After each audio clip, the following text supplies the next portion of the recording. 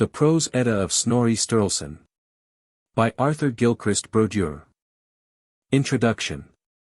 The life of Snorri Sturluson fell in a great but contradictory age, when all that was noble and spiritual in men seemed to promise social regeneration, and when bloody crimes and sordid ambitions gave this hope the lie. Not less than the rest of Europe, Scandinavia shared in the bitter conflict between the law of the spirit and the law of the members. The North, like England and the continent, felt the religious fervor of the Crusades, passed from potential anarchy into union and national consciousness, experienced a literary and spiritual revival, and suffered the fury of persecution and of fratricidal war. No greater error could be committed than to think of the northern lands as cut off by barriers of distance, tongue, and custom from the heart of the continent, and in consequence as countries where men's thoughts and deeds were more unrestrained and uncivilized. Even as England, France, and Germany acted and reacted upon one another in politics, in social growth, in art, and in literature, so all three acted upon Scandinavia, and felt the reaction of her influence. Nearly 30 years before Snorri's birth, the Danish kingdom had been the plaything of a German prince, Henry the Lion, who set up or pulled down her rulers as he saw fit. And during Snorri's boyhood, one of these rulers, Valdemar I, contributed to Henry's political destruction. In Norway, Sverrir Sigurdarson had swept away the old social order, and replaced it with one more highly centralized. Had challenged the power of Rome without, and that of his own nobles within, like Henry II of England and Frederick Barbarossa. After Sverrir's death, an interregnum followed. But at last there came to the throne a monarch both powerful and enlightened, who extended the reforms of Sverrir, and having brought about unity and peace, quickened the intellectual life of Norway with the fructifying influence of French and English literary models. Under the patronage of this ruler, Håkon Håkonsson, the great romances, notably those of Chrétien de Troyes, were translated into Norse, some of them passing over into Swedish, Danish, and Icelandic. Somewhat later, Matthew Paris, the great scholar and author, who represented the culture both of England and of France, spent 18 months in Norway, though not until after Snorri's death. Iceland itself, in part through Norway, in part directly, drew from the life of the continent. Sæmundur the Learned, who had studied in Paris, founded a school at Audi. Sturla Sigvatsson, Snorri's nephew, made a pilgrimage to Rome, and visited Germany. And Snorri himself shows, in the opening pages of his Heimskringla, or History of the Kings of Norway, the influence of that great romantic cycle, the matter of Troy. Snorri Sturluson was in the fullest sense a product of his time. The son of a turbulent and ambitious chieftain, Sturla Thordsson, of Vam in western Iceland, he was born to a heritage of strife and avarice. The history of the Sturlung house, like that of Douglas in Scotland, is a long and perplexed chronicle of intrigue, treachery, and assassination, in all of which Snorri played an active part. But even as among the Douglases there was one who, however deep in treason and intrigue, yet loved learning and poetry, and was distinguished in each, so Snorri, involved by sordid political chicanery, found time not only to compose original verse which was admired by his contemporaries, but also to record the myths and legends, the history and poetry, of his race, in a prose that is one of the glories of the age. The perplexing story of Snorri's life, told by his nephew, Sturla Thordsson, one may well be omitted from this brief discussion. A careful and scholarly account of it by Eirik Magnusson too will be found in the introduction to the 6th volume of the Saga Library. From Snorri's marriage in 1199 to his assassination at the hands of his son-in-law, Gizur Thorvaldsson, in 1241, there was little in his life which his biographer could relate with satisfaction. His friends, his relatives, his very children, Snorri sacrificed to his insatiate ambition. As chief and as lawman, he gave venal decisions and perverted justice. He purposed at any cost to become the most powerful man in Iceland. There is even ground for belief that he deliberately undertook to betray the Republic to Håkon of Norway, and that only his lack of courage prevented him from subverting his country's liberty. Failure brought about his death, for Snorri, who had been a favorite at the Norwegian court, incurred the king's suspicion after 15 years had passed with no accomplishment. And daring to leave Norway against Hakon's command, he fell under the royal displeasure. Gizur, his murderer, proved to have been acting at the express order of the king. Eirik Magnusson, in the admirable biography to which I have referred, attempts to apologize for Snorri's faults on the ground that he really compares very favorably with the leading contemporary Gadar, chieftains, of the land. It is true that he made no overt attempt to keep his treasonable promise to Norway, but I think it by no means certain that repentance stayed his hand. Indeed, familiar as he was with the hopelessly anarchical conditions of his native land, its devastating feuds, its plethora of lawless, unscrupulous chiefs, all striving for wealth and influence. None inspired with a genuine affection for the Commonwealth, nor understanding the fundamental principles of democracy, Snorri may well have felt that it were far better to endure a foreign ruler who could compel union and peace. If this was the motive underlying his self-abasement at the Norwegian court and his promises to Hakon, then weakness alone is sufficient to account for his failure. If he had no such purpose, he must be regarded as both weak and treacherous. It is with relief that we turn to Snorri's works, to find in them, at least, traces of genuine nobility of spirit. The unscrupulous politician kept sound and pure some corner of his heart in which to enshrine his love for his people's glorious past, for the myths of their ancient gods, half grotesque and half sublime, for the Christ-like Balder. For Promethean Odin and Tyr, sacrificing eye and hand to save the race, for the tears of Freya, the tragic sorrows of Gudrun, the pitiful end of Svanhild, the magnificent, all-devastating fire of Ragnarok. His interest in these wondrous things, like Scott's love for the heroes, beliefs, and customs of the Scottish folk, was, I think, primarily antiquarian. Indefatigable in research, with an artist's eye for the picturesque, a poet's feeling for the dramatic and the human, he created the most vivid, vital histories that have yet been penned. Accurate beyond the manner of his age, gifted with genius for expression, divining the human personalities, the comic or tragic interplay of ambitions, passions, and destinies behind the mere chronicled events. He had almost ideal qualities as an historian. Poet he was too, though the codified rules, the cryptic phrase, and conventional expression, which indeed bound together the words of the singers of ancient Scandinavia, must spoil his verse for us. Yet it is well to remember that in his own lifetime, not his natural prose, but his artificial poetry was famous throughout the north. Snorri's greatest work is undoubtedly the Heimskringla. 3. Beginning with a rationalized account of the founding of northern civilization by the ancient gods, he proceeds through heroic legend to the historical period, and follows the careers of his heroes on the throne, in eastern courts and camps. Or on forays in distant lands, from the earliest times to the reign of Sverrir, who came to the throne in 1184, 5 years after the author's birth. The materials at Snorri's disposal, says Magnusson, were oral tradition, written genealogical records, old songs or narrative lays such as Thiodolf's Tale 5 of the Inglings and Ivan's Haloga Tale, poems of court poets, i.e. historic songs, which people knew by heart all from the days of Herfair down to Snorri's own time. And most store, he says, we set by that which said in such songs as were sung before the chiefs themselves or the sons of them. And we hold all that true which is found in these songs concerning their wayfarings and their battles. Of the written prose sources he drew upon he only mentions Ari the Learn's book. Probably, as it seems to us, because in the statements of that work he had as implicit a faith as in the other sources he mentions, and found reason to alter nothing therein, while the sources he does not mention he silently criticizes throughout, rejecting or altering them according as his critical faculty dictated. Before Snorri's time there existed only separate, disjointed biographical monographs on Norwegian kings, written on the model of the family sagas of Iceland. Snorri's was a more ambitious task.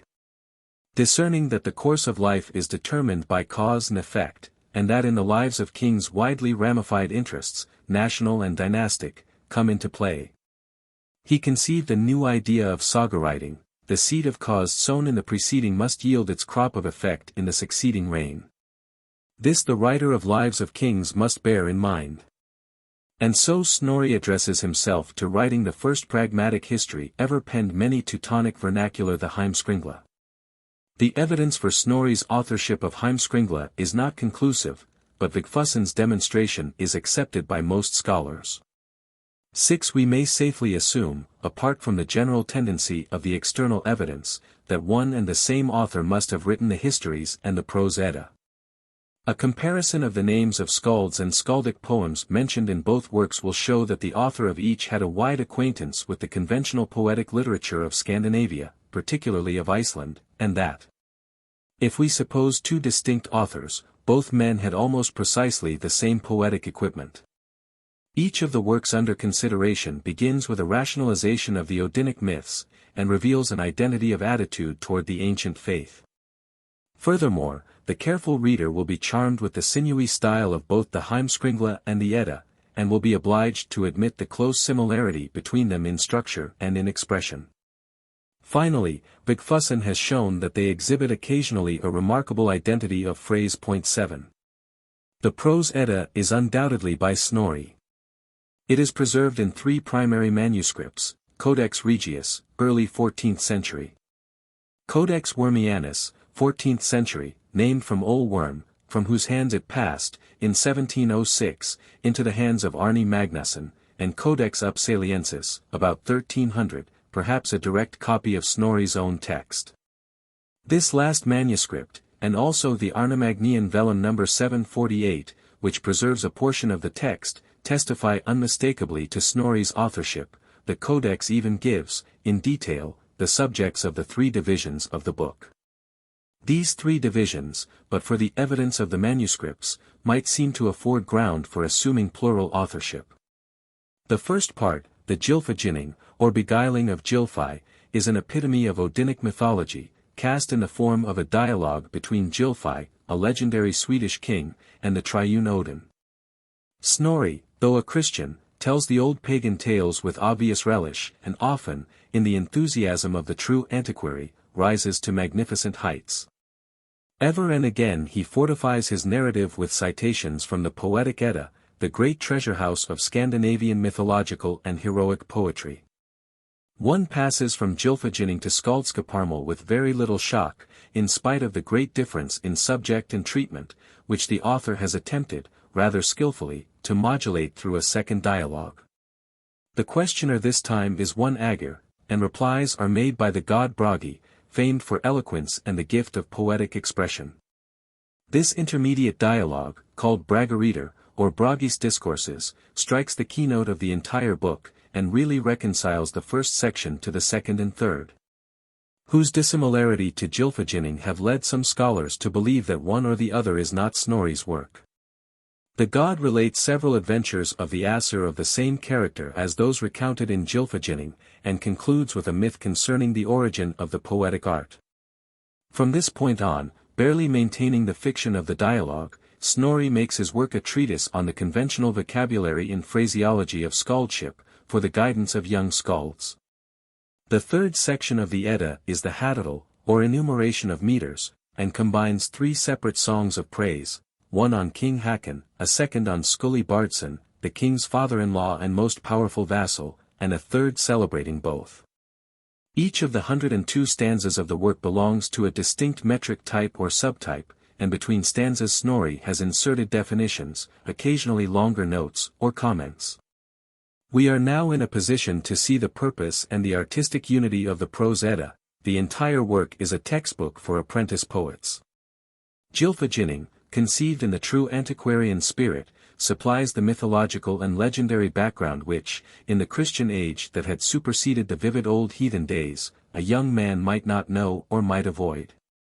Do not lose sight of these splendid tales of the fathers, Snorri, by implication, says to the youthful bard. But remember always that these old legends are to be used to point a moral or adorn a tale, and not to be believed, or to be altered without authority of ancient skalds who knew them. Belief is sin. Tampering with tradition is a crime against scholarship. The second and third sections, Skáldskaparmál and Háttatal, offer the rules of composition, and drive them home by means of models drawn, in the one case, from acknowledged masters of the craft, in the other, by the example of a complete skaldic trilogy, the work of a man who was accepted by his own time as a worthy successor of Bragi, Cormac, and Einar. A needed transition from the literary to the technical portion of the book is supplied by Bragariter, which narrates, in the same spirit as Gylfaginning, further useful tales, and concludes with a mythological account of the skaldic art. Even the prologue, which many scholars consider spurious, is an integral part of the work, a fact established by Snorri's single address, in the character of the author, to beginners. In this apostrophe he refers to the prologue. Remember, these tales are to be used only as chief skalds have used them, and must be revered as ancient tradition, but are neither to be believed nor to be tampered with. Regard them as I have indicated at the beginning of this book. The beginning of the book is a summary of the biblical story of the creation and deluge, followed by a rationalized account of the rise of the ancient pagan faith, according to which the old gods appear, not as deities, but as men. The word Edda, as applied to the whole work, has long furnished scholars with material for disputation. The different theories regarding it need not be restated here. It is the translator's personal opinion that Magnusson's etymology, if not established, is at least the most satisfactory one likely to be offered. Magnusson 8 points out that Snorri passed the interval between his 3rd and 19th years at Adi, under the fostering of the grandson of Saemundr the Learned, that Saemundr, who had studied at Paris, had founded a school at Adi. That Snorri became the author of a book which was called Edda, and that this book contains, in its first section, a prose paraphrase of many of the songs from the Elder or Poetic Edda, together with a number of quotations from that work. Now the Poetic Edda was ascribed by its earliest recorded possessor, Bishop Brynjolf Sveinsson, to Saemundr, and while it is improbable that Saemundr composed the poem, it is highly probable that it once formed part of his library at Adi. There Snorri may have learned to know it, and we may assume that he gave the prose edition the name of its poetical original. That original, the Mother MS. He thinks would naturally have been called the Book of, or at Adi, which would be expressed, in Icelandic either as Audiobook, or as Edda, following, in the latter case, accepted linguistic laws. Snorri's familiarity with the Elder or Poetic Edda is demonstrated by his frequent quotations from Völuspá, Havamal, Grimnismal, Vafthrudnismal, Allsvinsmal or Alvismal, and Gradasongr. He knew Lokasenna as well, but confused 3 stanzas, apparently failing to remember the order in his original. One poem that he mentions is lacking in the Poetic Edda as we know it, Heimdallargaldr, the song or incantation of Heimdallr. Moreover, he makes 17 citations from other poems which, although lost to us, evidently formed portions of the original Eddic collections, or belonged to the same traditional stock. The disappearance of the manuscript which Snorri used is a great loss. The first translation of the Prose Edda was published at Copenhagen in 1665, when the complete text appeared, with Latin and Danish interpretation. This was entitled Edda Icelandorumen. Chr 1213 Islandis conscriptive per Snarinem Sturli, nunc prinium Islandis, Danis, edi Latine ex antiquis codicibus in lusum prodit opera P. J. Ricinii. The standard Danish translation is that of R. Nyerup, Copenhagen, 1865. In 1746, J. Göransson printed at UPS the first Swedish version, with a Latin translation. Göransson's original was the Codex Upsaliensis. Anders Upström made an independent translation in 1859.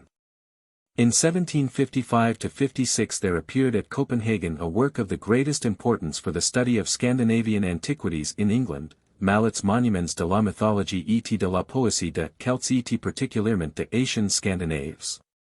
This book, which comprised a general introduction on the ancient Scandinavian civilization, a translation of Gylfaginning, and a synopsis of Skáldskaparmál and Háttatal, was turned into English by Bishop Percy.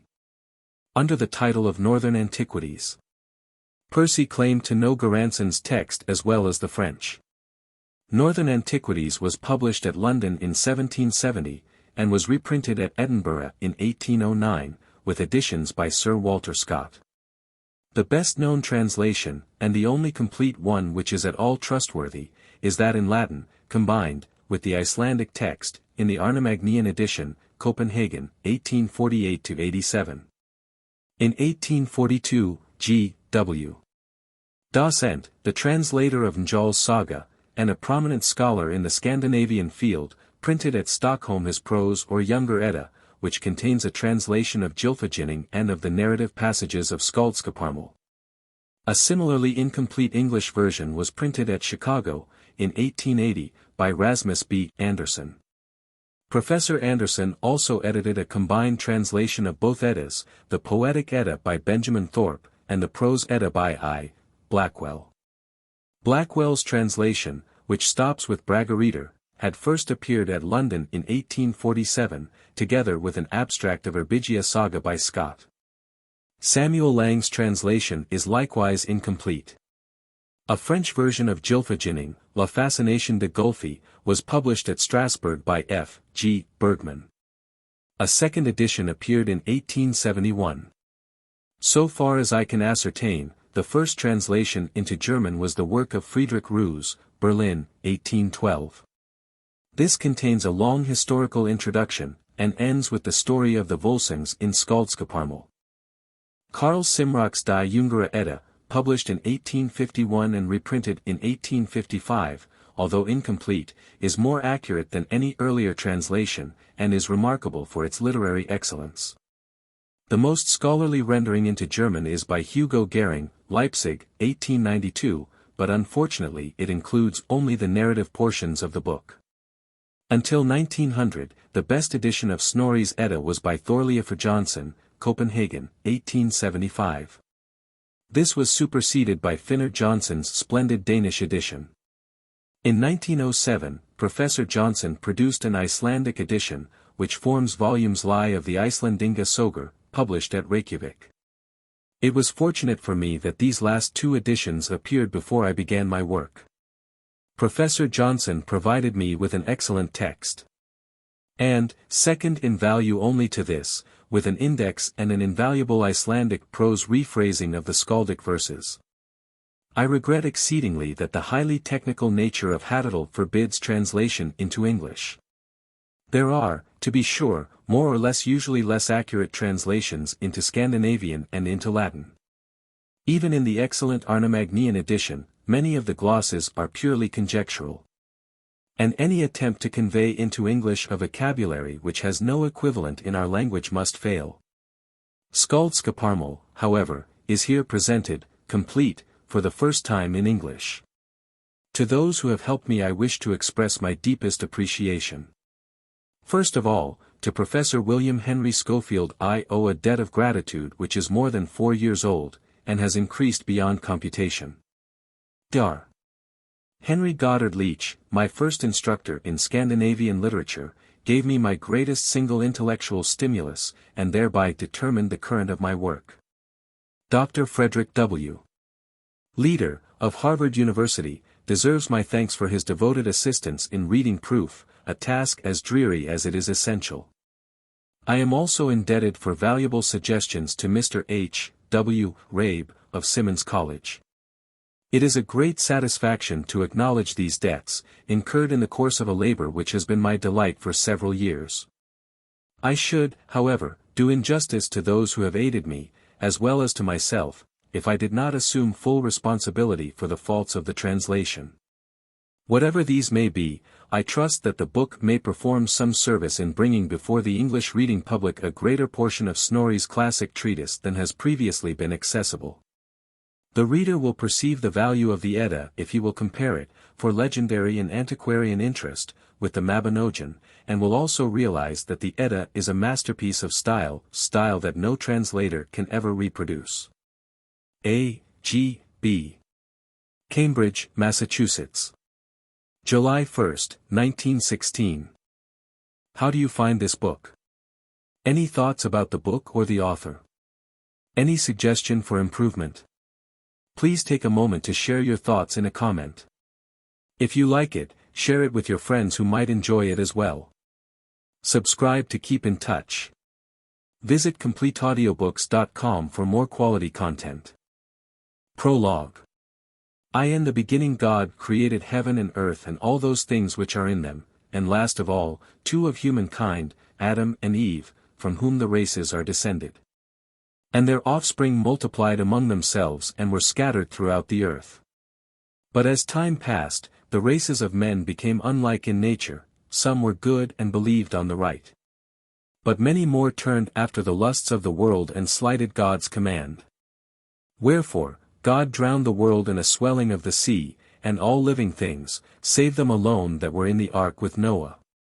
After Noah's flood 8 of mankind remained alive, who peopled the earth, and the races descended from them. And it was even as before, when the earth was full of folk and inhabited of many, then all the multitude of mankind began to love greed, wealth, and worldly honor, but neglected the worship of God. Now accordingly it came to so evil a pass that they would not name God, and who then could tell their sons of God's mighty wonders? Thus it happened that they lost the name of God. And throughout the wideness of the world the man was not found who could distinguish in aught the trace of his Creator.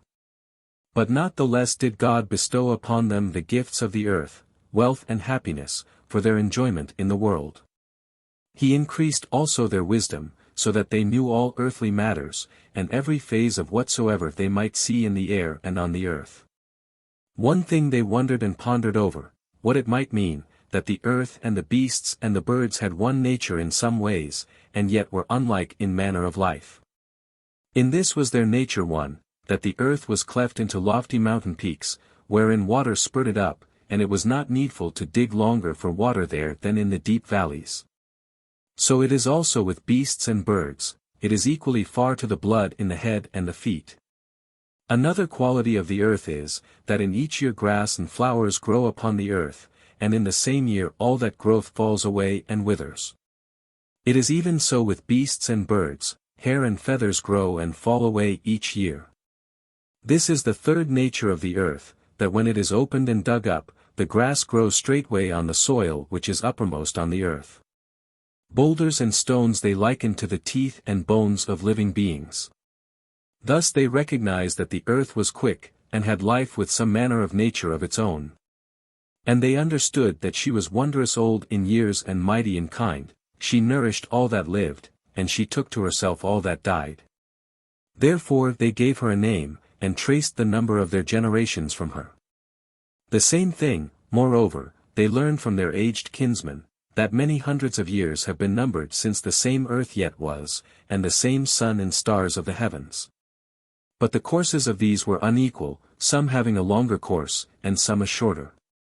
From things like these the thought stirred within them that there might be some governor of the stars of heaven, one who might order their courses after his will, and that he must be very strong and full of might. This also they held to be true, that if he swayed the chief things of creation, he must have been before the stars of heaven. And they saw that if he ruled the courses of the heavenly bodies, he must also govern the shining of the sun, and the dews of the air, and the fruits of the earth, whatsoever grows upon it. And in like manner the winds of the air and the storms of the sea. They knew not yet where his kingdom was, but this they believed, that he ruled all things on earth and in the sky, the great stars also of the heaven, and the winds of the sea.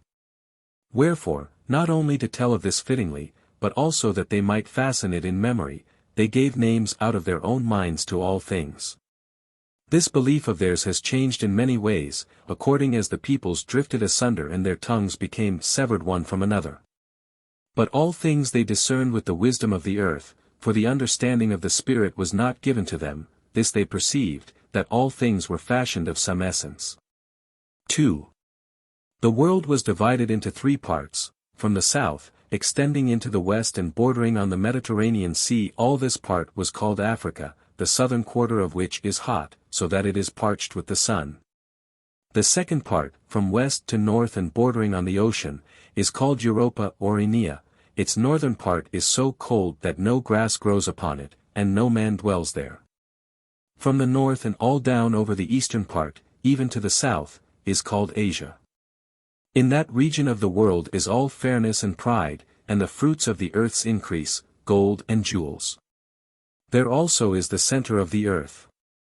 And even as the land there is lovelier and better in every way than in other places, so also were the sons of men there most favored with all goodly gifts, wisdom, and strength of the body, beauty, and all manner of knowledge.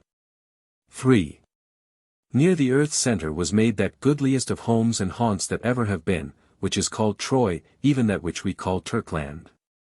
This abode was much more gloriously made than others, and fashioned with more skill of craftsmanship in manifold wise, both in luxury and in the wealth which was there in abundance.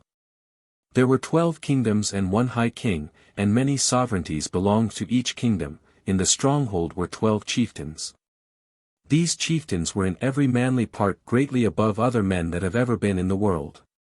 One king among them was called Munan or Menon, and he was wedded to the daughter of the high king Priam, her who was called Trone. They had a child named Treyr, whom we call Thor.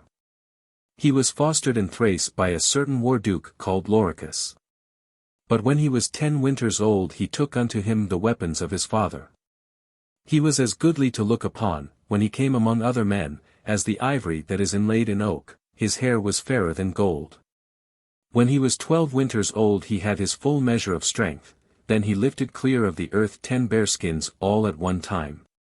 And then he slew Duke Loricus, his foster father, and with him his wife Laura, or Glora, and took into his own hands the realm of Thrace, which we call Thrudheim. Then he went forth far and wide over the lands, and sought out every quarter of the earth, overcoming alone all berserks and giants, and one dragon, greatest of all dragons, and many beasts.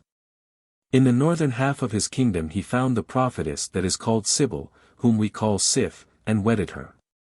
The lineage of Sif I cannot tell, she was fairest of all women, and her hair was like gold. Their son was Loridi, who resembled his father. His son was Einridi, his son Vingither, his son Vingener, his son Moda, his son Magi, his son Seskef, his son Bedvig, his son Athra, whom we call Aner, his son Iderman, his son Hermod, his son Skjaldan, whom we call Skjold. His son Bjath, whom we call Bjar, his son Jot, his son Godolf, his son Finn, his son Frialaf, whom we call Fridleifr. His son was he who is named Vodin, whom we call Odin. He was a man far famed for wisdom and every accomplishment. His wife was Frigida, whom we call Frigg. 4. Odin had second sight, and his wife also. And from their foreknowledge he found that his name should be exalted in the northern part of the world and glorified above the fame of all other kings. Therefore, he made ready to journey out of Turkland, and was accompanied by a great multitude of people, young folk and old, men and women, and they had with them much goods of great price. And wherever they went over the lands of the earth, many glorious things were spoken of them, so that they were held more like gods than men. They made no end to their journeying till they were come north into the land that is now called Saxland. There Odin tarried for a long space, and took the land into his own hand, far and wide. In that land Odin set up 3 of his sons for land wardens. One was named Vegdeg, he was a mighty king and ruled over East Saxland. His son was Vitgils. His sons were Vida, Hengistra's father, and Sigar, father of Svebdag, whom we call Svipdagr. The second son of Odin was Beldeg, whom we call Baldr. He had the land which is now called Westphalia. His son was Brandr, his son Frjodigar, whom we call Frodi, his son Friovan, his son Juvig, his son Jevis, whom we call Gave. Odin's third son is named Sigi, his son Rerir. These the forefathers ruled over what is now called Frankland. And thence is descended the house known as Volsungs. From all these are sprung many and great houses. Then Odin began his way northward, and came into the land which they called Readgothland. And in that land he took possession of all that pleased him.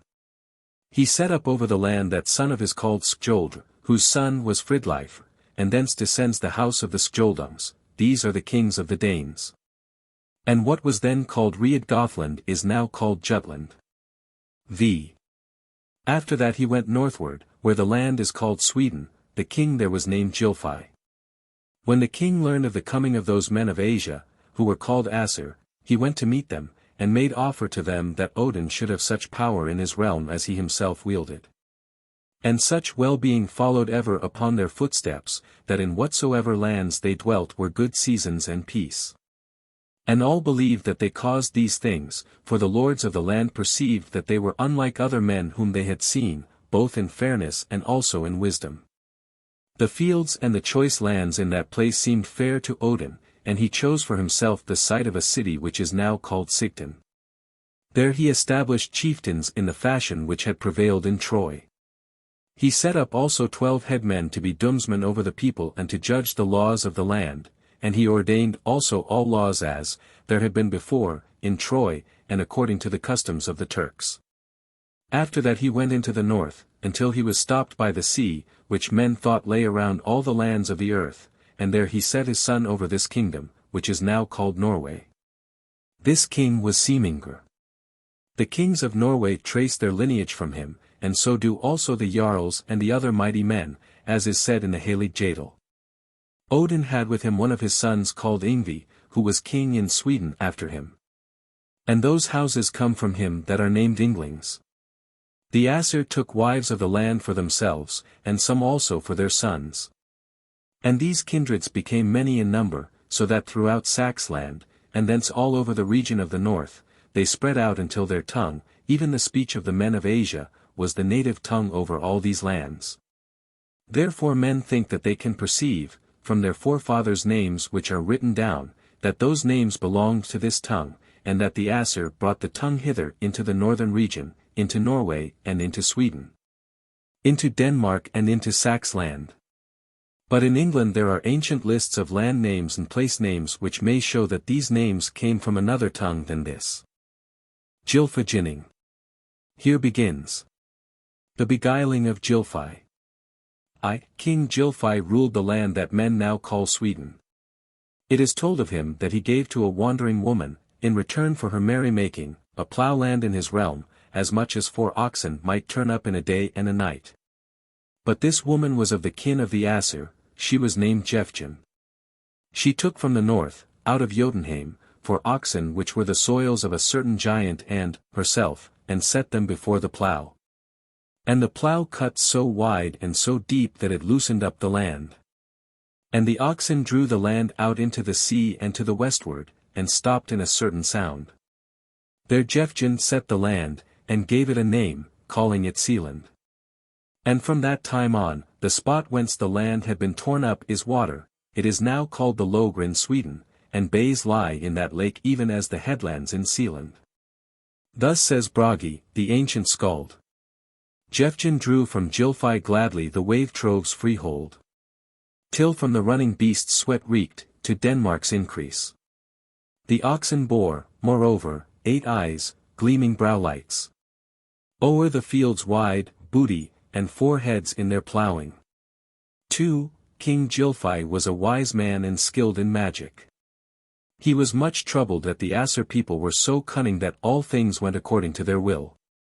He pondered whether this might proceed from their own nature, or whether the divine powers which they worshipped might ordain such things.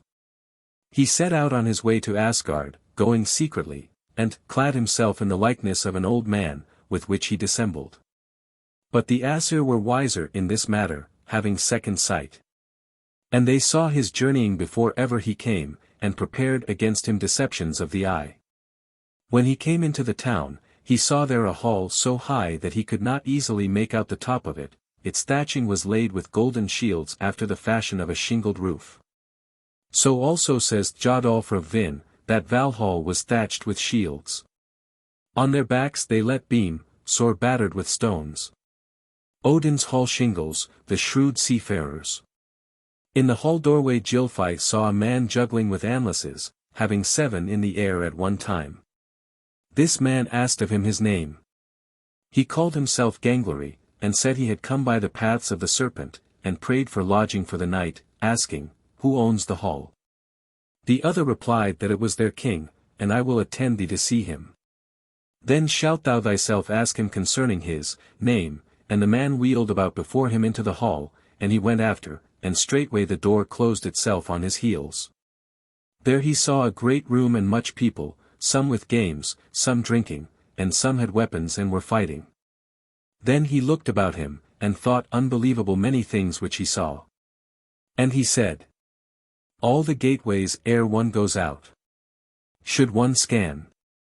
For is uncertain where sit the unfriendly. On the bench before thee. He saw 3 high seats, each above the other, and 3 men sat thereon, one on each. And he asked what might be the name of those lords. He who had conducted him in answered that the one who sat on the nethermost high seat was a king, and his name is Har, 9 but the next is named Janhar.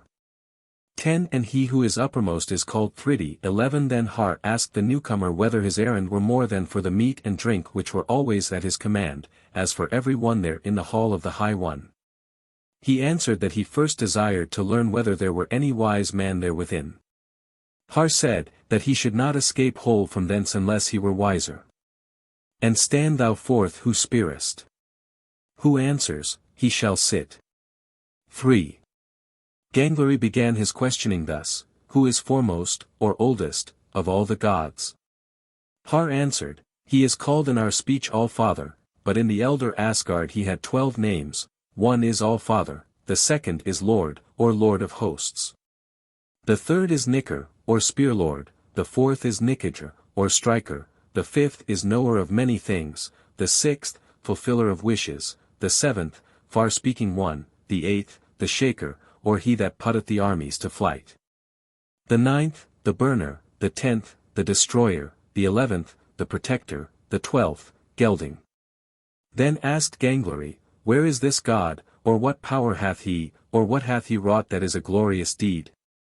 Har made answer, He lives throughout all ages and governs all his realm, and directs all things, great and small.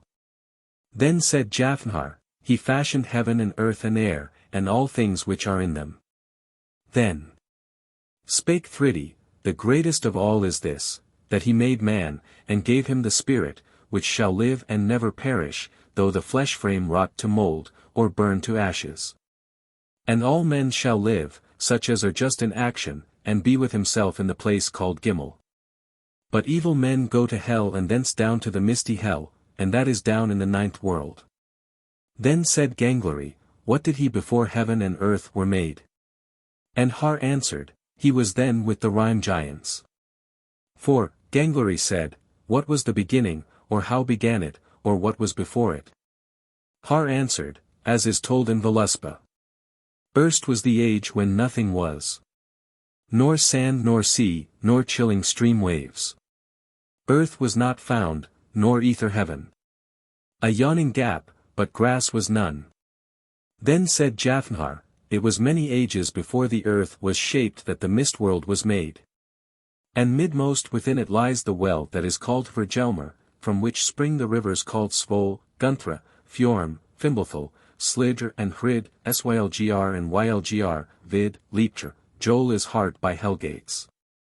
And Thridi said, Yet first was the world in the southern region, which was named Muspel, it is light and hot, that region is glowing and burning, and impassable to such as are outlanders and have not their holdings there. He who sits there at the land's end, to defend the land, is called Surtr, he brandishes a flaming sword, and at the end of the world he shall go forth and harry, and overcome all the gods, and burn all the world with fire. Thus is said in Völuspá. Surtr fares from the south with switch-eating flame. On his sword shimmers the sun of the war gods. The rock crags crash, the fiends are reeling. Heroes tread hellway, heaven is cloven. V. Gangleri asked, How were things wrought, ere the races were and the tribes of men increased? Then said Har, The streams called ice waves, those which were so long come from the fountain heads that the yeasty venom upon them had hardened like the slag that runs out of the fire, these then became ice. And when the ice halted and ceased to run, then it froze over above. But the drizzling rain that rose from the venom congealed to rime, and the rime increased, frost over frost, each over the other, even into Ginnungagap, the yawning void. Then spake Jafnhar, Ginnungagap, which faced toward the northern quarter, became filled with heaviness, and masses of ice and rime, and from within, drizzling rain and gusts. But the southern part of the yawning void was lighted by those sparks and glowing masses which flew out of Muspelheim. And Thridi said, Just as cold arose out of Niflheim, and all terrible things, so also all that looked toward Muspelheim became hot and glowing. But Ginnungagap was as mild as windless air, and when the breath of heat met the rime, so that it melted and dripped, life was quickened from the yeast drops, by the power of that which sent the heat, and became a man's form. And that man is named Ymir, but the rime giants call him Orgelmir. And thence are come the races of the rime giants, as it says in Völuspá the Less. All the witches spring from Witulf. All the warlocks are of Wilharm. And the spell singers spring from Swarthead. All the ogres of Ymir come. But concerning this says Vafthrudnir the giant. Out of the ice waves issued venom drops, waxing until a giant was. Thence are our kindred come all together. So it is they are savage forever. Then said Gangleri, how did the races grow thence, or after what fashion was it brought to pass that more men came into being? Or do ye hold him God, of whom ye but now spake? And Jafnhar answered, by no means do we acknowledge him God. He was evil and all his kindred, we call them rime giants. Now it is said that when he slept, a sweat came upon him, and there grew under his left hand a man and a woman, and one of his feet begot a son with the other, and thus the races are come. These are the rime giants. The old rime giant, him we call Ymir. 6. Then said Gangleri, where dwelt Ymir, or wherein did he find sustenance?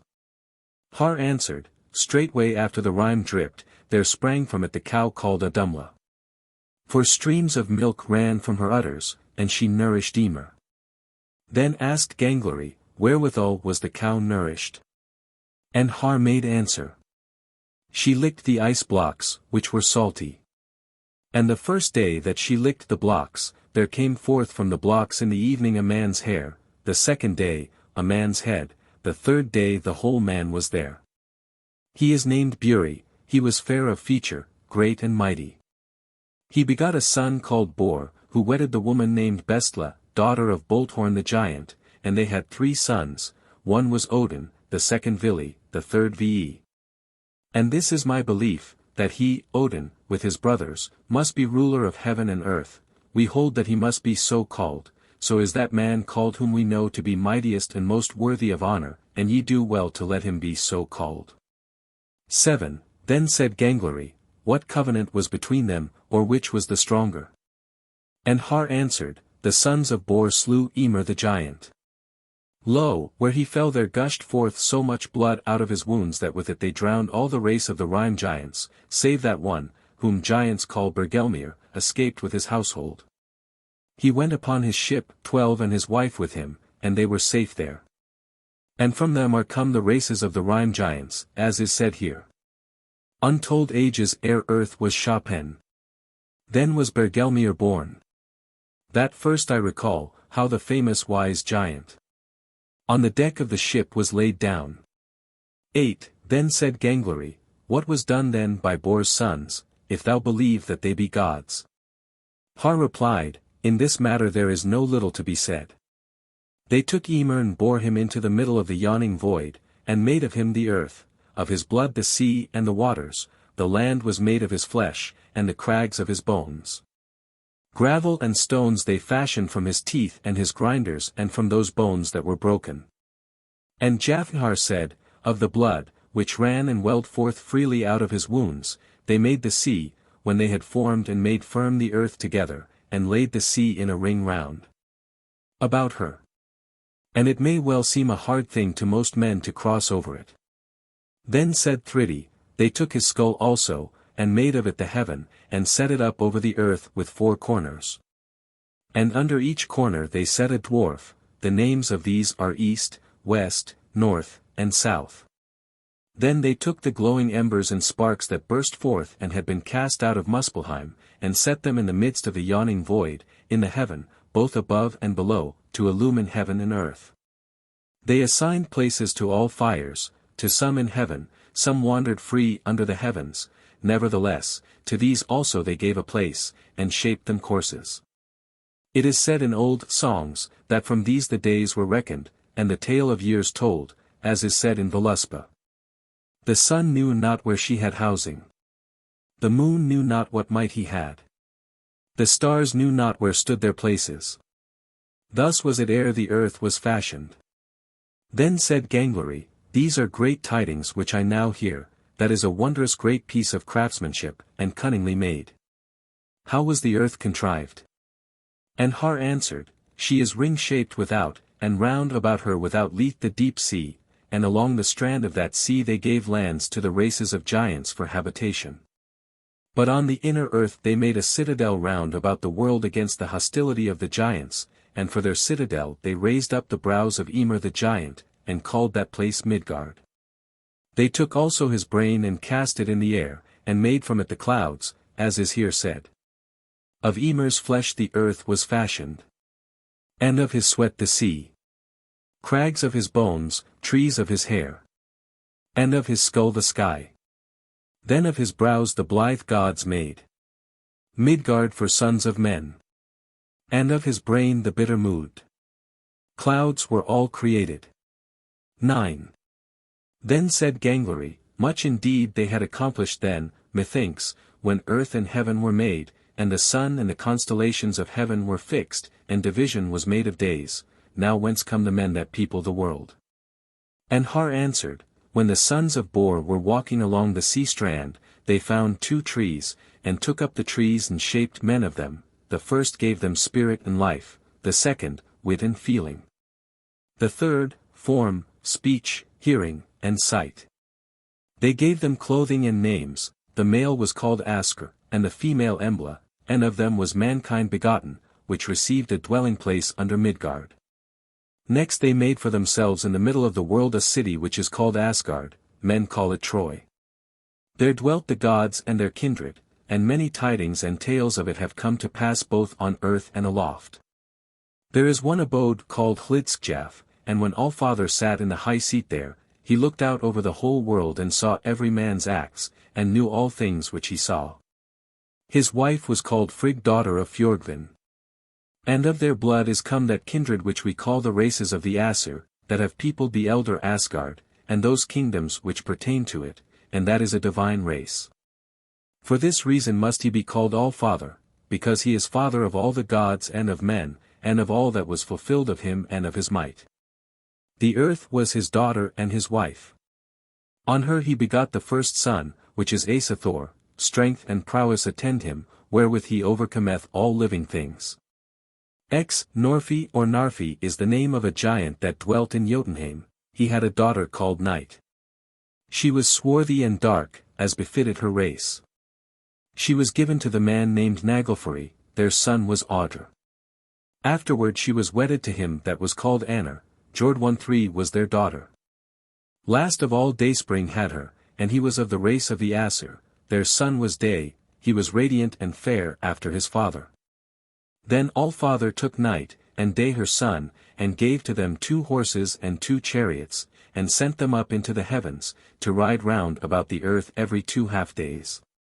Night rides before with the horse named Frostymane, and on each morning he bedews the earth with the foam from his bit. The horse that Day has is called Sheen-Mane, and he illumines all the air and the earth from his mane. 11. Then said Gangleri, how does he govern the course of the sun or of the moon? Har answered, a certain man was named Mundalfari, who had 2 children. They were so fair and comely that he called his son Moon, and his daughter Sun, and wedded her to the man called Glen. But the gods were incensed at that insolence, and took the brother and sister, and set them up in the heavens.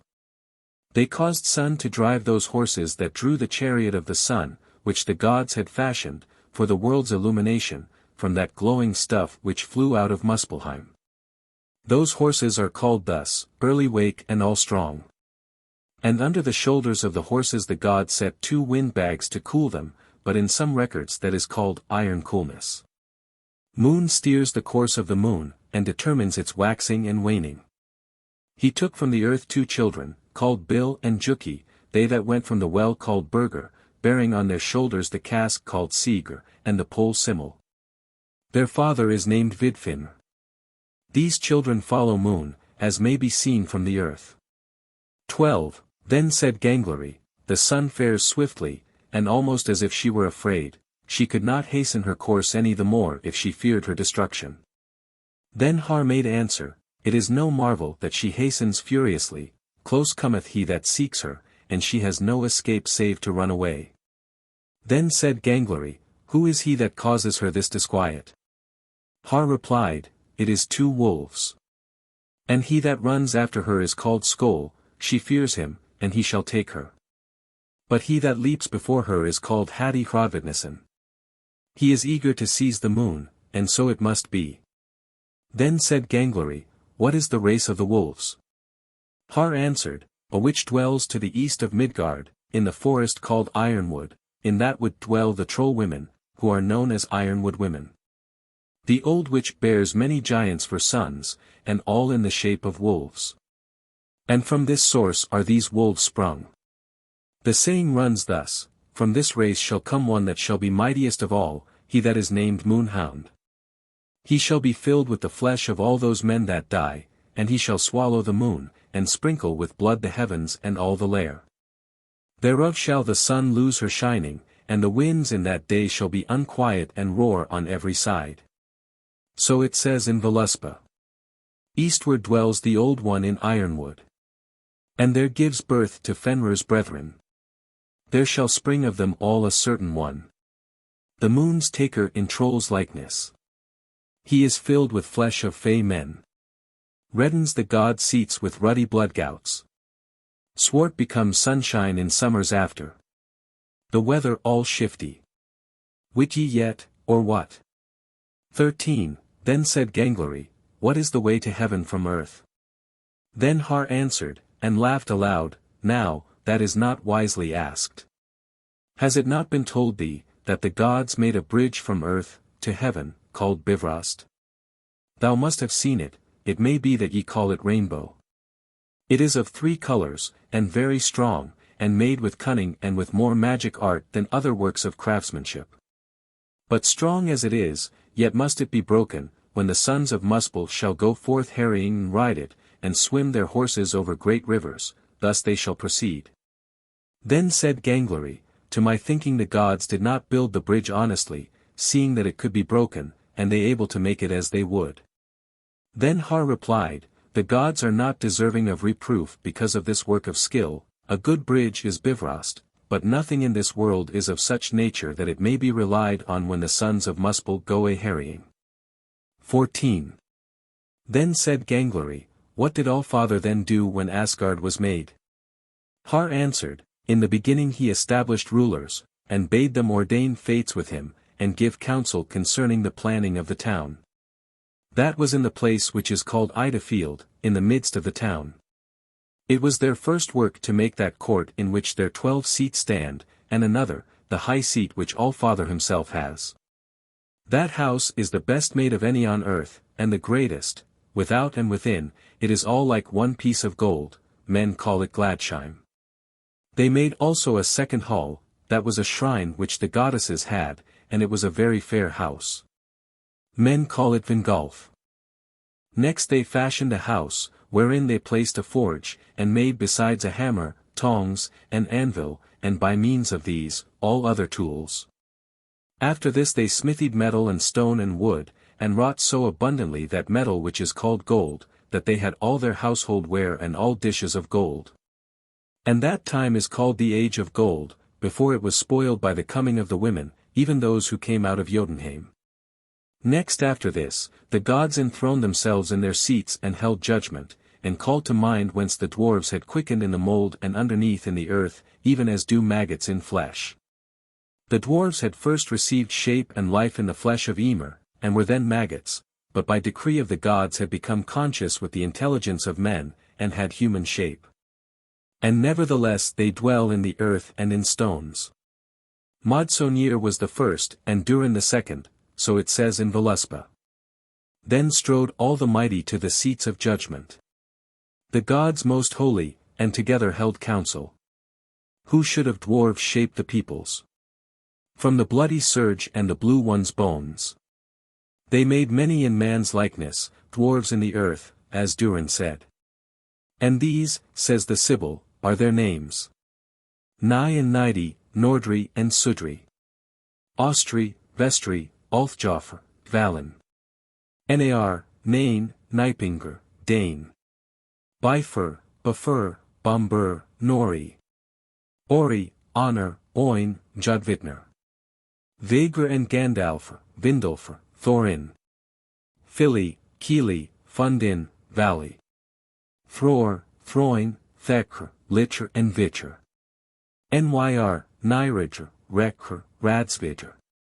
And these also are dwarves and dwell in stones, but the first in mold. Dropner, Dogthvari. Hor, Hugsteri, Hledjolf, Gloin. Dori, Ori, Duffer, and Vari. Heptiphili, Har, Svire. And these proceed from Svarenshogr to Orvanger on Joraplane, and thence is Lover come, these are their names. Skirfer, Burfer Skafidr, I. Alfer, Ingvi, Ikinsk Jaldi. For, Frosty, Fidr, Jinner. 15. Then said Gangleri, where is the chief abode or holy place of the gods? Har answered, that is at the ash of Yggdrasil, there the gods must give judgment every day. Then Gangleri asked, what is to be said concerning that place? Then said Jafnhar, the ash is greatest of all trees and best, its limbs spread out over all the world and stand above heaven. 3 roots of the tree uphold it and stand exceeding broad, one is among the Aesir. Another among the Rime giants, in that place where aforetime was the yawning void, the third stands over Nibelheim, and under that root is Virgelmer, and Nidhogr gnaws the root from below.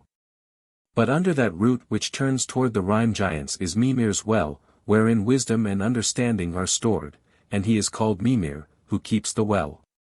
He is full of ancient lore, since he drinks of the well from the Jallar horn. Thither came All-Father and craved one drink of the well, but he got it not until he had laid his eye in pledge. So says Voluspa. All know I, Odin, where the eye thou hiddest. In the wide-renowned well of Mimir. Mimir drinks mead every morning. From Valfather's wage. Wit ye yet, or what? The third root of the ash stands in heaven, and under that root is the well which is very holy, that is called the well of Urdr, there the gods hold their tribunal. Each day the Aesir ride thither up over Bifrost, which is also called the Aesir's Bridge. These are the names of the Aesir's steeds. Sleipnir 14 is best, which Odin has, he has 8 feet.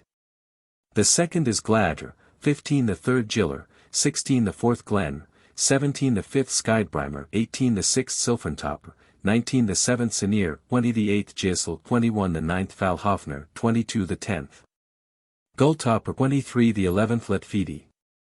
24 Baldr's horse was burnt with him, and Thor walks to the judgment, and wades those rivers which are called thus. Kormt and Ormt and the Kurlogs twain. Them shall Thor wade. Every day when he goes to doom. At Ash Yggdrasil. For the Aesir's bridge burns all with flame. And the holy waters howl.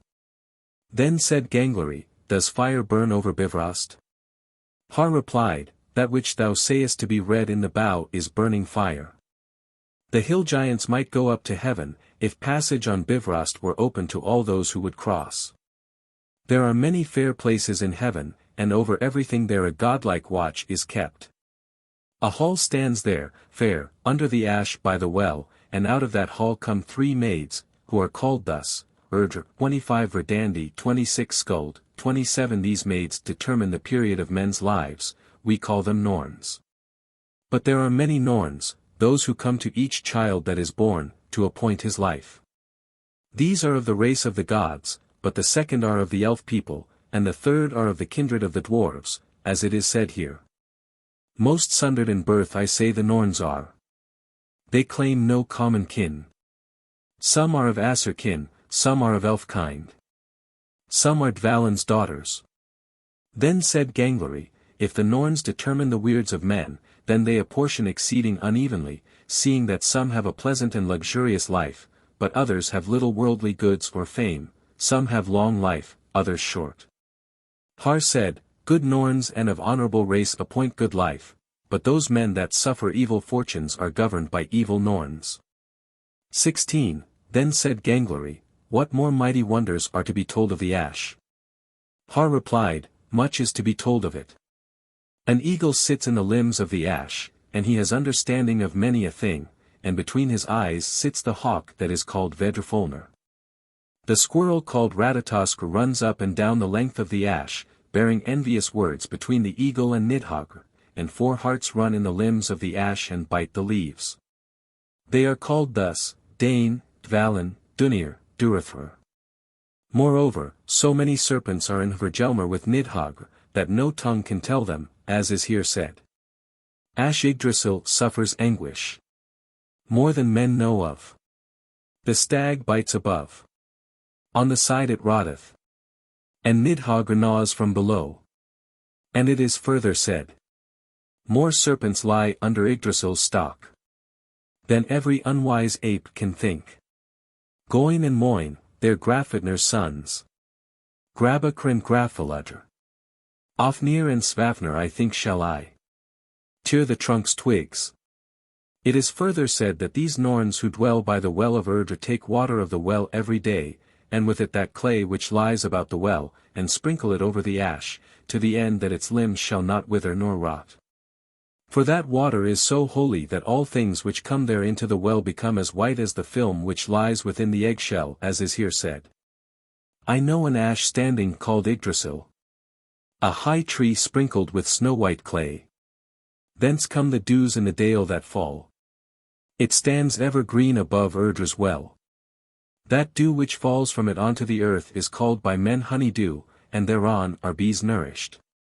2 fowls are fed in Urdr's well, they are called swans, and from those fowls has come the race of birds which is so called. 17. Then said Gangleri, Thou knowest many tidings to tell of the heaven. What chief abodes are there more than at Urdr's well? Har said, Many places are there, and glorious. That which is called Alfheimer 28 is one, where dwell the peoples called light elves.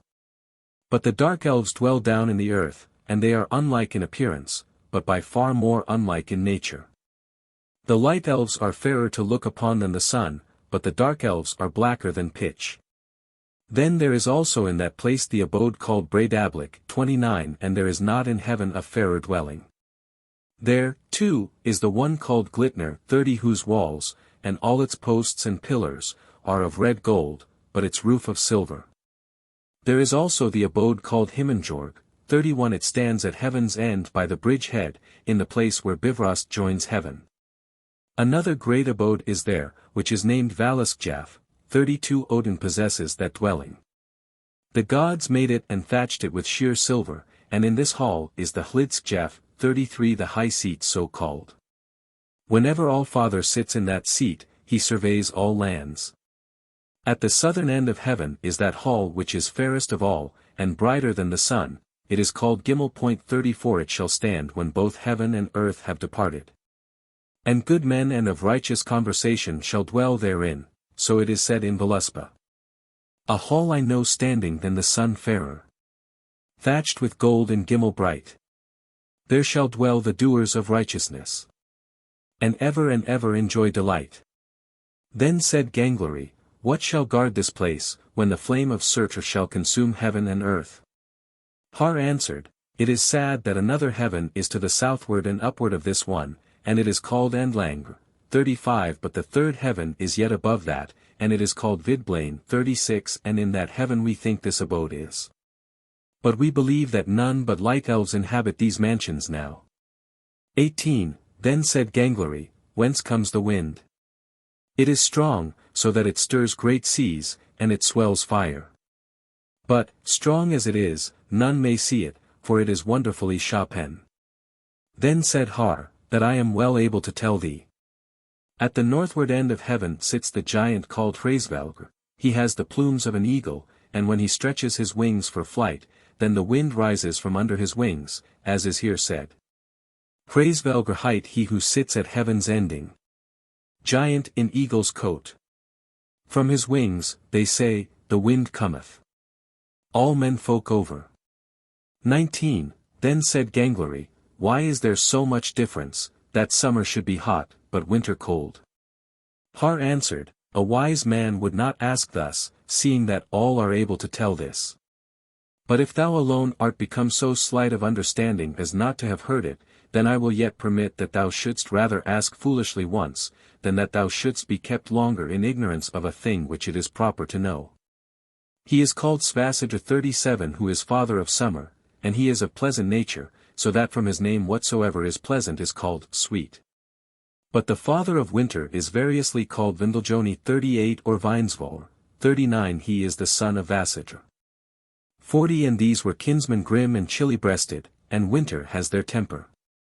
XX, then said Gangleri, who are the Aesir, they in whom it behoves men to believe? Har answered, the divine Aesir are 12. Then said Jafnhar, not less holy are the Aesingr, the goddesses, and they are of no less authority. Then said Thridi, Odin is highest and eldest of the Aesir, he rules all things, and mighty as are the other gods, they all serve him as children obey a father. Frigg is his wife, and she knows all the fates of men, though she speaks no prophecy as is said here, when Odin himself spake with him of the Aesir whom men call Loki. Thou art mad now, Loki, and reft of mind. Why, Loki? Leav'st thou not off? Frigg, methinks, is wise in all fates. Though herself say them not. Odin is called All-Father because he is father of all the gods. He is also called father of the slain, because all those that fall in battle are the sons of his adopton. For them he appoints Valhall 41 and Vingolf 42 and they are then called champions. He is also called God of the Hanged, God of Gods, God of Cargoes. And he has also been named in many more ways, after he had come to King Giritr. We were called Grimr and Gangleri. Hurjan, Jalmberi. Thekr, Thridi, Thudr, Udr. Helblindi, Har. Saadr, Svipal, Sangetal. Hertiatr, Nikar. Bailigr, Bailigr, Balverkr, Vjalnir. Grimnir, Glapsvidr, Folsvidr. Sidhatr, Sidskagr, Sigfadr, Nikadr. Alfadr, Atridr, Farmadr. Oski, Omi, Jafnhar, Biflindi. Gondlar, Harbardr. Svidr, Svidrur, Jokr, Gjallar, Vidr. Thror, Yggr, Thundr. Vakr, Skilfingr, Vafudr, Hroptadr. Gotr, Veridr. Then said Gangleri, exceeding many names have ye given him. And, by my faith, it must indeed be a goodly wit that knows all the lore and the examples of what chances have brought about each of these names. Then Har made answer, it is truly a vast sum of knowledge to gather 43 together and set forth fittingly. But it is briefest to tell thee that most of his names have been given him by reason of this chance, there being so many branches of tongues in the world, all peoples believed that it was needful for them to turn his name into their own tongue, by which they might the better invoke him and entreat him on their own behalf. But some occasions for these names arose in his wanderings, and that matter is recorded in tales. Nor canst thou ever be called a wise man if thou shalt not be able to tell of those great events. 21. Then said Gangleri, what are the names of the other Aesir, or what is their office, or what deeds of renown have they done? Har answered, Thor is the foremost of them, he that is called Thor of the Aesir, or Okathor. He is strongest of all the gods and men. He has his realm in the place called Thrudvangr 44, and his hall is called Bilskirnir, 45 in that hall are 500 rooms and 40. That is the greatest house that men know of. It is thus said in Grimnismal. 500 floors and more than 40. So reckon I Bilskirnir with bending ways. Of those houses that I know of hall-roofed, my sons I know the most. Thor has 2 he-goats, that are called Toothnasha and Toothgritter, and a chariot wherein he drives, and the he-goats draw the chariot, therefore is he called Okathor. 46 He has also 3 things of great price, one is the hammer Mjolnir, which the Rhine giants and the hill giants know, when it is raised on high, and that is no wonder, it has bruised many a skull among their fathers or their kinsmen. He has a second costly thing, best of all, the girdle of might, and when he clasps it about him, then the godlike strength within him is increased by half. Yet a third thing he has, in which there is much virtue, his iron gloves. He cannot do without them when he uses his hammer shaft. But no one is so wise that he can tell all his mighty works, yet I can tell thee so much tidings of him that the hours would be spent before all that I know were told. 22. Then said Gangleri, I would ask tidings of more Asir. Har replied, the second son of Odin is Baldur, and good things are to be said of him. He is best, and all praise him, he is so fair of feature, and so bright, that light shines from him. A certain herb is so white that it is likened to Baldur's brow, of all grasses it is whitest, and by it thou mayest judge his fairness, both in hair and in body. He is the wisest of the Asir, and the fairest spoken and most gracious. And that quality attends him, that none may gainsay his judgments. He dwells in the place called Breidablik, 47, which is in heaven. In that place may nothing unclean be, even as is said here. Breidablik T is called, where Baldur has a hall made for himself. In that land where I know lie fewest baneful runes. 23. The third among the Asir is he that is called Njord, he dwells in heaven, in the abode called Noten. He rules the course of the wind, and stills sea and fire, on him shall men call for voyages and for hunting. He is so prosperous and abounding in wealth, that he may give them great plenty of lands or of gear, and him shall men invoke for such things. Njordr is not of the race of the Asir, he was reared in the land of the Vanir, but the Vanir delivered him as hostage to the gods, and took for hostage in exchange him that men call Honor, he became an atonement between the gods and the Vanir. Njordr has to wife the woman called Skadi, daughter of Thjatsi the giant. Skadi would fain dwell in the abode which her father had had, which is on certain mountains, in the place called Thrymheim, but Njordr would be near the sea. They made a compact on these terms, they should be 9 nights in Thrymheim, but the second 9 at Noten. But when Njordr came down from the mountain back to Noten, he sang this lay. Loath were the hills to me, I was not long in them. Nights only 9. To me the wailing of wolves seemed ill. After the song of swans. Then Skadi sang this. Sleep could I never on the seabeds. For the wailing of waterfowl. He wakens me, who comes from the deep. The sea mew every morn. Then Skadi went up onto the mountain, and dwelt in Thrymheim. And she goes for the more part on snowshoes and with a bow and arrow, and shoots beasts, she is called snowshoe goddess or lady of the snowshoes. So it is said. Thrymheimer T is called, where Thjatsi dwelt. He the hideous giant. But now Skadi abides, pure bride of the gods. In her father's ancient freehold. Ziv, Njordr and Noten begot afterward 2 children, the son was called Freyr, and the daughter Freya, they were fair of face and mighty.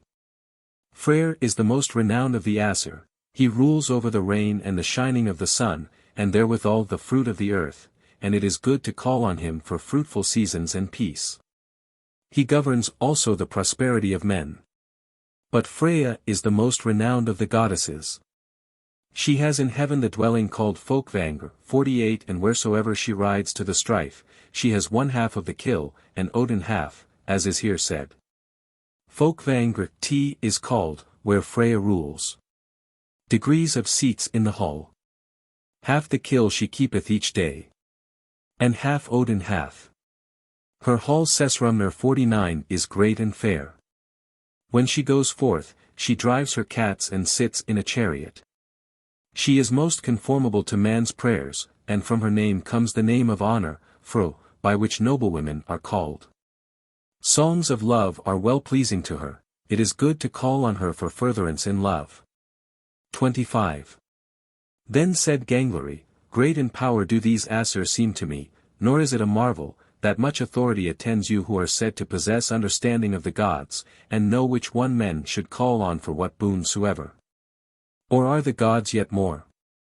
Har said, yet remains that one of the Asir who is called Tyr, he is most daring, and best in stoutness of heart, and he has much authority over victory in battle, it is good for men of valor to invoke him. It is a proverb, that he is Tyr valiant, who surpasses other men and does not waver. He is wise, so that it is also said, that he that is wisest is Tyr prudent. This is one token of his daring, when the Aesir enticed Fenris Wolf to take upon him the fetter Gleipnir, the wolf did not believe them, that they would loose him, until they laid Tyr's hand into his mouth as a pledge. But when the Aesir would not loose him, then he bit off the hand at the place now called the wolf's joint, and Tyr is one-handed, and is not called a reconciler of men. 26. One is called Bragi, he is renowned for wisdom, and most of all for fluency of speech and skill with words. He knows most of skaldship, and after him skaldship is called Brager. 50 And from his name that one is called Brager man or woman, who possesses eloquence surpassing others, of women or of men. His wife is Idun, she guards in her chest of ash those apples which the gods must taste whensoever they grow old, and then they all become young, and so it shall be even unto the weird of the gods. Then said Gangleri, a very great thing, methinks, the gods entrust to the watchfulness and good faith of Idun. Then said Har, laughing loudly, T was near being desperate once. I may be able to tell thee of it, but now thou shalt first hear more of the names of the Aesir. XXVI, Heimdall is the name of one, he is called the White God. He is great and holy, 9 maids, all sisters, bore him for a son. He is also called Hallanskidi 51 and Gullantani, 52 his teeth were of gold, and his horse is called Gold Top. He dwells in the place called Himinjord 53 hard by Bifrost, he is the warder of the gods, and sits there by heaven's end to guard the bridge from the hill giants. He needs less sleep than a bird. He sees equally well night and day 100 leagues from him, and hears how grass grows on the earth or wool on sheep, and everything that has a louder sound. He has that trumpet which is called Jallarhorn, and its blast is heard throughout all worlds. Heimdallr's sword is called Head. It is said further. Himinjorg T is called, where Heimdall, they say. I has his housing. There the god sentinel drinks in his snug hall. Gladly good mead. And furthermore, he himself says in Heimdalar Galdr. I am of 9 mothers the offspring. Of sisters 9 am I the son. 28. One of the Aesir is named Hodr, he is blind. He is of sufficient strength, but the gods would desire that no occasion should rise of naming this god, for the work of his hands shall long be held in memory among gods and men. 29. Vidar is the name of one, the silent god. He has a thick shoe. He is nearly as strong as Thor, in him the gods have great trust in all struggles. XXX. One is called Ali or Valley, son of Odin and Rindr, he is daring in fights, and a most fortunate marksman. XXXI, one is called Ullr, son of Sif, stepson of Thor. He is so excellent a bowman, and so swift on snowshoes, that none may contend with him. He is also fair of aspect and has the accomplishments of a warrior, it is well to call on him in single combats. 32. For Seti is the name of the son of Baldr and Nanna daughter of Nep, he has that hall in heaven which is called Glitnir. All that come to him with such quarrels as arise out of lawsuits, all these return thence reconciled. That is the best seat of judgment among gods and men, thus it is said here. A hall is called Glitnir, with gold T is pillared. And with silver thatched the same. Therefore Seti bides the full day through. And puts to sleep all suits. 33 Also numbered among the Aesir is he whom some call the mischief monger of the Aesir, and the first father of falsehoods, and blemish of all gods and men, he is named Loki or Loptr, son of Farbodi the giant, his mother was Laufey or Nael. His brothers are Bylystra and Helblindi. Loki is beautiful and comely to look upon, evil in spirit, very fickle in habit. He surpassed other men in that wisdom which is called sleight, and had artifices for all occasions. He would ever bring the Aesir into great hardships, and then get them out with crafty counsel. His wife was called Sigyn, their son Nari or Narfi. XXXIV, yet more children had Loki. Angrboda was the name of a certain giantess in Jotunheim, with whom Loki gat 3 children, one was Fenris Wolf, the second Jormungandr that is the Midgard serpent, the third is Hel. But when the gods learned that this kindred was nourished in Jotunheim, and when the gods perceived by prophecy that from this kindred great misfortune should befall them. And since it seemed to all that there was great prospect of ill, first from the mother's blood, and yet worse from the father's, then all father sent gods thither to take the children and bring them to him. When they came to him, straightway he cast the serpent into the deep sea, where he lies about all the land, and this serpent grew so greatly that he lies in the midst of the ocean encompassing all the land, and bites upon his own tail. Hell he cast into Niflheim, and gave to her power over 9 worlds, to apportion all abodes among those that were sent to her, that is, men dead of sickness or of old age. She has great possessions there. Her walls are exceeding high and her gates great. Her hall is called Sleet Cold, her dish, Hunger, Famine is her knife, Idler, her thrall, Sloven, her maidservant, Pit of Stumbling, her threshold, by which one enters, Disease, her bed. Gleaming Bale, her bed hangings. She is half blue-black and half flesh-color, by which she is easily recognized, and very lowering and fierce. The wolf the Aesir brought up at home, and Tyr alone dared go to him to give him meat. But when the gods saw how much he grew every day, and when all prophecies declared that he was fated to be their destruction, then the Aesir seized upon this way of escape. They made a very strong fetter, which they called Leidingr, and brought it before the wolf, bidding him try his strength against the fetter. The wolf thought that no overwhelming odds, and let them do with him as they would. The first time the wolf lashed out against it, the fetter broke, so he was loosed out of Leidingr. After this, the Aesir made a second fetter, stronger by half, which they called Dromi, and bade the wolf try that fetter, saying he would become very famous for strength, if such huge workmanship should not suffice to hold him. But the wolf thought that this fetter was very strong. He considered also that strength had increased in him since the time he broke Leidingr. It came into his mind, that he must expose himself to danger, if he would become famous. So he let the fetter be laid upon him. Now when the Aesir declared themselves ready, the wolf shook himself, dashed the fetter against the earth and struggled fiercely with it, spurned against it, and broke the fetter, so that the fragments flew far. So he dashed himself out of Dromi. Since then it passes as a proverb, to loose out of Leidingr, or, to dash out of Dromi, when anything is exceeding hard. After that the Aesir feared that they should never be able to get the wolf bound. Then Allfather sent him who is called Skirnir, Freyr's messenger, down into the region of the Black Elves, to certain dwarves, and caused to be made the fetter named Gleipnir. It was made of 6 things, the noise a cat makes in footfall, the beard of a woman, the roots of a rock, the sinews of a bear, the breath of a fish, and the spittle of a bird. And though thou understand not these matters already, yet now thou mayest speedily find certain proof herein, that no lie is told thee. Thou must have seen that a woman has no beard, and no sound comes from the leap of a cat. And there are no roots under a rock.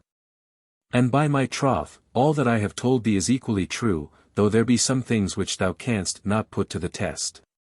Then said Gangleri, this certainly I can perceive to be true, these things which thou hast taken for proof, I can see. But how was the fetter fashioned? Har answered, that I am well able to tell thee. The fetter was soft and smooth as a silken ribbon, but as sure and strong as thou shalt now hear. Then, when the fetter was brought to the Aesir, they thanked the messenger well for his errand. Then the Aesir went out upon the lake called Amsvartnir, to the island called Lyngvi, and summoning the wolf with them, they showed him the silken ribbon and bade him burst it, saying that it was somewhat stouter than appeared from its thickness. And each passed it to the others, and tested it with the strength of their hands, and it did not snap, yet they said the wolf could break it. Then the wolf answered, touching this matter of the ribbon, it seems to me that I shall get no glory of it, though I snap asunder so slender a band. But if it be made with cunning and wiles, then, though it seem little, that band shall never come upon my feet. Then the Aesir answered that he could easily snap apart a slight silken band, he who had before broken great fetters of iron. But if thou shalt not be able to burst this band, then thou wilt not be able to frighten the gods. And then we shall unloose thee.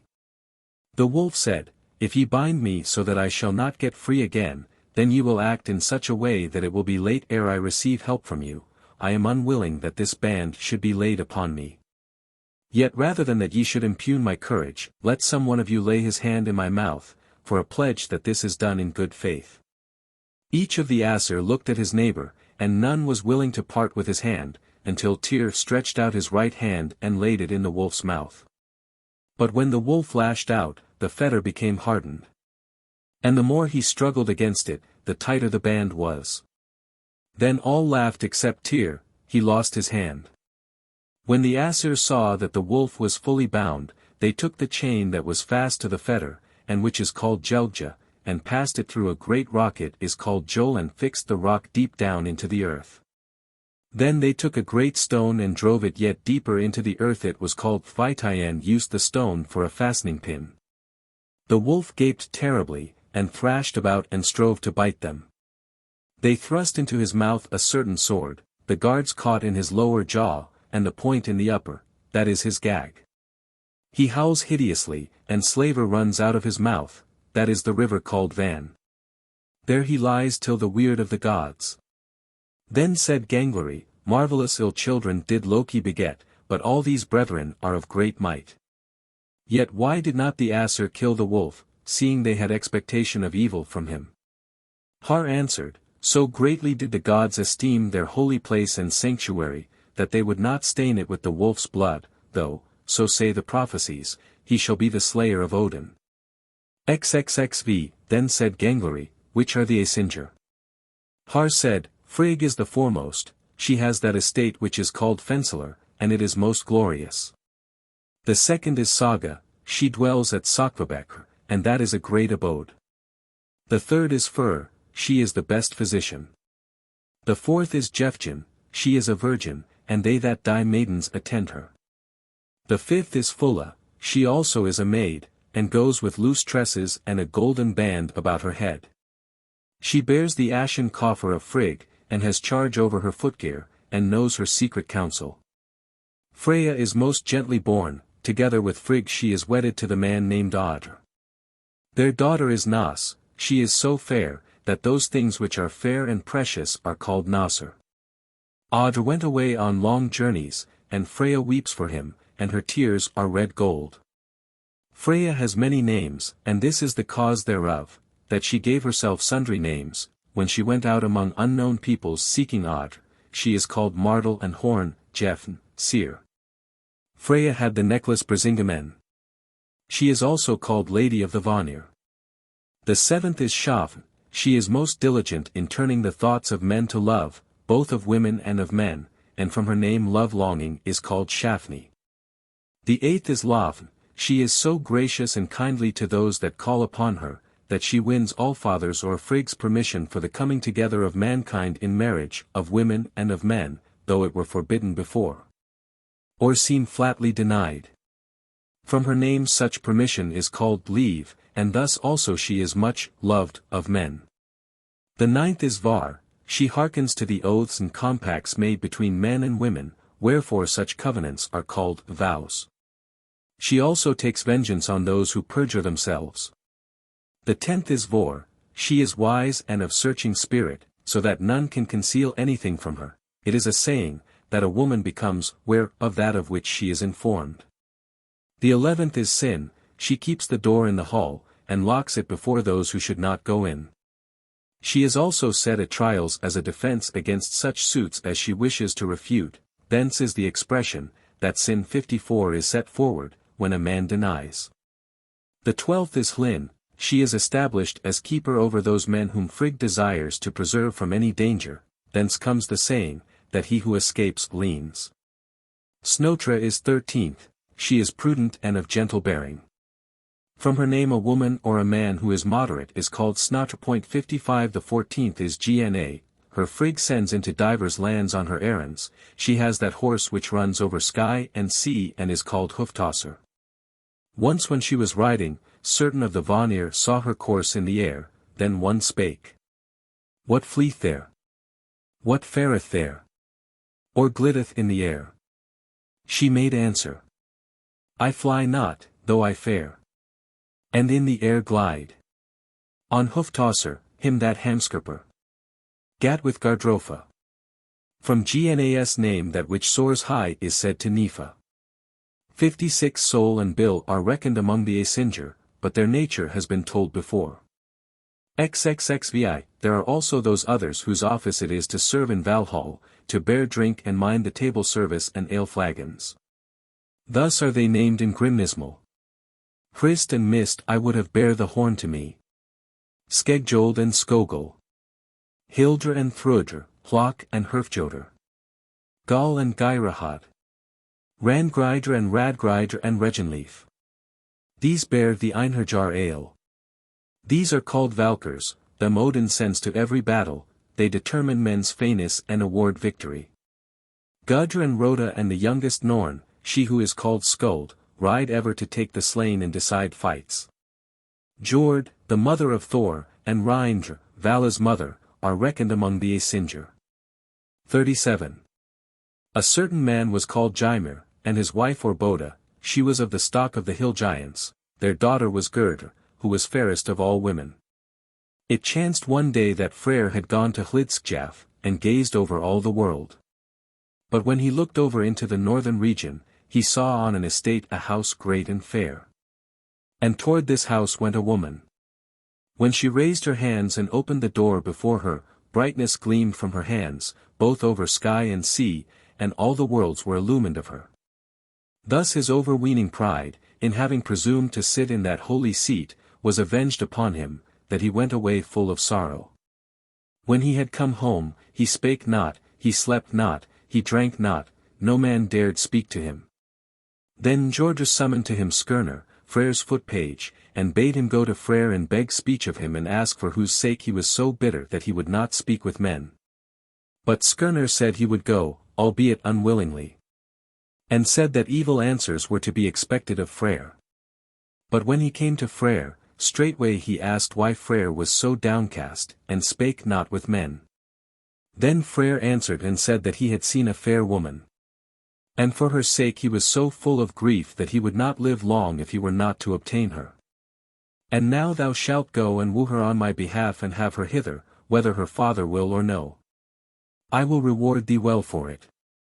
Then Skirnir answered thus, he would go on his errand, but Freyr should give him his own sword which is so good that it fights of itself, and Freyr did not refuse, but gave him the sword. Then Skirnir went forth and wooed the woman for him, and received her promise, and 9 nights later she was to come to the place called Bari, and then go to the bridal with Freyr. But when Skirnir told Freyr his answer, then he sang this lay. Long is one night, long is the second. How can I wait through 3? Often a month to me seemed less than this one night of waiting. This was to blame for Freyr's being so weaponless, when he fought with Beli, and slew him with the horn of a hart.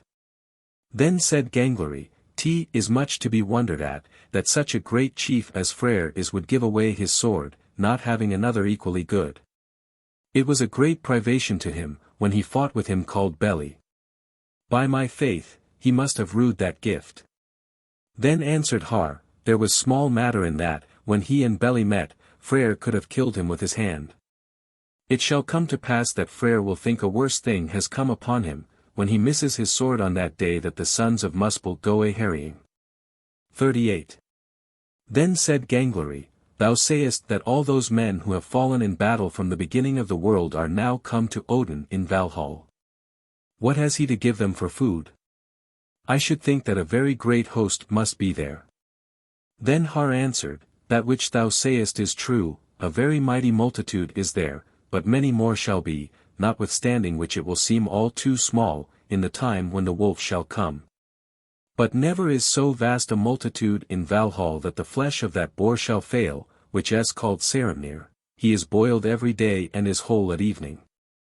But this question which thou askest now, I think it likelier that few may be so wise as to be able to report truthfully concerning it. His name who roasts is Andrimnir, and the kettle is Eldrimnir. So it is said here. Andrimnir has in Eldrimnir. Saramnir sodden. Best of hams, yet how few know. With what food the champions are fed. Then said Gangleri, has Odin the same fare as the champions? Har answered, That food which stands on his board he gives to 2 wolves which he has, called Jerry 57 and Freki, 58 but no food does he need, wine is both food and drink to him. So it says here. Jerry and Freki the war mighty glutteth. The glorious God of hosts. But on wine alone the weapon glorious. Odin I liveth. The ravens sit on his shoulders and say into his ear all the tidings which they see or hear. They are called thus, Hugin 59 and Munin. 60 he sends them at daybreak to fly about all the world, and they come back at undermeal, thus he is acquainted with many tidings. Therefore men call him Raven God, as is said. Hugin and Munin hover each day. The wide earth over. I fear for Hugin lest he fare not back. Yet watch I more for Munin. 39. Then said Gangleri, what have the champions to drink, that may suffice them as abundantly as the food? Or is water drunk there? Then said Har, now thou askest strangely. As if All-Father would invite to him kings or earls or other men of might and would give them water to drink. I know, by my faith, that many a man comes to Valhall who would think he had bought his drink of water dearly, if there were not better cheer to be had there, he who before had suffered wounds and burning pain unto death. I can tell thee a different tale of this. The she-goat, she who is called Heidrun, stands up in Valhall and bites the needles from the limb of that tree which is very famous, and is called Laridr, and from her udders mead runs so copiously, that she fills a tun every day. That tun is so great that all the champions become quite drunk from it.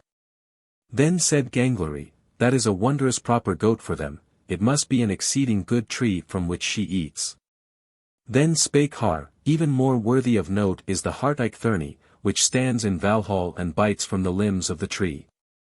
And from his horns distills such abundant exudation that it comes down into Vergelmer, and from thence fall those rivers called thus, Sid, Vid, Sokin, Eikin, Svol, Gunthra, Fjorm, Fimblethal, Jippel, Doppel, Gomel, Girvamel.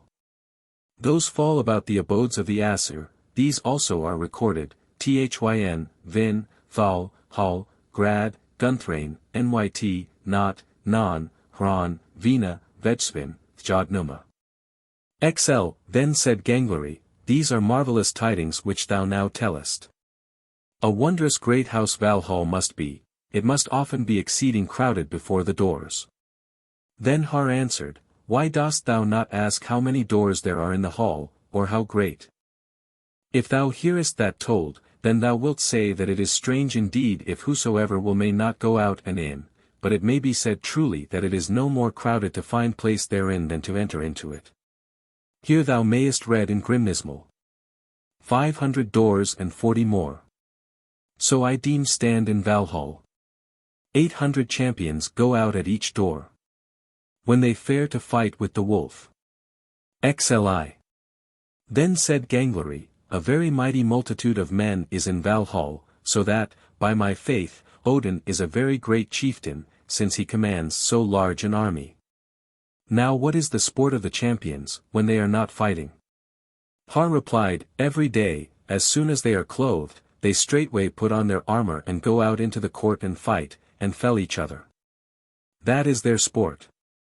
And when the time draws near to undermeal, they ride home to Valhall and sit down to drink, even as is said here. All the Einherjar in Odin's court deal out blows every day. The slain they choose and ride from the strife. Sit later in love together. But what thou hast said is true, Odin is of great might.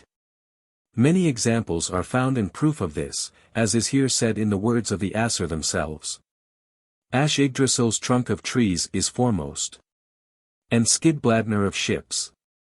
Odin of Asir, of all steeds Sleipnir. Bifrost of bridges, and Bragi of skalds. Habrik of hawks, and of hounds Garm. XLII, then said Gangleri, who owns that horse Sleipnir, or what is to be said of him?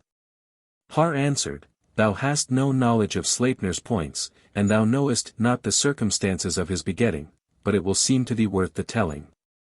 It was early in the first days of the gods dwelling here, when the gods had established the Midgard and made Valhall.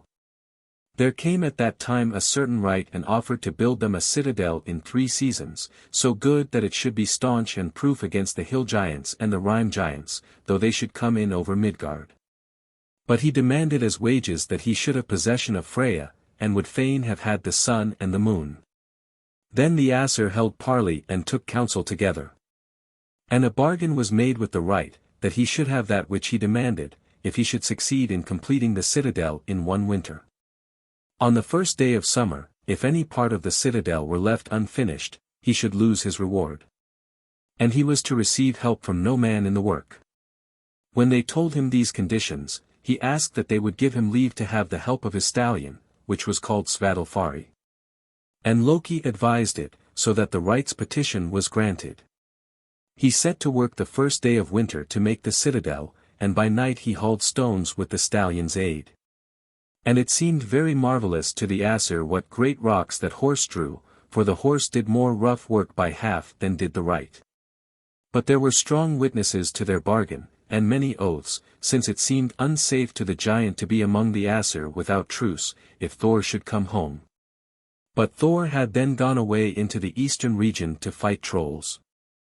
Now when the winter drew nigh unto its end, the building of the citadel was far advanced, and it was so high and strong that it could not be taken. When it lacked 3 days of summer, the work had almost reached the gate of the stronghold.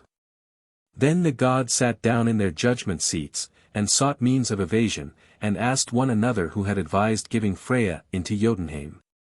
Or so destroying the air and the heaven as to take thence the sun and the moon and give them to the giants. The gods agreed that he must have counselled this who is wont to give evil advice, Loki Lofiarson, and they declared him deserving of an ill death, if he could not hit upon a way of losing the right his wages. And they threatened Loki with violence. But when he became frightened, then he swore oaths, that he would so contrive that the right should lose his wages, cost him what it might. That same evening, when the right drove out after stone with the stallion Svadilfari, a mare bounded forth from a certain wood and whinnied to him. The stallion, perceiving what manner of horse this was, straightway became frantic, and snapped the traces asunder, and leaped over to the mare, and she away to the wood, and the right after, striving to seize the stallion. These horses ran all night, and the right stopped there that night, and afterward, at day, the work was not done as it had been before. When the right saw that the work could not be brought to an end, he fell into giant's fury. Now that the Aesir saw surely that the hill giant was come thither, they did not regard their oaths reverently, but called on Thor, who came as quickly. And straightway the hammer Mjolnir was raised aloft. He paid the right's wage, and not with the sun and the moon. Nay, he even denied him dwelling in Jotunheim, and struck but the one first blow, so that his skull was burst into small crumbs, and sent him down below under Niflhel. But Loki had such dealings with Svadilfari, that somewhat later he gave birth to a foal, which was grey and had 8 feet, and this horse is the best among gods and men. So is said in Voluspa. Then all the powers strode to the seats of judgment. The most holy gods' council held together. Who had the air all with evil envenomed? Or to the Etten race orders made given? Broken were oaths then, bond and swearing. Pledges all sacred which passed between them. Thor alone smote there, swollen with anger. He seldom sits still when such he hears of. 43. Then said Gangleri, what is to be said of Skidbladnir, that which is best of ships? Is there no ship equally great? Har replied, Skidbladnir is best of ships and made with most skill of craftsmanship, but Naglfar is the largest ship. Muspel has it. Certain dwarves, sons of Ivaldi, made Skidbladnir and gave the ship to Freyr. It is so great that all the Aesir may man it, with their weapons and armaments, and it has a favouring wind as soon as the sail is hoisted, whithersoever it is bound. But when there is no occasion for going to sea in it, it is made of so many things and with so much cunning that then it may be folded together like a napkin and kept in one's pouch. 44. Then spake Gangleri, a good ship is Skidbladnir, but very great magic must have been used upon it before it got to be so fashioned. Has Thor never experienced such a thing, that he has found in his path somewhat so mighty or so powerful that it has overmatched him through strength of magic. Then said Har, few men, I ween, are able to tell of this. Yet many a thing has seemed to him hard to overcome. Though there may have been something so powerful or strong that Thor might not have succeeded in winning the victory, yet it is not necessary to speak of it. Because there are many examples to prove, and because all are bound to believe, that Thor is mightiest. Then said Gangleri, it seems to me that I must have asked you touching this matter what no one is able to tell of. Then spake Jafnhar, we have heard say concerning some matters which seem to us incredible, but here sits one near at hand who will know how to tell true tidings of this. Therefore thou must believe that he will not lie for the first time now, who never lied before. Gangleri said, here will I stand and listen, if any answer is forthcoming to this word. But otherwise I pronounce you overcome, if ye cannot tell that which I ask you. Then spake Thridi, now it is evident that he is resolved to know this matter, though it seem not to us a pleasant thing to tell. This is the beginning of this tale. Okuthor drove forth with his he-goats and chariot, and with him that is called Loki, they came at evening to a husbandman's, and there received a night's lodging. About evening, Thor took his he-goats and slaughtered them both, after that they were flayed and borne to the cauldron. When the cooking was done, then Thor and his companions sat down to supper. Thor invited to meat with him the husbandman and his wife, and their children. The husbandman's son was called Thjalfi, and the daughter Roskva. Then Thor laid the goat hides farther away from the fire, and said that the husbandman and his servants should cast the bones on the goat hides. Thjalfi, the husbandman's son, was holding a thigh bone of the goat, and split it with his knife and broke it for the marrow. Thor tarried there overnight. And in the interval before day he rose up and clothed himself, took the hammer Mjolnir, swung it up, and hallowed the goat hides. Straightway the he-goats rose up, and then one of them was lame in a hind leg. Thor discovered this, and declared that the husbandman or his household could not have dealt wisely with the bones of the goat, be knew that the thigh bone was broken. There is no need to make a long story of it. All may know how frightened the husbandman must have been when he saw how Thor let his brows sink down before his eyes, but when he looked at the eyes, then it seemed to him that he must fall down before their glances alone. Thor clenched his hands on the hammer shaft so that the knuckles whitened, and the husbandman and all his household did what was to be expected. They cried out lustily, prayed for peace, offered in recompense all that they had.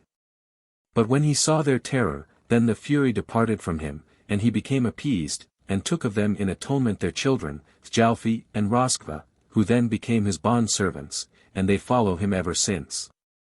XLV. Thereupon he left his goats behind, and began his journey eastward toward Jotunheim and clear to the sea, and then he went out over the sea, that deep one, but when he came to land, he went up, and Loki and Thjalfi and Roskva with him. Then, when they had walked a little while, there stood before them a great forest. They walked all that day till dark. Thjalfi was swiftest-footed of all men. He bore Thor's bag, but there was nothing good for food. As soon as it had become dark, they sought themselves shelter for the night, and found before them a certain hall, very great. There was a door in the end, of equal width with the hall, wherein they took up quarters for the night. But about midnight there came a great earthquake, the earth rocked under them exceedingly, and the house trembled.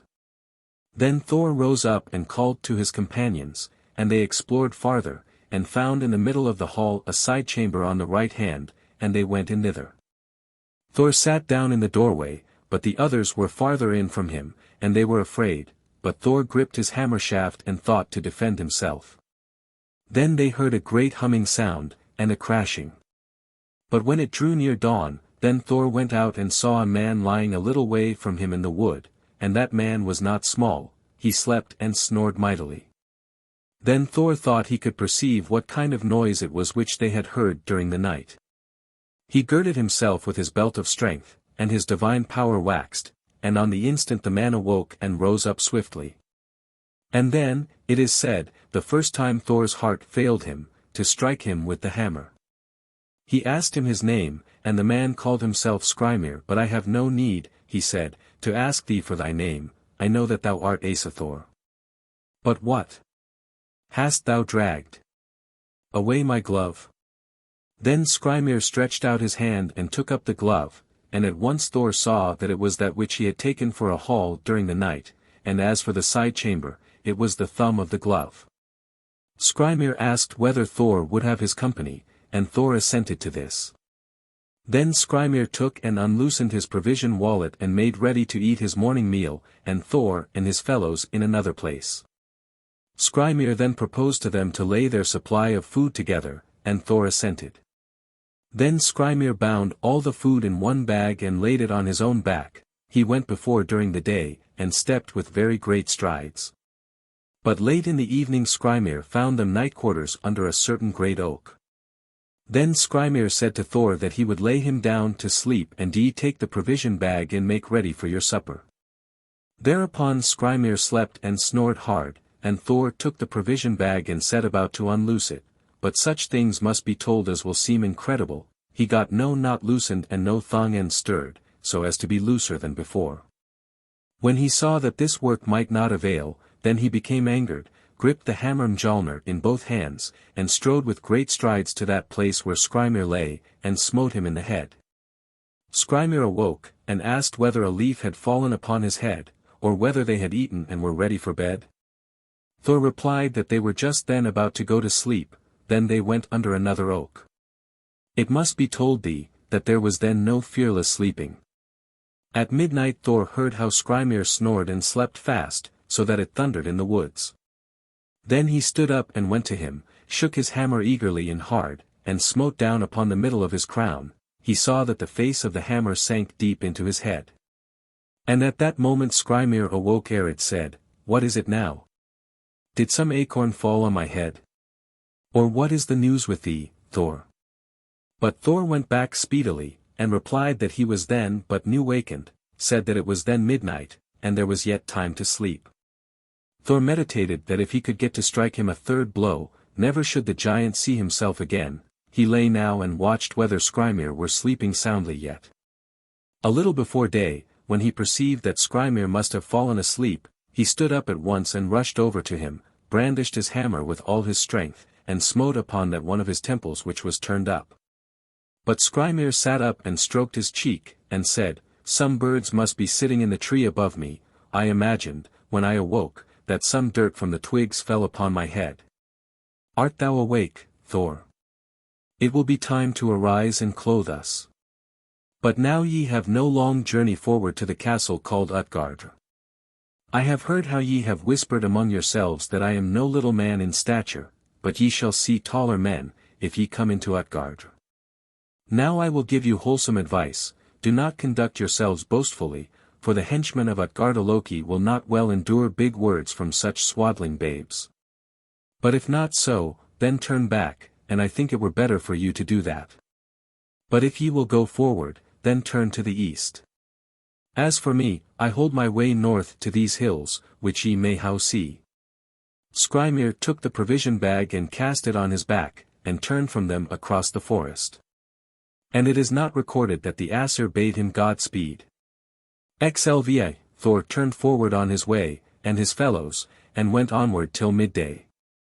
Then they saw a castle standing in a certain plain, and set their necks down on their backs before they could see up over it. They went to the cattle, and there was a grating in front of the castle gate, and it was closed.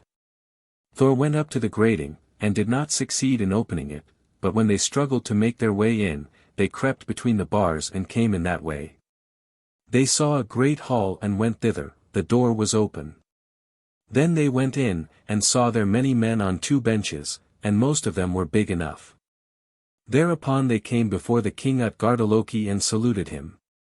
But he looked at them in his own good time, and smiled scornfully over his teeth, and said, "It is late to ask tidings of a long journey, or is it otherwise than I think, that this toddler is Okathor? Yet thou mayest be greater than thou appearest to me. What manner of accomplishments are those, which thou and thy fellows think to be ready for? No one shall be here with us who knows not some kind of craft or cunning surpassing most men." Then spoke the one who came last, who was called Loki, "I know such a trick, which I am ready to try, that there is no one within here who shall eat his food more quickly than I." Then Utgardaloki answered, that is a feat, if thou accomplish it, and this feat shall accordingly be put to the proof. He called to the farther end of the bench, that he who was called Logi should come forth on the floor and try his prowess against Loki. Then a trough was taken and borne in upon the hall floor and filled with flesh. Loki sat down at the one end and Logi at the other, and each ate as fast as he could, and they met in the middle of the trough. By that time Loki had eaten all the meat from the bones, but Logi likewise had eaten all the meat, and the bones with it, and the trough too, and now it seemed to all as if Loki had lost the game. Then Utgardaloki asked what yonder young man could play at, and Thjalfi answered that he would undertake to run a race with whomsoever Utgardaloki would bring up. Then Utgardaloki said that that was a good accomplishment, and that there was great likelihood that he must be well endowed with fleetness if he were to perform that feat, yet he would speedily see to it that the matter should be tested. Then Utgardaloki arose and went out, and there was a good course to run on over the level plain. Then Utgardaloki called to him a certain lad, who was named Hugi, and bade him run a match against Thjalfi. Then they held the first heat. And Hugi was so much ahead that he turned back to meet Thjalfi at the end of the course. Then said Utgardaloki, Thou wilt need to lay thyself forward more, Thjalfi, if thou art to win the game. But it is none the less true that never have any men come hither who seem to me fleeter of foot than this. Then they began another heat. And when Hugi had reached the course's end, and was turning back, there was still a long bolt shot to Thjalfi. Then spake Utgardaloki, Thjalfi appears to me to run this course well, but I do not believe of him now that he will win the game. But it will be made manifest presently, when they run the third heat. Then they began the heat, but when Hugi had come to the end of the course and turned back, Thjalfi had not yet reached mid-course. Then all said that that game had been proven. Next, Utgardaloki asked Thor what feats there were which he might desire to show before them, such great tales as men have made of his mighty works. Then Thor answered that he would most willingly undertake to contend with any in drinking. Utgardaloki said that might well be. He went into the hall and called his serving boy, and bade him bring the sconce horn which the henchmen were wont to drink off. Straightway the serving lad came forward with the horn and put it into Thor's hand. Then said Utgardaloki, It is held that this horn is well drained if it is drunk off in one drink, but some drink it off in two, but no one is so poor a man at drinking that it fails to drain off in three. Thor looked upon the horn, and it did not seem big to him, and yet it was somewhat long. Still he was very thirsty, he took and drank, and swallowed enormously, and thought that he should not need to bend oftener to the horn. But when his breath failed, and he raised his head from the horn and looked to see how it had gone with the drinking, it seemed to him that there was very little space by which the drink was lower now in the horn than before. Then said Utgardaloki, It is well drunk, and not too much. I should not have believed, if it had been told me, that Asathor could not drink a greater draught. But I know that thou wilt wish to drink it off in another draught. Thor answered nothing, he set the horn to his mouth, thinking now that he should drink a greater drink, and struggled with the draught until his breath gave out, and yet he saw that the tip of the horn would not come up so much as he liked. When he took the horn from his mouth and looked into it, it seemed to him then as if it had decreased less than the former time, but now there was a clearly apparent lowering in the horn. Then said Utgardaloki, How now, Thor? Thou wilt not shrink from one more drink, then may he well for thee. If thou now drink the third draught from the horn, it seems to me as if this must he esteemed the greatest. But thou canst not be called so great a man here among us as the Aesir call thee, if thou give not a better account of thyself in the other games than it seems to me may come of this. Then Thor became angry, set the horn to his mouth, and drank with all his might, and struggled with the drink as much as he could, and when he looked into the horn, at least some space had been made. Then he gave up the horn and would drink no more. Then said Utgardaloki, Now it is evident that thy prowess is not so great as we thought it to be, but wilt thou try thy hand at more games? It may readily be seen that thou gettest no advantage hereof. Thor answered, We'll make trial of yet other games, but it would have seemed wonderful to me, when I was at home with the Aesir, if such drinks had been called so little. But what game will ye now offer me?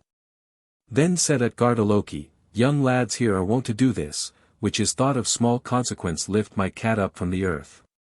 But I should not have been able to speak of such a thing to Asa Thor if I had not seen that thou hast far less in thee than I had thought. Thereupon there leaped forth on the hall floor a grey cat, and a very big one. And Thor went to it and took it with his hand down under the middle of the belly and lifted up. But the cat bent into an arch just as Thor stretched up his hands. And when Thor reached up as high as he could at the very utmost, then the cat lifted up 1 foot, and Thor got this game no further advanced.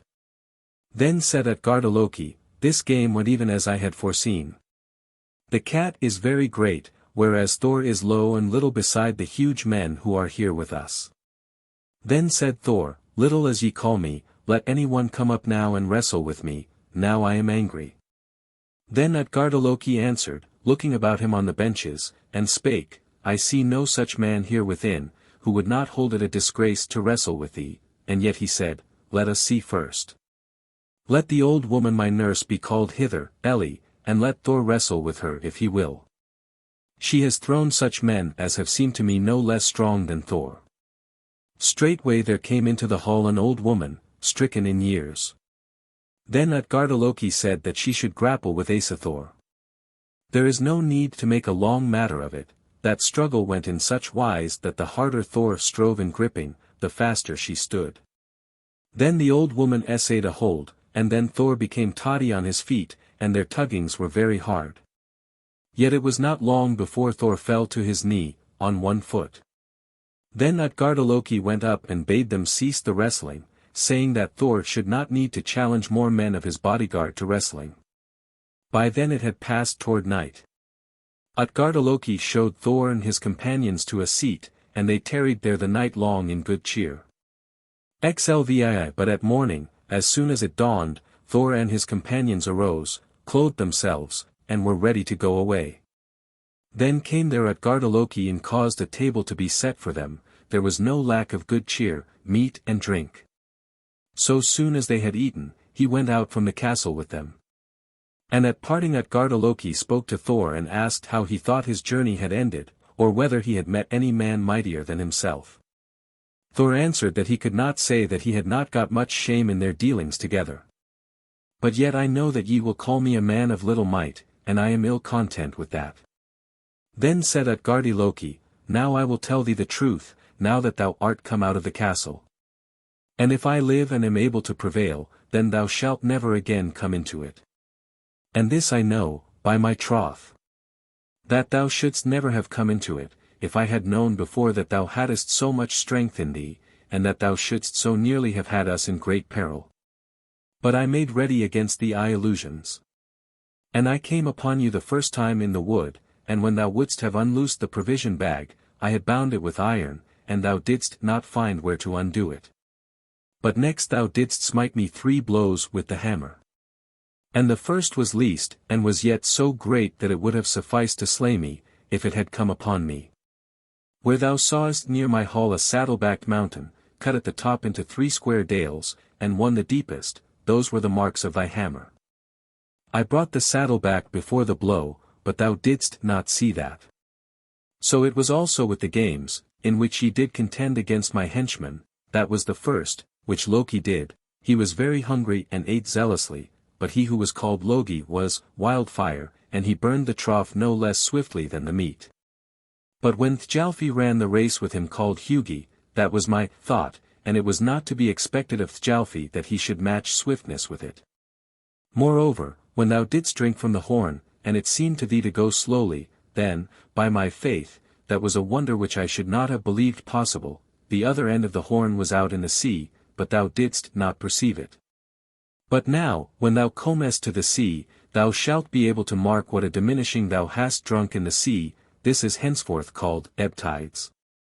And again he said, it seemed to me not less noteworthy when thou didst lift up the cat. And to tell thee truly, then all were afraid who saw how thou didst lift 1 foot clear of the earth. That cat was not as it appeared to thee, it was the Midgard serpent, which lies about all the land, and scarcely does its length suffice to encompass the earth with head and tail. So high didst thou stretch up thine arms that it was then but a little way more to heaven. It was also a great marvel concerning the wrestling match, when thou didst withstand so long, and didst not fall more than on one knee, wrestling with Eli. Since none such has ever been and none shall be, if he becomes so old as to abide old age, that she shall not cause him to fall. And now it is truth to tell that we must part, and it will be better on both sides that ye never come again to seek me. Another time I will defend my castle with similar wiles or with others, so that ye shall get no power over me. When Thor had heard these sayings, he clutched his hammer and brandished it aloft. But when he was about to launch it forward, then he saw it Gardaloki nowhere. Then he turned back to the castle, purposing to crush it to pieces, and he saw there a wide and fair plain, but no castle. So he turned back and went his way, till he was come back again to Thrudvangur. But it is a true tale that then he resolved to seek if he might bring about a meeting between himself and the Midgard serpent, which afterward came to pass. Now I think no one knows how to tell thee more truly concerning this journey of Thor's. Xlvii, then said Gangleri, very mighty is Utgardaloki, and he deals much in wiles and in magic. And his might may be seen in that he had such henchmen as have great prowess.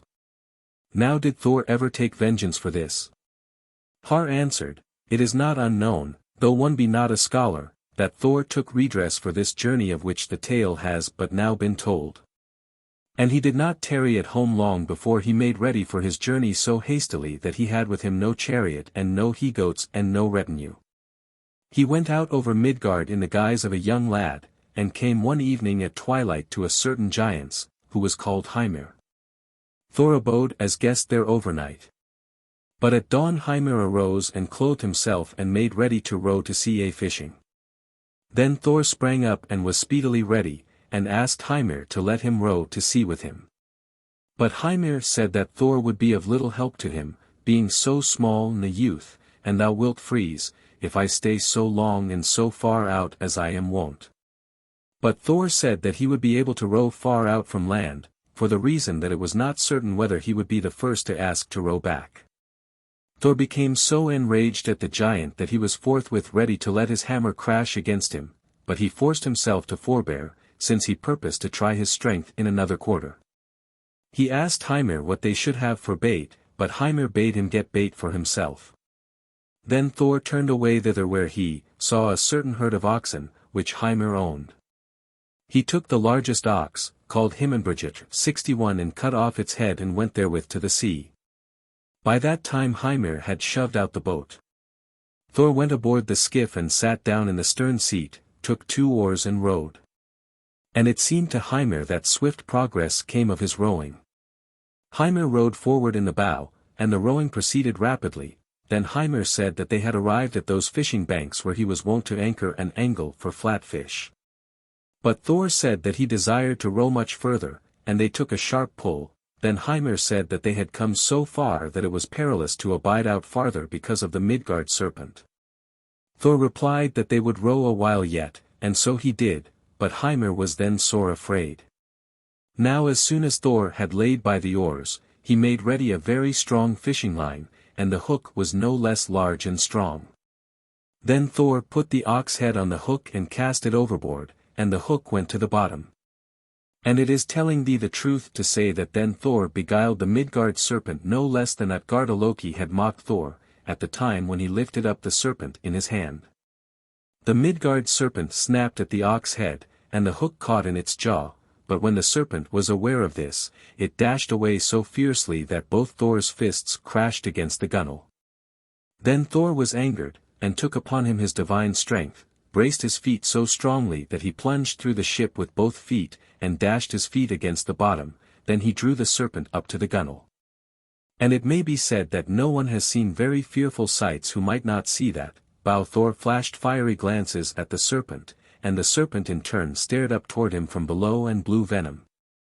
Then, it is said, the giant Hymir grew pale, became yellow, and was sore afraid, when he saw the serpent, and how the sea rushed out and in through the boat. In the very moment when Thor clutched his hammer and raised it on high, then the giant fumbled for his fish knife and hacked off Thor's line at the gunwale, and the serpent sank down into the sea. Thor hurled his hammer after it. And men say that he struck off its head against the bottom, but I think it were true to tell thee that the Midgard serpent yet lives and lies in the encompassing sea. But Thor swung his fist and brought it against Hymir's ear, so that he plunged overboard, and Thor saw the soles of his feet. And Thor waded to land. 49. Then spake Gangleri, have any more matters of note befallen among the Aesir? A very great deed of valor did Thor achieve on that journey. Har made answer, now shall be told of those tidings which seemed of more consequence to the Aesir. The beginning of the story is this, that Baldr the Good dreamed great and perilous dreams touching his life. When he told these dreams to the Aesir, then they took counsel together, and this was their decision, to ask safety for Baldr from all kinds of dangers. And Frigg took oaths to this purport, that fire and water should spare Baldr, likewise iron and metal of all kinds, stones, earth, trees, sicknesses, beasts, birds, venom, serpents. And when that was done and made known, then it was a diversion of Baldr's and the Aesir, that he should stand up in the thing. 62 And all the others should some shoot at him, some hew at him, some beat him with stones. But whatsoever was done hurt him not at all, and that seemed to them all a very worshipful thing. But when Loki Laufeyarson saw this, it pleased him ill that Baldr took no hurt. He went to Fensaler to Frigg, and made himself into the likeness of a woman. Then Frigg asked if that woman knew what the Aesir did at the thing. She said that all were shooting at Baldr, and moreover, that he took no hurt. Then said Frigg, neither weapons nor trees may hurt Baldr, I have taken oaths of them all. Then the woman asked, have all things taken oaths to spare Baldr? And Frigg answered, there grows a tree sprout alone westward of Valhall, it is called mistletoe, I thought it too young to ask the oath of. Then straightway the woman turned away, but Loki took mistletoe and pulled it up and went to the thing. Hodr stood outside the ring of men, because he was blind. Then spake Loki to him, why dost thou not shoot at Baldr? He answered, because I see not where Baldr is, and for this also, that I am weaponless. Then said Loki, do thou also after the manner of other men, and show Baldr honor as the other men do. I will direct thee where he stands, shoot at him with this wand. Hodr took mistletoe and shot at Baldr, being guided by Loki, the shaft flew through Baldr, and he fell dead to the earth, and that was the greatest mischance that has ever befallen among gods and men. Then, when Baldr was fallen, words failed all the Aesir, and their hands likewise to lay hold of him, each looked at the other, and all were of one mind as to him who had wrought the work, but none might take vengeance, so great a sanctuary was in that place. But when the Aesir tried to speak, then it befell first that weeping broke out, so that none might speak to the others with words concerning his grief. But Odin bore that misfortune by so much the worst, as he had most perception of how great harm and loss for the Aesir were in the death of Baldr. Now when the gods had come to themselves, Frigg spake, and asked who there might be among the Aesir who would fain have for his own all her love and favour, let him ride the road to Hel, and seek if he may find Baldr. And offer Hel a ransom if she will let Baldr come home to Asgard. And he is named Hermodr the Bold, Odin's son, who undertook that embassy. Then Sleipnir was taken, Odin's steed, and led forward, and Hermodr mounted on that horse and galloped off. The Aesir took the body of Baldr and brought it to the sea. Ringhorni is the name of Baldr's ship, it was greatest of all ships, the gods would have launched it and made Baldr's pyre thereon, but the ship stirred not forward. Then word was sent to Jotunheim after that giantess who is called Hyrrokin. When she had come, riding a wolf and having a viper for bridle, then she leaped off the steed, and Odin called to 4 berserks to tend the steed, but they were not able to hold it until they had felled it.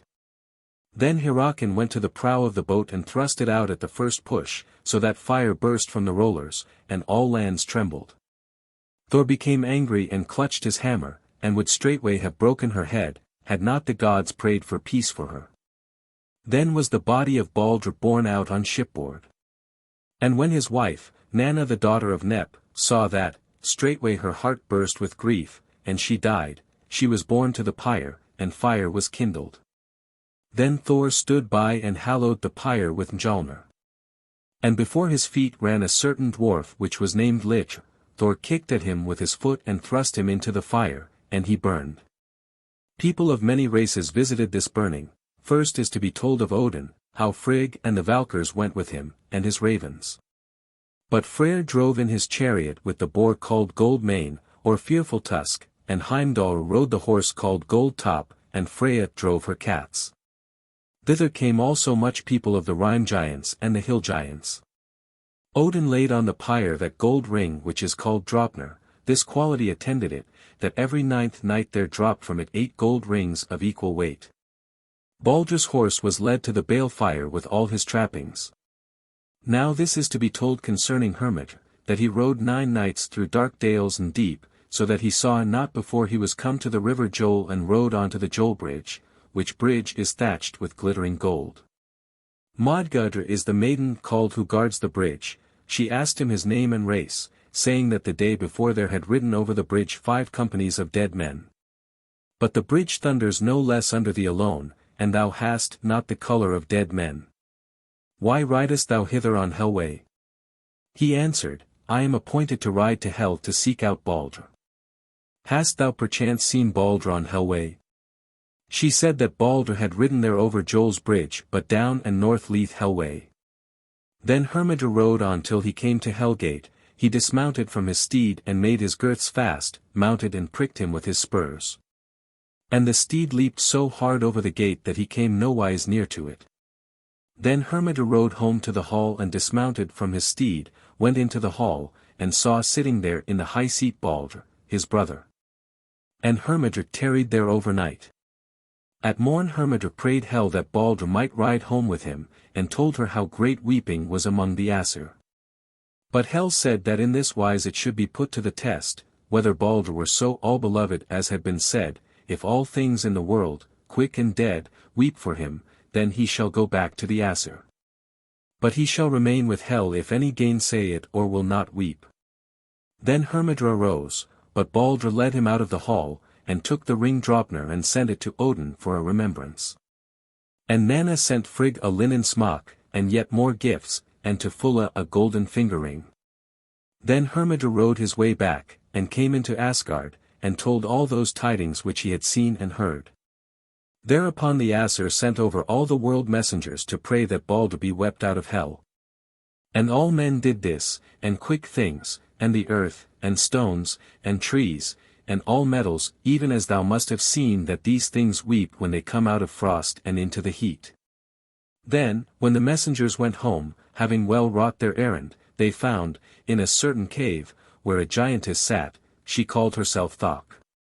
They prayed her to weep Baldr out of Hell. She answered, Thok will weep waterless tears for Baldr's balefare. Living or dead, I loved not the churl's son. Let Hel hold to that she hath. And men deem that she who was there was Loki Lofiarson, who hath wrought most ill among the Aesir. L. Then said Gangleri, exceeding much Loki had brought to pass, when he had first been caused that Baldr was slain, and then that he was not redeemed out of Hell. Was any vengeance taken on him for this? Har answered, this thing was repaid him in such wise that he shall remember it long. When the gods had become as wroth with him as was to be looked for, he ran off and hid himself in a certain mountain. There he made a house with 4 doors, so that he could see out of the house in all directions. Often throughout the day he turned himself into the likeness of a salmon and hid himself in the place called Fernangerfalls. Then he would ponder what manner of while the gods would devise to take him in the waterfall. But when he sat in the house, he took twine of linen and knitted meshes as a net is made since, but a fire burned before him. Then he saw that the Aesir were close upon him, and Odin had seen from Hlidskjalf where he was. He leaped up at once and out into the river, but cast the net into the fire. When the Aesir had come to the house, he went in first who was wisest of all, who is called Kvasir. And when he saw in the fire the white ash where the net had burned, then he perceived that that thing must be a device for catching fish, and told it to the Aesir. Straightway they took hold, and made themselves a net after the pattern of the one which they perceived, by the burnt-out ashes, that Loki had made. When the net was ready, then the Aesir went to the river and cast the net into the fall. Thor held one end of the net, and all of the Aesir held the other, and they drew the net.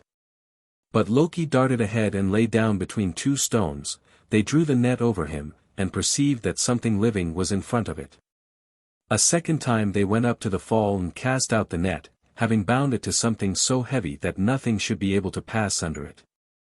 Then Loki swam ahead of the net. But when he saw that it was but a short distance to the sea, then he jumped up over the net rope and ran into the fall. Now the Aesir saw where he went, and went up again to the fall and divided the company into two parts, but Thor waded along in midstream, and so they went out toward the sea. Now Loki saw a choice of two courses. It was a mortal peril to dash out into the sea, but this was the second to leap over the net again.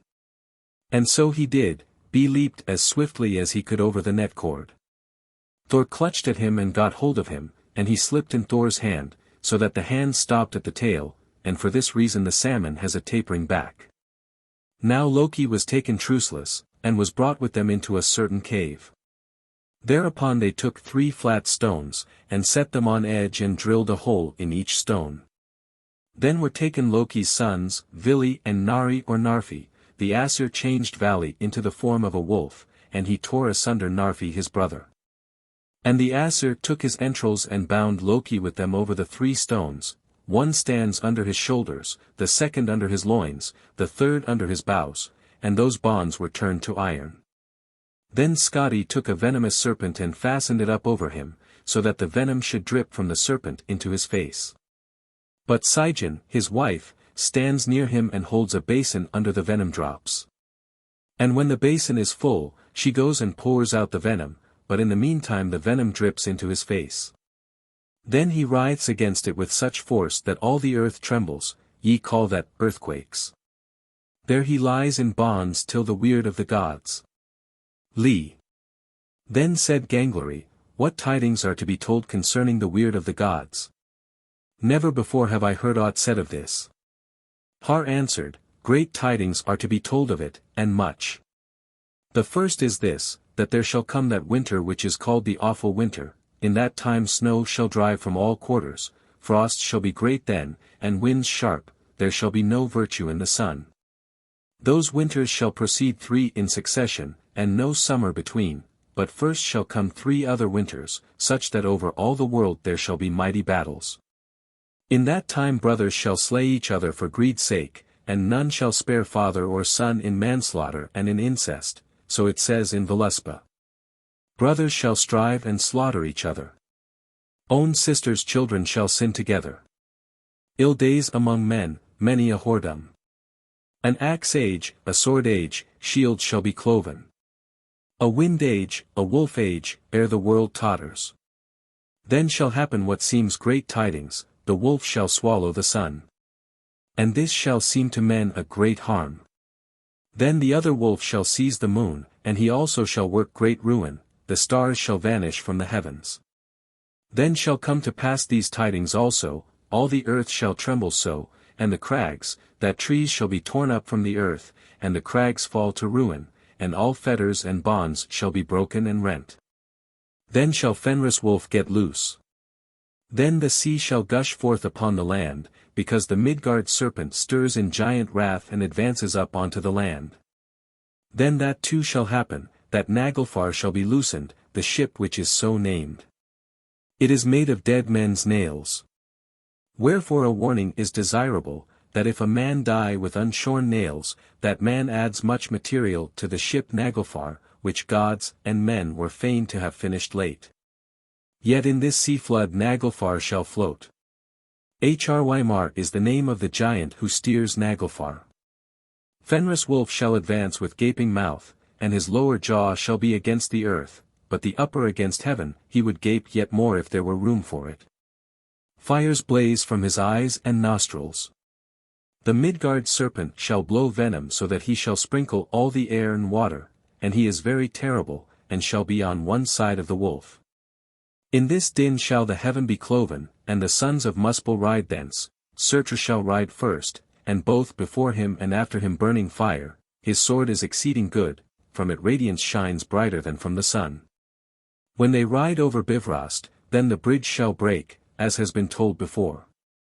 The sons of Muspel shall go forth to that field which is called Vigrid, thither shall come Fenris Wolf also and the Midgard Serpent. Then Loki and Hrymar shall come there also, and with him all the Rhine giants. All the champions of Hel follow Loki, and the sons of Muspel shall have a company by themselves, and it shall be very bright. The field Vigridr is 100 leagues wide each way. When these tidings come to pass, then shall Heimdall rise up and blow mightily in the Jallar horn, and awaken all the gods, and they shall hold counsel together. Then Odin shall ride to Mimir's well and take counsel of Mimir for himself and his host. Then the ash of Yggdrasil shall tremble, and nothing then shall be without fear in heaven or in earth. Then shall the Aesir put on their war weeds, and all the champions, and advance to the field. Odin rides first with the gold helmet and a fair byrnie, and his spear, which is called Gungnir. He shall go forth against Fenris Wolf, and Thor stands forward on his other side, and can be of no avail to him, because he shall have his hands full to fight against the Midgard Serpent. Freyr shall contend with Surtr, and a hard encounter shall there be between them before Freyr falls. It is to be his death that he lacks that good sword of his, which he gave to Skirnir. Then shall the dog Garm be loosed, which is bound before Knipa's cave. He is the greatest monster. He shall do battle with Tyr, and each become the other's slayer. Thor shall put to death the Midgard Serpent, and shall stride away 9 paces from that spot. Then shall he fall dead to the earth, because of the venom which the snake has blown at him. The wolf shall swallow Odin. That shall be his ending, but straight thereafter shall Vidar stride forth and set one foot upon the lower jaw of the wolf. On that foot he has the shoe, materials for which have been gathering throughout all time. They are the scraps of leather which men cut out, of their shoes at toe or heel. Therefore he who desires in his heart to come to the Aesir's help should cast those scraps away. With one hand he shall seize the wolf's upper jaw and tear his gullet asunder, and that is the death of the wolf. Loki shall have battle with Heimdall, and each be the slayer of the other. Then straightway shall Surtr cast fire over the earth and burn all the world, so is said in Voluspa. High blows Heimdall, the horn is aloft. Odin communes with Mimir's head. Trembles Yggdrasil's towering ash.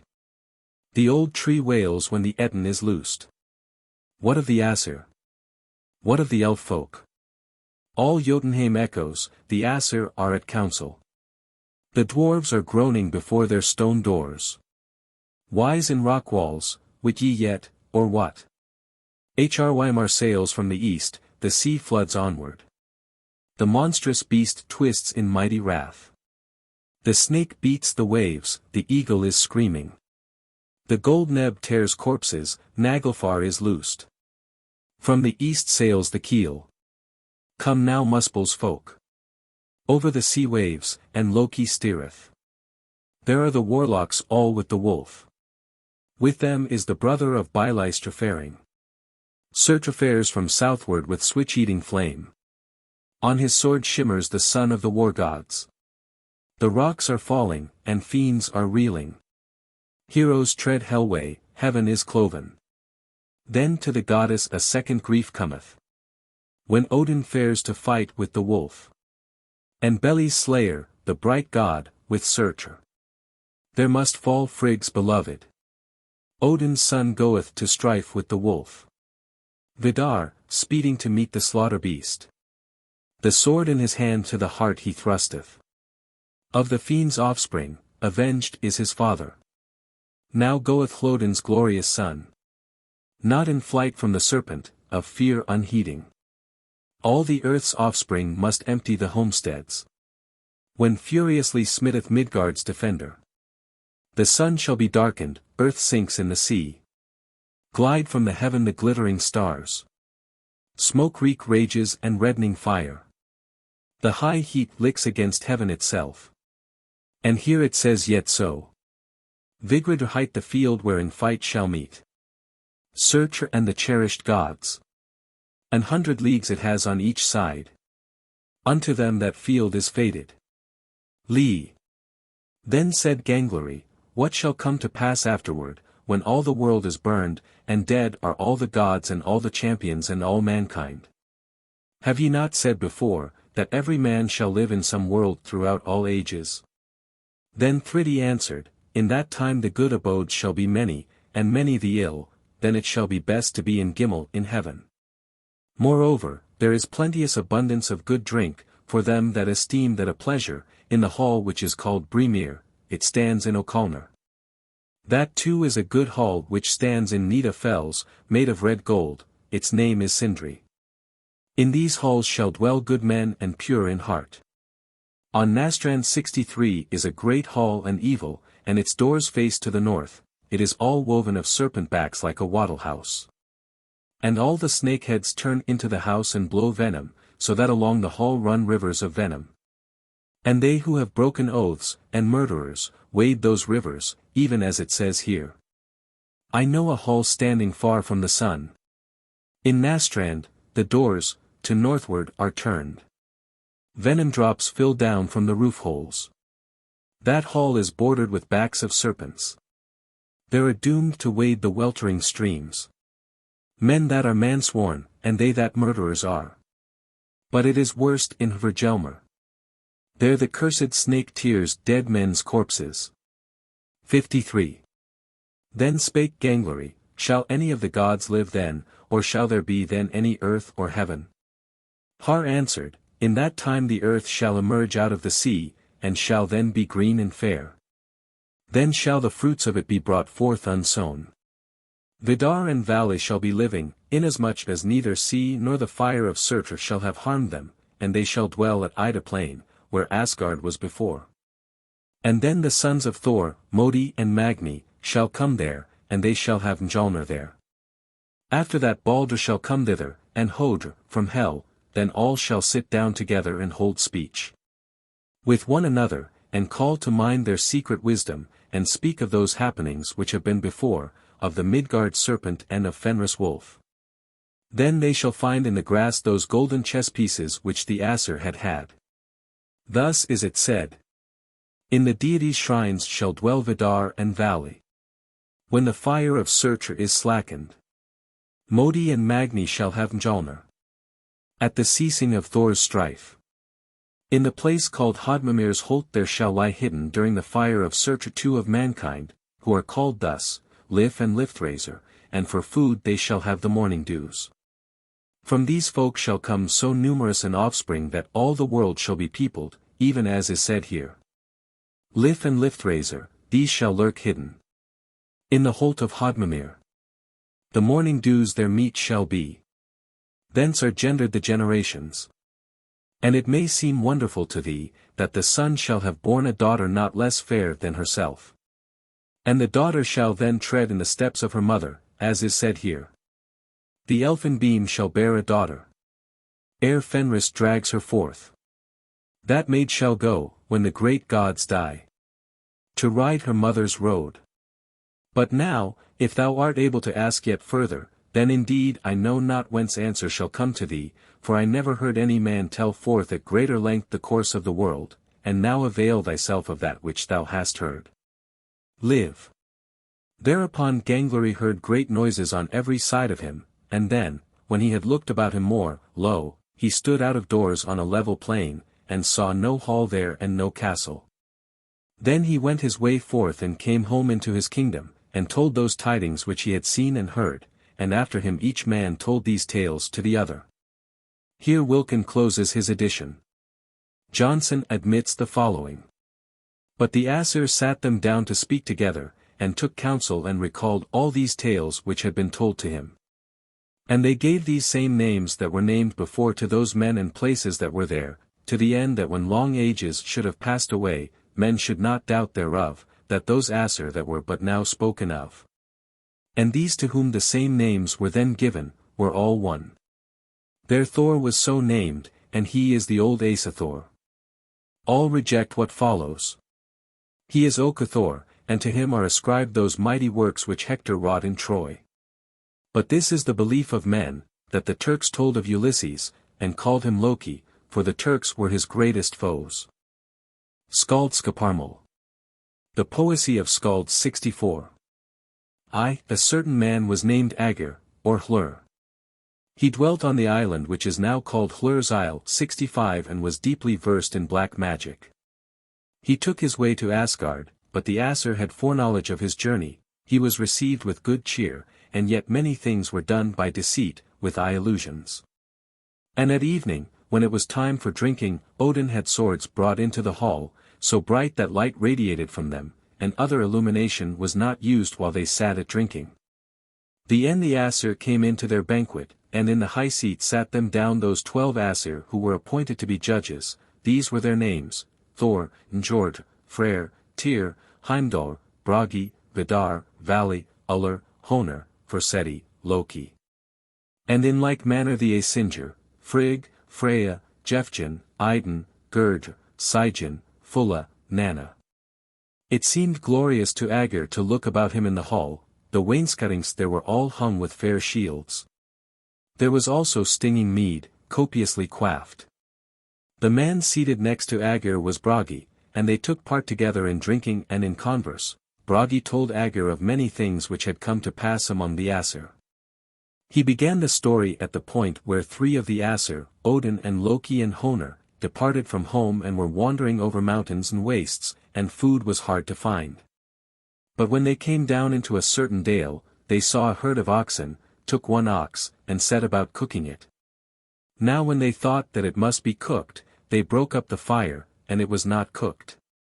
After a while had passed, they having scattered the fire a second time, and it was not cooked, they took counsel together, asking each other what it might mean. Then they heard a voice speaking in the oak up above them, declaring that he who sat there confessed he had caused the lack of virtue in the fire.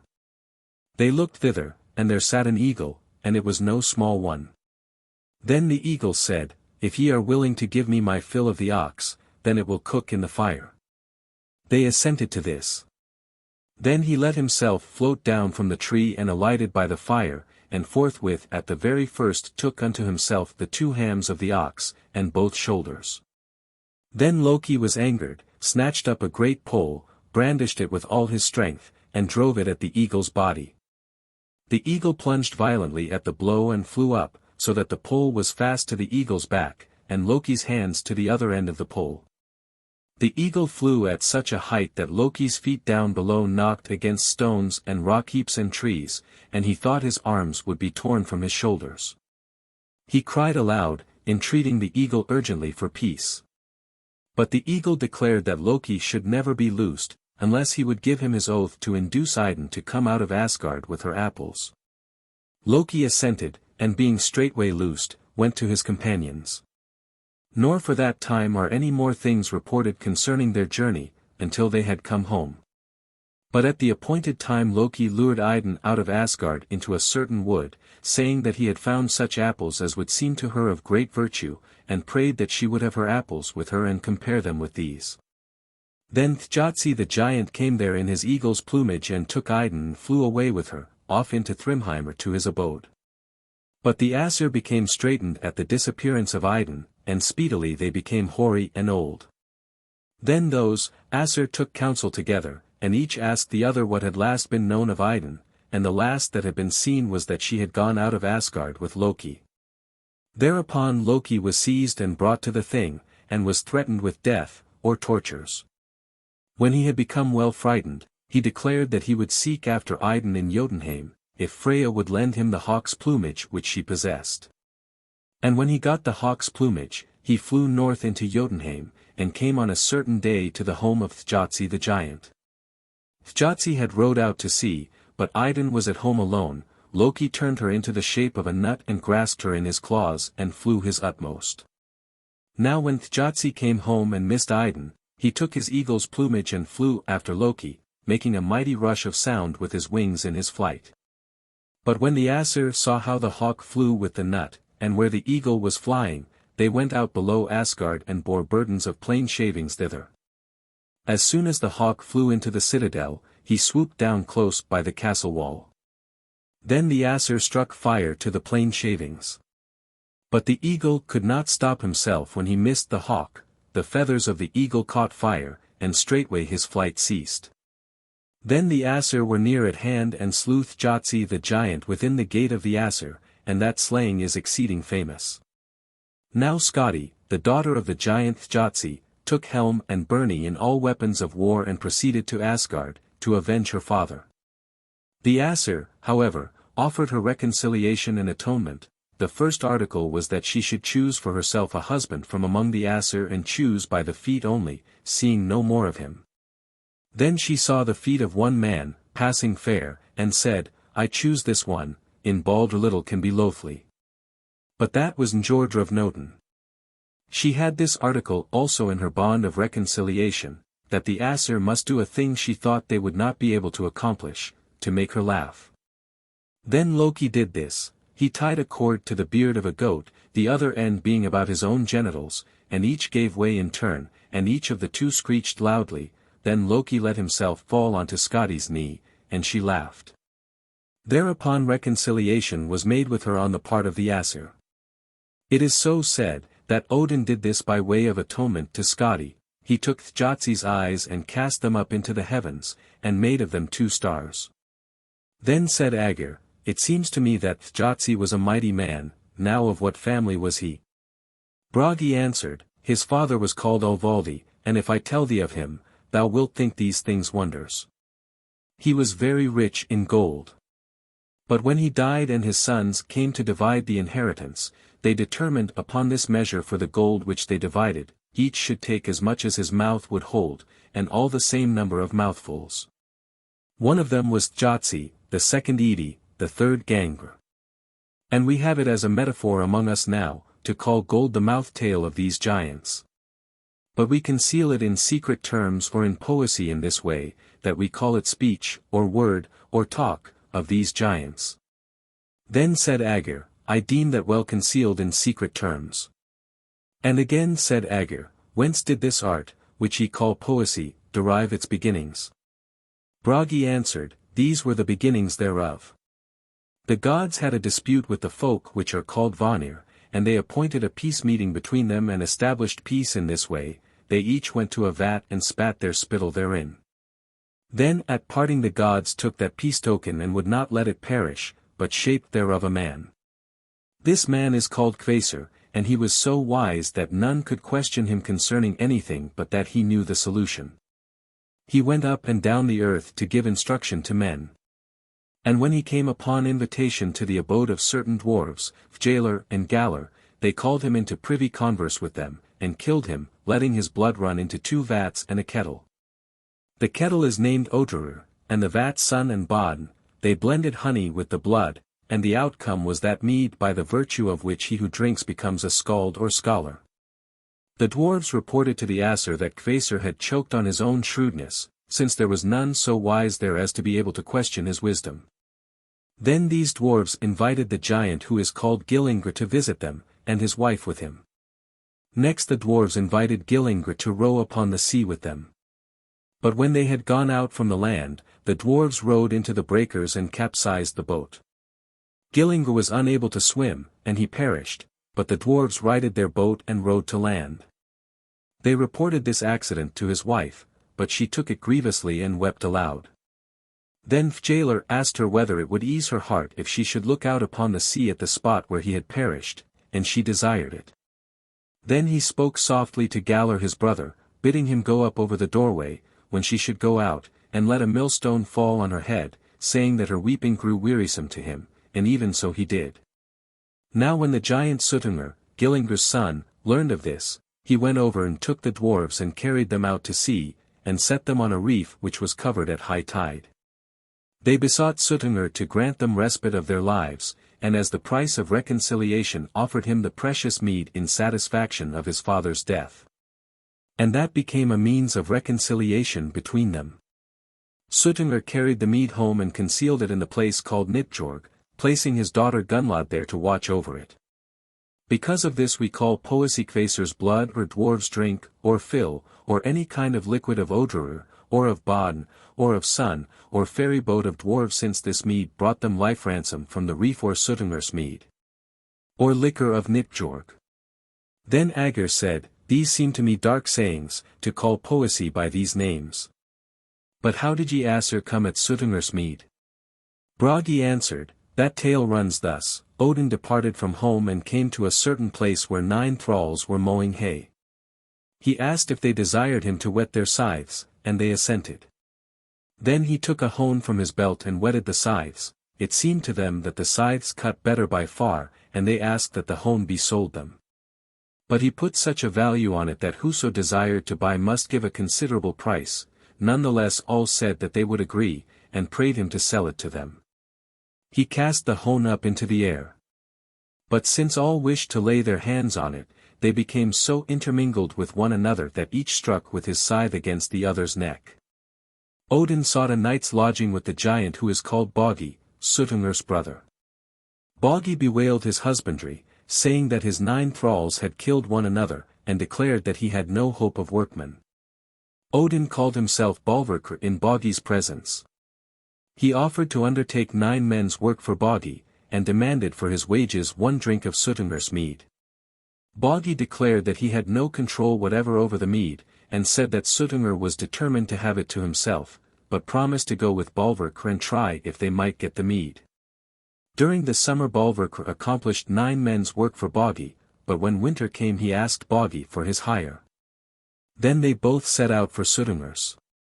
Bogi told Suttungr his brother of his bargain with Bolverkr. But Suttungr flatly refused them a single drop of the mead. Then Bolverkr made suggestion to Bogi that they try certain wiles, if perchance they might find means to get at the mead, and Bogi agreed readily. Thereupon Bolverkr drew out the auger called Rithi, saying that Bogi must bore the rock, if the auger cut. He did so. At last Bogi said that the rock was bored through, but Bolverkr blew into the auger hole, and the chips flew up at him. Then he discovered that Bogi would have deceived him, and he bade him bore through the rock. Bogi bored anew, and when Bolverkr blew a second time, then the chips were blown in by the blast. Then Bolverkr turned himself into a serpent and crawled into the auger hole, but Bogi thrust at him from behind with the auger and missed him. Bolverkr proceeded to the place where Gunnlod was, and lay with her 3 nights. And then she gave him leave to drink 3 draughts of the mead. In the first draught he drank every drop out of Odrur, and in the second, he emptied Bodn, and in the third, Sun, and then he had all the mead. Then he turned himself into the shape of an eagle and flew as furiously as he could, but when Suttungr saw the eagle's flight, he too assumed the fashion of an eagle and flew after him. When the Aesir saw Odin flying, straightway they set out their vats in the court, and when Odin came into Asgard, he spat up the mead into the vats. Nevertheless he came so near to being caught by Suttungr that he sent some mead backwards, and no heed was taken of this, whosoever would might have that, and we call that the poet Astur's part. 66 But Odin gave the mead of Suttungr to the Aesir and to those men who possessed the ability to compose. Therefore we call poesy Odin's booty and find, and his drink and gift, and the drink of the Aesir. Then said Agir, in how many ways are the terms of skaldship variously phrased, or how many are the essential elements of the skaldic art? Then Bragi answered, the elements into which all poesy is divided are 2. Agir asked, what 2? Bragi said, metaphor and meter. What manner of metaphor is used for skaldic writing? 3 are the types of skaldic metaphor. Which? Thus, first, calling everything by its name, the second type is that which is called substitution. The third type of metaphor is that which is called periphrasis, and this type is employed in such manner, suppose I take Odin, or Thor, or Tyr, or any of the Aesir or elves. And to any of them whom I mention, I add the name of a property of some other of the Aesir, or I record certain works of his. Thereupon he becomes owner of the name, and not the one whose name was applied to him, just as when we speak of Victory Tyr, or Tyr of the Hanged, or Tyr of Cargos, that then becomes Odin's name, and we call these periphrastic names. So also with the title Tyr of the Wain. 67. But now one thing must be said to young skalds, to such as yearn to attain to the craft of poesy and to increase their store of figures with traditional metaphors. Or to those who crave to acquire the faculty of discerning what is said in hidden phrase, let such an one, then, interpret this book to his instruction and pleasure. Yet one is not so to forget or discredit these traditions as to remove from poesy those ancient metaphors with which it has pleased chief skalds to be content. Nor, on the other hand, ought Christian men to believe in heathen gods, nor in the truth of these tales otherwise than precisely as one may find here in the beginning of the book. 2. Now you may hear examples of the way in which chief skalds have held it becoming to compose. Making use of these simple terms and periphrases, as when Arnar Earl Skald says that Odin is called All-Father. Now I'll tell men the virtue of the terrible Jarl. All-Father's song-surf streams. Late my sorrows lighten. Here, moreover, he calls poesy the song-surf of All-Father. Havardr the Halt sang thus. Now is the flight of eagles over the field. The sailors of the seahorses hie them to the hanged gods' gifts and feasting. Thus sang Vigaglumr. With the hanged god's helmet. The hosts have ceased from going. By the brink, not pleasant. The bravest held the venture. Thus sang Refr. Oft the gracious one came to me. At the holy cup of the raven god. The king of the stem-ploughed sea's gold. From the skald in death is sundered. Thus sang Eyvindr Skald Despoiler. And Sigurdr. He who sated the ravens. Of cargo god. With the gore of the host. Of slain haddings. Of life was spoiled. By the earth rulers. At Oglo. Thus sang Glumr Girison. There the tear of triumph. Himself inspired the terror. Of ships, the gods of breezes. That favor good men steered them. Thus sang Eyvindr. Gondol and Skogul. Gaudatyr sent. To choose from kings. Who of Yngvi's kin. Should go with Odin. And be in Valhall. Thus sang Ulfragason. Swiftly the far-famed rideth. The foretelling god, to the fire speeds. To the wide pyre of his offspring. Through my cheeks praise songs are pouring. Thus sang Thjodolfr of Vin. The slain lay their sand strewing. Spoil for the single-eyed. Dweller in Frigg's bosom. In such deeds we rejoiced. Hallfredr sang thus. The doughty ship-possessor. With sharpened words and soothfast. Lures our land, the patient. Barley-locked wife of Thridi. Here is an example of this metaphor, that in poesy the earth is called the wife of Odin. Here is told what Eyvindr sang. Hermodr and Bragi. Spake Hroptatyr. Go ye to greet the prince. For a king who seemeth. A champion cometh. To the hall hither. Thus sang Cormacr. The giver of lands, who bindeth. The sail to the top, with gold lace. Honors him who pours God's verse mead. Odin wrought charms on Rindr. Thus sang Steinthr. Much have I to laud. The ancient maid, though little. Liquor of the valiant. Load of Gunlod's arm-clasp. Thus sang Ulfragason. There I think the Valkyrs follow. And ravens, victorious Odin. To the blood of holy Baldr. With old tales the hall was painted. Thus sang Egil Skallagrimson. No victims for this. To Vili's brother. The high god, I offer. Glad to behold him. Yet has Mimir's friend. On me bestowed. Amends of evil. Which I account better. He has given me the art. He, the wolf's opposer. Accustomed to battle. Of blemish blameless. Here he is called High God, and friend of Mimir, an adversary of the wolf. Thus sang Refr. Swift god of slain, that wieldeth. The snowy billows wave-hawks. The ships that drive the sea-road. To thee we owe the dwarves' drink. Thus sang Einar Tinkling Scale. Tea is mine to pour the liquor. Of the host gods mead cask freely. Before the ship's swift speeder.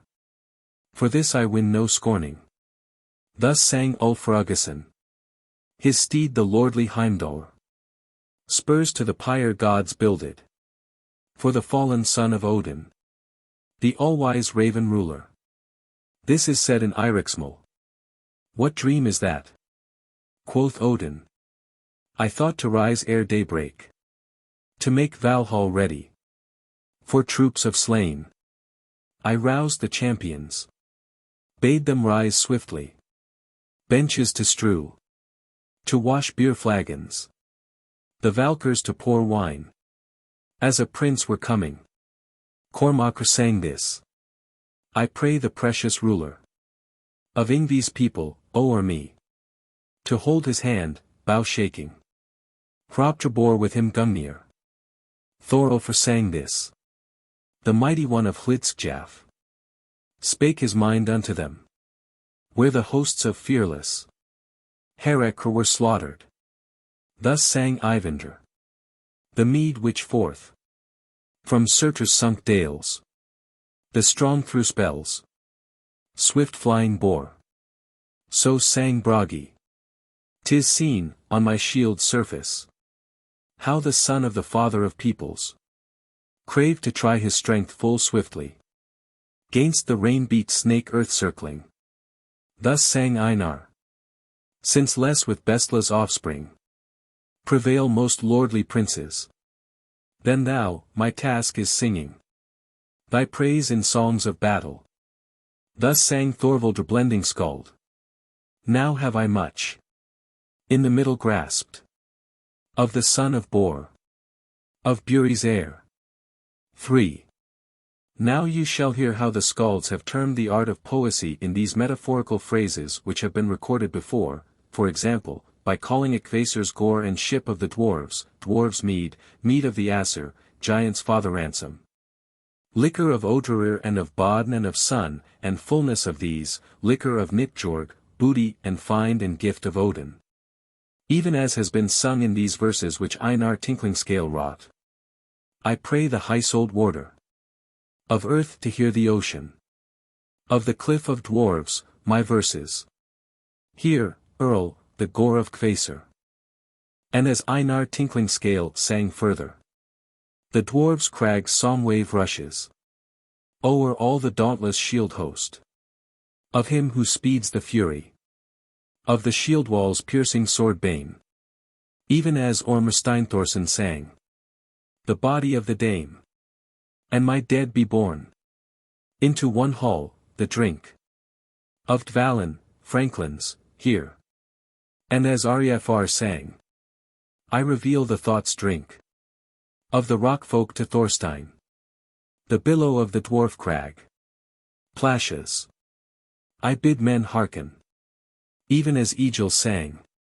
The prince requires my lore. And bound his praise to pour. Odin's mead I bore. To English shore.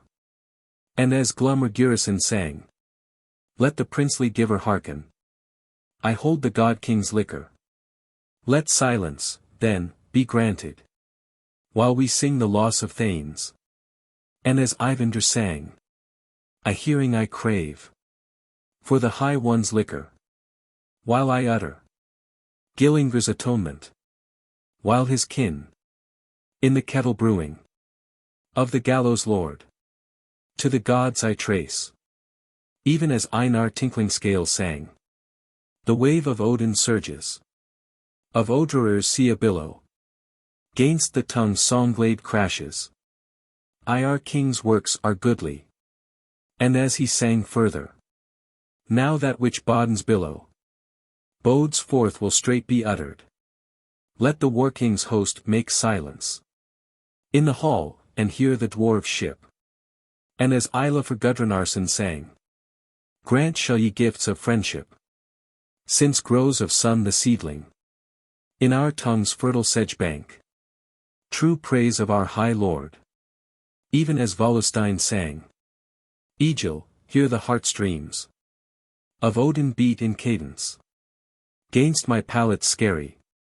The god's spoil to me is given. Thus sang Ormr Steinthorsson. No verse of mine men need to fear. No mockery I intertwine. In Odin's spoil. My skill is sure. In forging songs of praise. Thus sang Ulfruggason. I show to host glad a leafer. The Hartfjord's shoal of Odin. My song, him do I summon. To hear the gift of Grimnir. Poesy is called sea, or liquid of the dwarves, because Kvasir's blood was liquid in Odrerir before the mead was made, and then it was put into the kettle. Wherefore it is called Odin's kettle liquor, even as Eyvindr sang and as we have recorded before. While his kin. In the kettle brewing. Of the gallows lord. To the gods I trace. Moreover, poesy is called ship or ale of the dwarves, ale is el, and lee is a word for ships. Therefore it is held that it is for this reason that poesy is now called ship of the dwarves, even as this verse tells. The wit of Gunnlaug's liquor. In swelling wind-like fullness. And the everlasting dwarf ship. I own, to send the same road. 4. What figures should be employed to periphrase the name of Thor? Thus, one should call him son of Odin and of Jord, father of Magni and Modi and Thrudr, husband of Sif, stepfather of Ullr, wielder and possessor of Mjolnir and of the girdle of strength, and of Bilskirnir. Defender of Asgard and of Midgard, adversary and slaver of giants and trollwomen, smiter of Hrungnir, of Giridr and of Thrivaldi, master of Thjalfi and Roskva, foe of the Midgard serpent. Foster father of Vingnir and Lora. So sang Bragi the Skald. The line of Odin's offspring. Lay not slack on the gunwale. When the huge ocean serpent uncoiled on the sea's bottom. Thus sang Alvar Kutnozan the encircler of all regions. And Jord's son sought each other. Thus sang Eilifr. Roth stood Roskva's brother. And Magni's sire wrought bravely. With terror Thor's staunch heartstone. Trembled not, North Jalfis. And thus sang Eystein Valdason. With glowing eyes Thrudr's father. Glared at the sea-road circler. Ere the fish's watery dwelling. Flowed in, the boat confounding. Eystein sang further. Swiftly Sif's husband bound him. To haste forth with the giants. For his hardy fishing. Well sing we Hrimnir's horn stream. Again he sang. The earth fish tugged so fiercely. That Ullr's kinsman's clenched fists. Were pulled out past the gunwale. The broad planks rent asunder. Thus sang Bragi. The strong fiend's terrifier. In his right hand swung his hammer. When he saw the loathly sea fish. That all the lands confineth. Thus sang Gamli. While the lord of high Bilskirnir. Whose heart no falsehood fashioned. Swiftly strove to shatter. The sea fish with his hammer. Thus sang Thorbjörn Lady Skald. Bravely Thor fought for Asgard. And the followers of Odin. Thus sang Bragi. And the vast misshapen circler. Of the ship sea path, fierce-minded. Stared from below in anger. At the skull-splitter of Hrungnir. Again sang Bragi. Well hast thou, hewer in sunder. Of the 9 heads of Thrivaldi. Kept thy goats 68. Thus sang Eilifr. The merciless destroyer. Of the people of the giants. Grasped with ready forearms. At the heavy red-hot iron. Thus sang Ulfruggason. Faintly the stout-framed thickling. A fearful peril called it. At the great draught wondrous heavy. Drawn up by the lord of he-goats. Thus Ulfr sang further. The very mighty slayer. Of the mountain man brought crashing. His fist on Hymir's temple. That was a hurt full deadly. Yet again sang Ulfr. Vymar's ford's wide grappler. Gainst the waves smote featly. The glittering serpent's head off. With old tales the hall was gleaming. Here he is called Giant of Vymar's ford. There is a river called Vymar, which Thor waded when he journeyed to the garth of Giridr. Thus sang Vetralidi the Skald. Thou didst break the leg of Lekin. Didst cause to stoop Starkiter. Didst bruise Thrivaldi.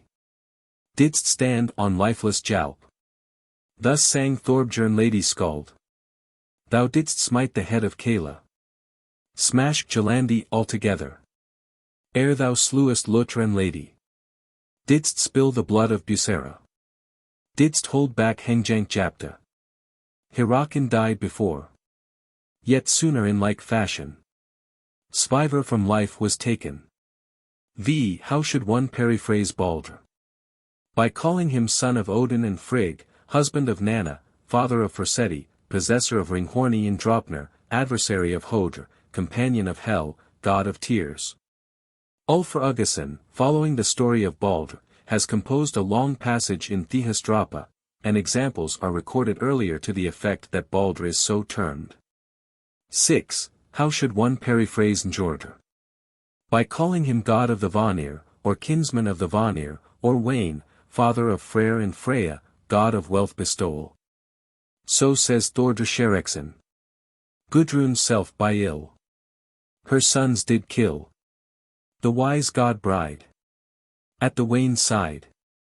Grieved. Men tell. Odin tamed steeds well. Was not the saying. Handr spared sword playing. Here it is recorded that Skadi departed from Njordr, as has already been written. 7. How should one periphrase Freyr? Thus, by calling him son of Njordr, brother of Freya, and also god of Vanir, and kinsman of the Vanir, and Wain, and god of the fertile season, and god of wealth gifts. Thus sang Egil Skallagrimson. For that Grjotbjorn. In goods and gear. Freyr and Njordr. Have fairly blessed. Freyr is called adversary of Beli, even as Eyvindr Spoiler of Skald sang. When the Earl's foe wished to inhabit the outer bounds of Beli's hater. He is the possessor of Skidbladnir and of that boar which is called Gold Bristle, even as it is told here. Ivaldi's offspring. In ancient days. Went to shape Skidbladnir. Foremost of ships. Fairly for Freyr. Choicely for Njordr's child. Thus speaks Ulfr Uggason. The battle-bold Freyr rideth. First on the golden bristled Barrowboar to the balefire of Baldr, and leads the people. The boar is also called Fearful Tusk. 8. How should one periphrase Heimdallr? By calling him son of 9 mothers, or watchman of the gods, as already has been written, or white god, foe of Loki, seeker of Freya's necklace. A sword is called Heimdallr's head, for it is said that he was pierced by a man's head. The tale thereof is told in Heimdallr, and ever since a head is called Heimdallr's measure, a sword is called man's measure. Heimdallr is the possessor of Gulltoppr. He is also frequenter of Vigaskr and Singastein, where he contended with Loki for the necklace Brisingamen. He is also called Vindler. Ulfr Uggason composed a long passage in the Husdrapa on that legend, and there it is written that they were in the form of seals. Heimdallr also is son of Odin. 9. How should one periphrase Tyr? By calling him the one-handed god, and fosterer of the wolf, god of battles, son of Odin. X. How should one periphrase Bragi? By calling him husband of Idun, first maker of poetry, and the long-bearded god, after his name, a man who has a great beard is called Beard Bragi, and son of Odin. 11. How should one periphrase Vidar? He may be called the silent god, possessor of the iron shoe, foe and slayer of Fenris Wolf, avenger of the gods, divine dweller in the homesteads of the fathers, son of Odin, and brother of the Aesir. 12. How should Vali be periphrased? Thus, by calling him son of Odin and Rindr, stepson of Frigg, brother of the Aesir, Baldr's avenger, foe and slayer of Hodr, dweller in the homesteads of the fathers. 13. How should one periphrase Hodr? Thus, by calling him the blind god, Baldr's slayer, thrower of the mistletoe, son of Odin, companion of Hel, foe of Vali. 14. How should Ullr be periphrased? By calling him son of Sif, stepson of Thor, god of the snowshoe, god of the bow, hunting god, god of the shield. 15. How should Honor be periphrased? By calling him benchmate or companion or friend of Odin, the swift of God, the long-footed, and king of clay. 69. 16. How should one periphrase Loki? Thus, call him son of Farbodi and Laufey, or of Nil, brother of Byleistra and of Helblindi, father of the monster of Van, that is, Fenris wolf, and of the vast monster, that is, the Midgard serpent, and of Hel, and Nari, and Ali. Kinsman and uncle, evil companion and benchmate of Odin and the Aesir, visitor and chest-trapping of Giridr, thief of the giants, of the goat, of Brisingamen, and of Idun's apples, kinsman of Sleipnir, husband of Sigyn, foe of the gods. Harmer of Sif's hair, forger of evil, the sly god, slanderer and cheat of the gods, contriver of Baldr's death, the bound god, wrangling foe of Heimdall and of Skadi. Even as Ulfruggason sings here. The famed rainbow's defender. Ready in wisdom, striveth. At Singestein with Loki. Farbodi's since-lie offspring. The son of mothers 8 and 1. Mighty in wrath, possesses. The stone ere Loki cometh. I make known songs of praise. Here it is written that Heimdall is the son of 9 mothers. 17. Now an account shall be given of the source of those metaphors which have but now been recorded, and of which no accounts were rendered before, even such as Bragi gave to Agr, telling how Thor had gone into the east to slay trolls. And Odin rode Sleipnir into Jotunheim and visited that giant who was named Hrungnir. Hrungnir asked what manner of man he with the golden helm might be, who rode through air and water, and said that the stranger had a wondrous good steed. Odin said he would wager his head there was no horse in Jotunheim that would prove equally good. Hrungnir answered that it was a good horse, but declared that he had a much better paced horse which was called Goldmane. Hrungnir had become angry, and vaulted up onto his horse and galloped after him, thinking to pay him for his boasting. Odin galloped so furiously that he was on the top of the next hill first. But Hrungnir was so filled with the giant's frenzy that he took no heed until he had come in beyond the gates of Asgard. When he came to the hall door, the Aesir invited him to drink. He went within and ordered drink to be brought to him, and then those flagons were brought in from which Thor was wont to drink, and Hrungnir swillied from each in turn. But when he had become drunken, then big words were not wanting. He boasted that he would lift up Valhall and carry it to Jotunheim, and sink Asgard and kill all the gods, save that he would take Freya and Sif home with him. Freya alone dared pour for him, and he vowed that he would drink all the ale of the Aesir.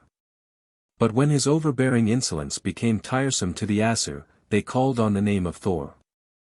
Straightway Thor came into the hall, brandishing his hammer, and he was very wroth, and asked who had advised that these dogs of giants be permitted to drink there, or who had granted Hrungnir safe conduct to be in Valhall. Or why Freya should pour for him as at a feast of the Aesir. Then Hrungnir answered, looking at Thor with no friendly eyes, and said that Odin had invited him to drink, and he was under his safe conduct. Thor declared that Hrungnir should repent of that invitation before he got away. Hrungnir answered that Asa Thor would have scant renown for killing him, weaponless as he was. It were a greater trial of his courage if he dared fight with Hrungnir on the border at Grjotunagard. And it was a great folly, said he, when I left my shield and home behind at home, if I had my weapons here, then we should try single combat. But as matters stand, I declare thee a coward if thou wilt slay me, a weaponless man. Thor was by no means anxious to avoid the fight when challenged to the field, for no one had ever offered him single combat before. Then Hrungnir went his way, and galloped furiously until he came to Jotunheim.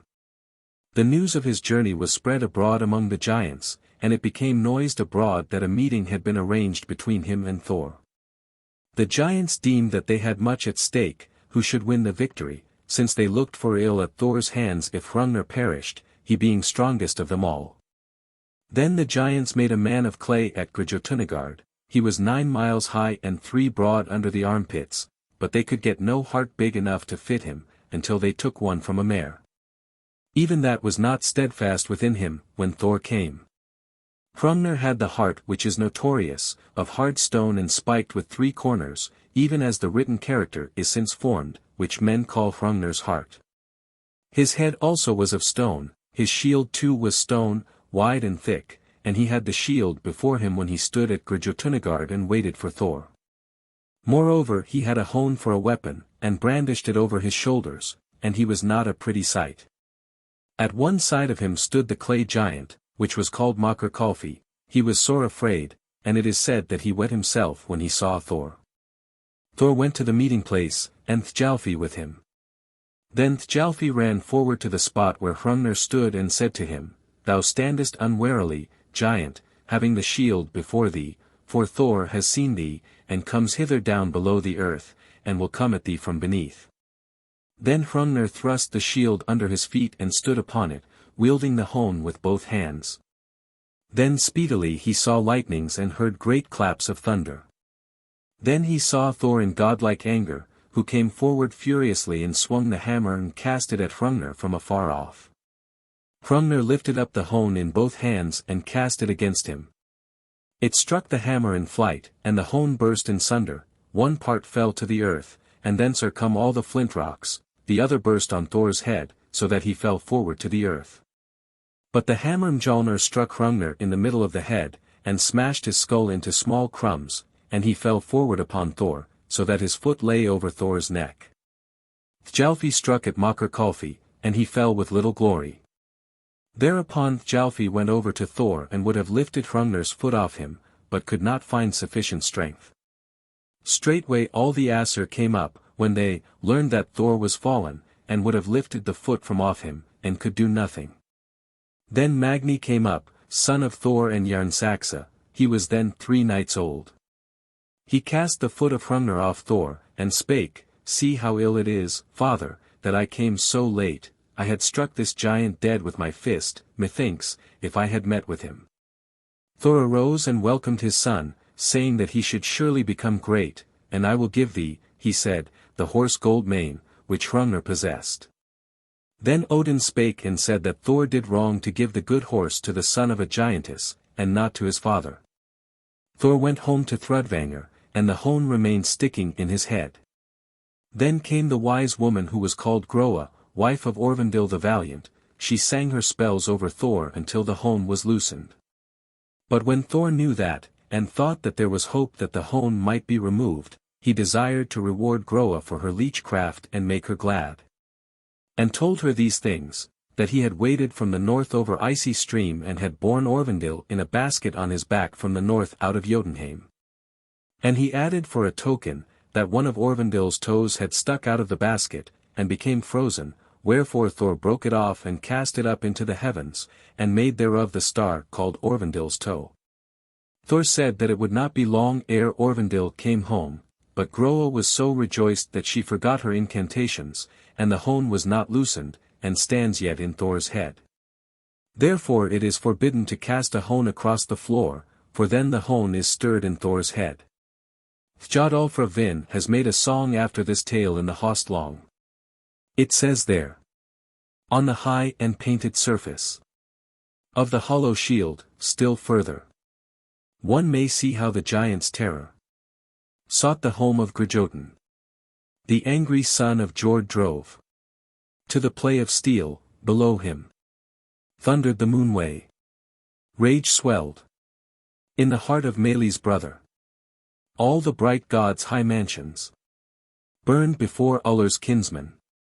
With hail the earth was beaten along his course, when the he-goats drew the god of the smooth wain forward to meet the grisly giant. The earth, the spouse of Odin, straightway reft asunder. No truce made Baldra's brother with the bitter foe of earth folk. Rocks shook, and crags were shivered. The shining upper heaven burned. I saw the giant of the boat-sailed sea reef waver and give way fast before him, seeing his warlike slayer. Swiftly the shining shield rim shot 'neath the cliff-ward shoesoles. That was the wise god's mandate. The war Valkyrs willed it. The champion of the wasteland Not long thereafter waited. For the speedy blow delivered. By the friend of the snout troll's crusher. He who of breath despoileth. Belly's baleful hirelings. Felled on the shield rim circled. The fiend of the roaring mountain. The monster of the glen field.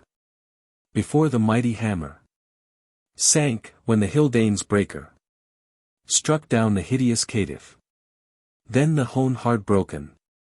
Hurled by the ogress lover. Word into the brain ridge. Of earth's son, that the wetter. Of steels, sticking unloosened. In the skull of Odin's offspring. Stood there all besprinkled. With Einridi's blood. Until the wise ale goddess. With wondrous lays, enchanted. The vaunted woe, rust ruddy. From the Wain god's sloping temples. Painted on its circuit. I see them clearly pictured. The fair bossed shield, with stories. Figured, I had from Thorlulfr. 70. 18, Then said, Agr, methinks Hrungnir was of great might. Did Thor accomplish yet more valorous deeds when he had to do with the trolls? And Bragi answered, It is worthy to be told at length, how Thor went to Girdr's dwelling. At that time he had not the hammer Mjolnir with him, nor his girdle of might, nor the iron gauntlets, and that was the fault of Loki, who went with him.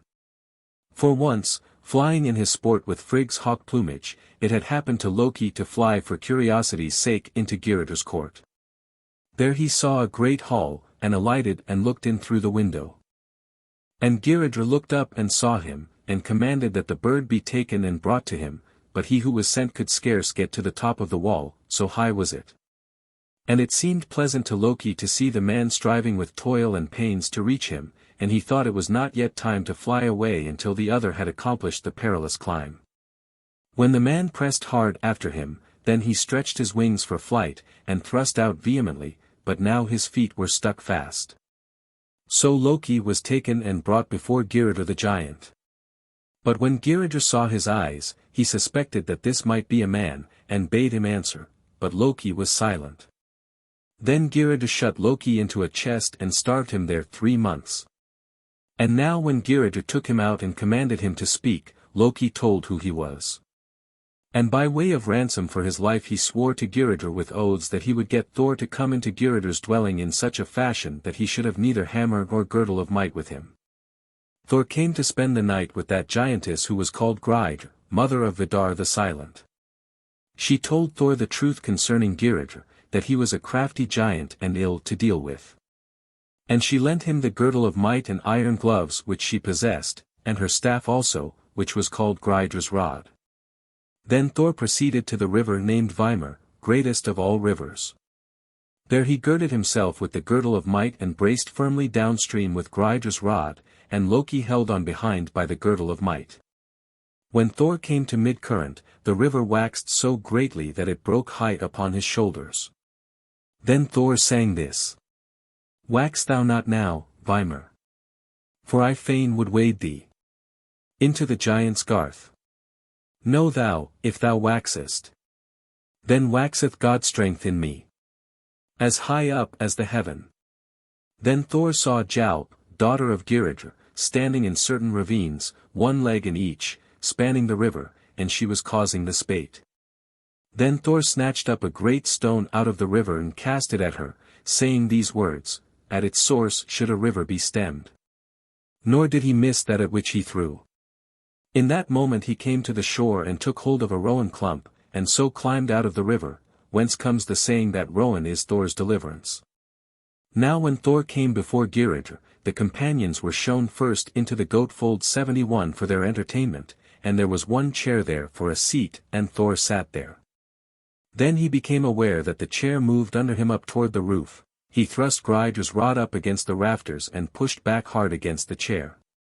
Then there was a great crash, and screaming followed. Under the chair had been Girdr's daughters, Jalp and Grape, and he had broken both their backs. Then Girdr had Thor called into the hall to play games. There were great fires the whole length of the hall.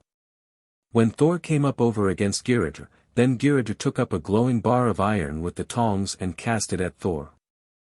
Thor caught it with his iron gloves and raised the bar in the air, but Gyrdir leapt behind an iron pillar to save himself. Thor lifted up the bar and threw it, and it passed through the pillar and through Gyrdir and through the wall, and so on out, even into the earth. Eilifur Gudrunarson has wrought verses on this story, in Thorstrapa. The winding sea snake's father did wile from home the slayer of the life of the gods' grim foemen. Ever was Loptra liar, the never faithful searcher of the heart of the fearless thunderer. Declared green ways were lying to the walled stead of Gyrdir. No long space Thor let Loki lure him to the going.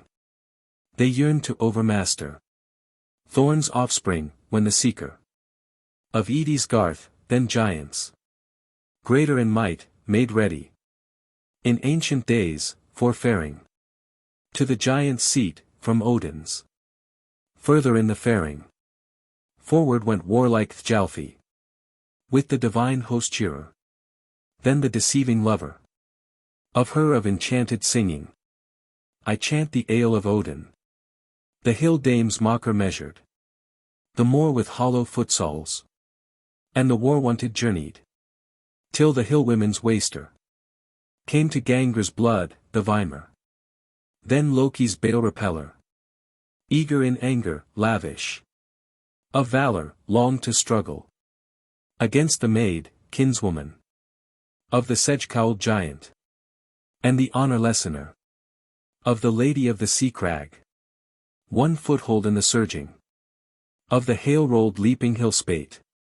The rock knave's swift pursuer past the broad stream of his staff's road, where the foam-flecked mighty rivers frothed with raging venom. There they set the staves before them. In the streaming grove of dogfish, the windwood's slippery pebbles, smitten to speech, slept not. The clashing rod did rattle gainst the worn rocks, and the rapid of the fells howled, storm-smitten on the river's stony anvil. The weaver of the girdle beheld the washing slope stream fall on his hard-grown shoulders. No help he found to save him. The minisher of hillfolk caused might to grow within him, even to the roof of heaven, till the rushing flood should ebb. The fair warriors of the Aesir, in battle wise, fast waited, and the surging pool, sword-sweeping, streamed, the earth drifts billow, blown by the mighty tempest, tugged with monstrous fury at the terrible oppressor of the earth-born tribe of cave-folk, till Thjalfi came uplifted on his lord Thor's wide shield strap. That was a mighty Thu-test. For the prop of heaven, the maidens of the harmful giant stiffly held the stream stubborn against them. The giantess destroyer with Greidir's staff fared sternly, nor did their hearts of rancor droop in the men unblemished, nor courage gainst the headlong fall of the current fail them. A fiercer daring spirit flamed in the dauntless god's breast.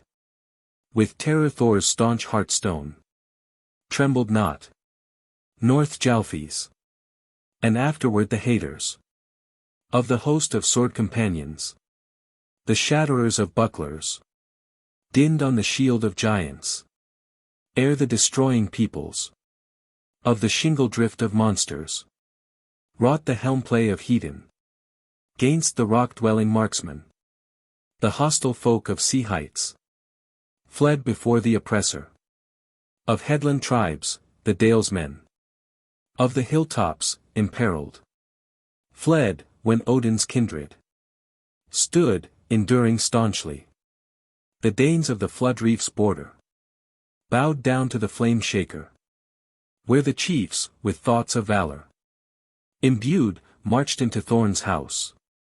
A mighty crash resounded of the cave's ring wall. The slayer of the mountain reindeer people on the giant maiden's wide hood was brought in bitter peril. There was baleful peace talk, and they pressed the high head, bearing The piercing brow moon's eye flame. Against the hill hall's rafters. On the high roof tree broken. He crushed those raging women. The swinging storm car's guider. Burst the stout, ancient backridge. And breastbones of both women. Earth's sun became familiar. With knowledge strange. The cavemen. Of the land of stone o'ercame not. Nor long with ale were merry. The frightful elm string's plucker. The friend of Sudri, hurtled. The hot bar, in the forge fused. Into the hand of Odin's gladdener. So that Gunnar's swift speeder. Seized, the friend of Freya. With quick hand gulps, the molten. High-raised draught of metal. When the firebrand, glowing. Flew with maddened fury. From the giant's gripping fingers. To the grim sire of Thrudr. The hall of the doughty trembled. When he dashed the massy forehead. Of the hill white, gainst the bottom. Of the house wall's ancient column. Ullr's glorious stepsire. With the glowing bar of mischief. Struck with his whole strength downward. At the hill nave's mid-girdle. The god with gory hammer. Crushed utterly Glomr's lineage. The hunter of the kindred. Of the hearth dame was victorious. The plucker of the bowstring. Lacked not his people's valor. The chariot god, who swiftly. Wrought grief to the giant's bench thanes. He to whom hosts make offering. Hewed down the dolt-like dwellers. Of the cloud abyss of Elfhome. Crushing them with the fragment. Of Greidra's rod, the litter. Of hawks, the race of Listi. Could not harm the help strong. Queller of Ella's stonefolk. 19. How should one periphrase Frigg?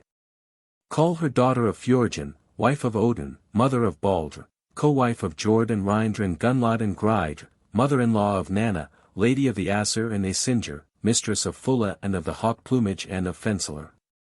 XX. How should one periphrase Freya?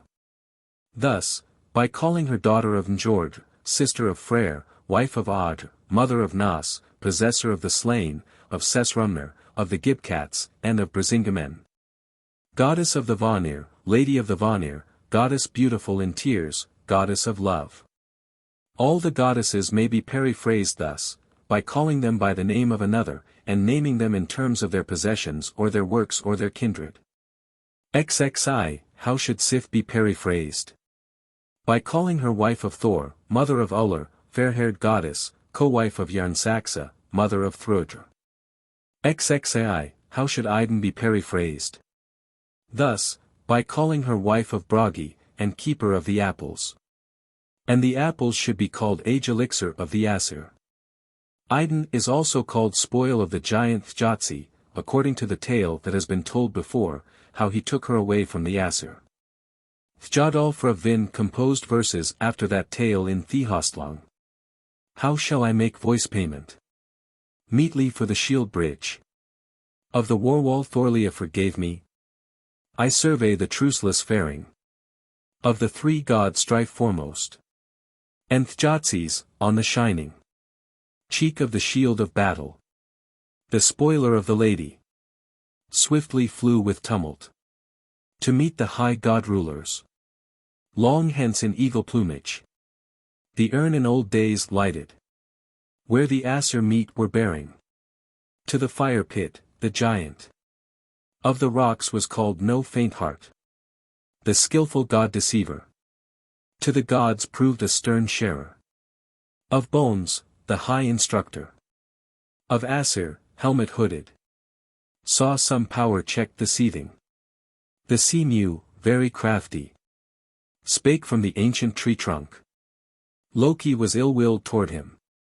The wolfish monster ordered. Mele's sire to deal him. Food from the holy trencher. The friend of him of ravens. To blow the fire was chosen. The giant king, flesh-greedy. Sank down, where the guileless. Craft-sparing gods were gathered. The comely lord of all things. Commanded Loki swiftly. To part the bull's meat, slaughtered. By Skadi's ringing bowstring. Among the folk, but straightway. The cunning food defiler. Of the Asir filched the quarters. All four, from the broad table. And the hungry sire of giants. Savagely ate the yoke beast. From the oak tree's sheltering branches. That was in ancient ages.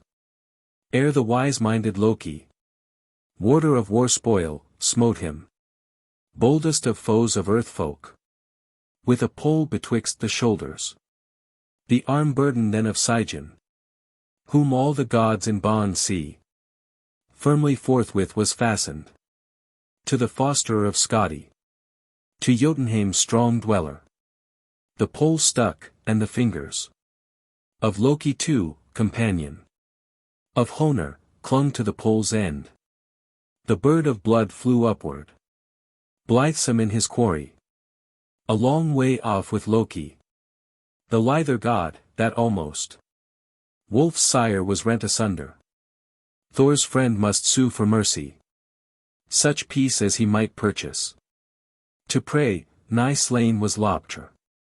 Then Hymir's kinsman ordered. The crafty god, pain-maddened. To wile to him the maiden. Who warded the Asir's age cure.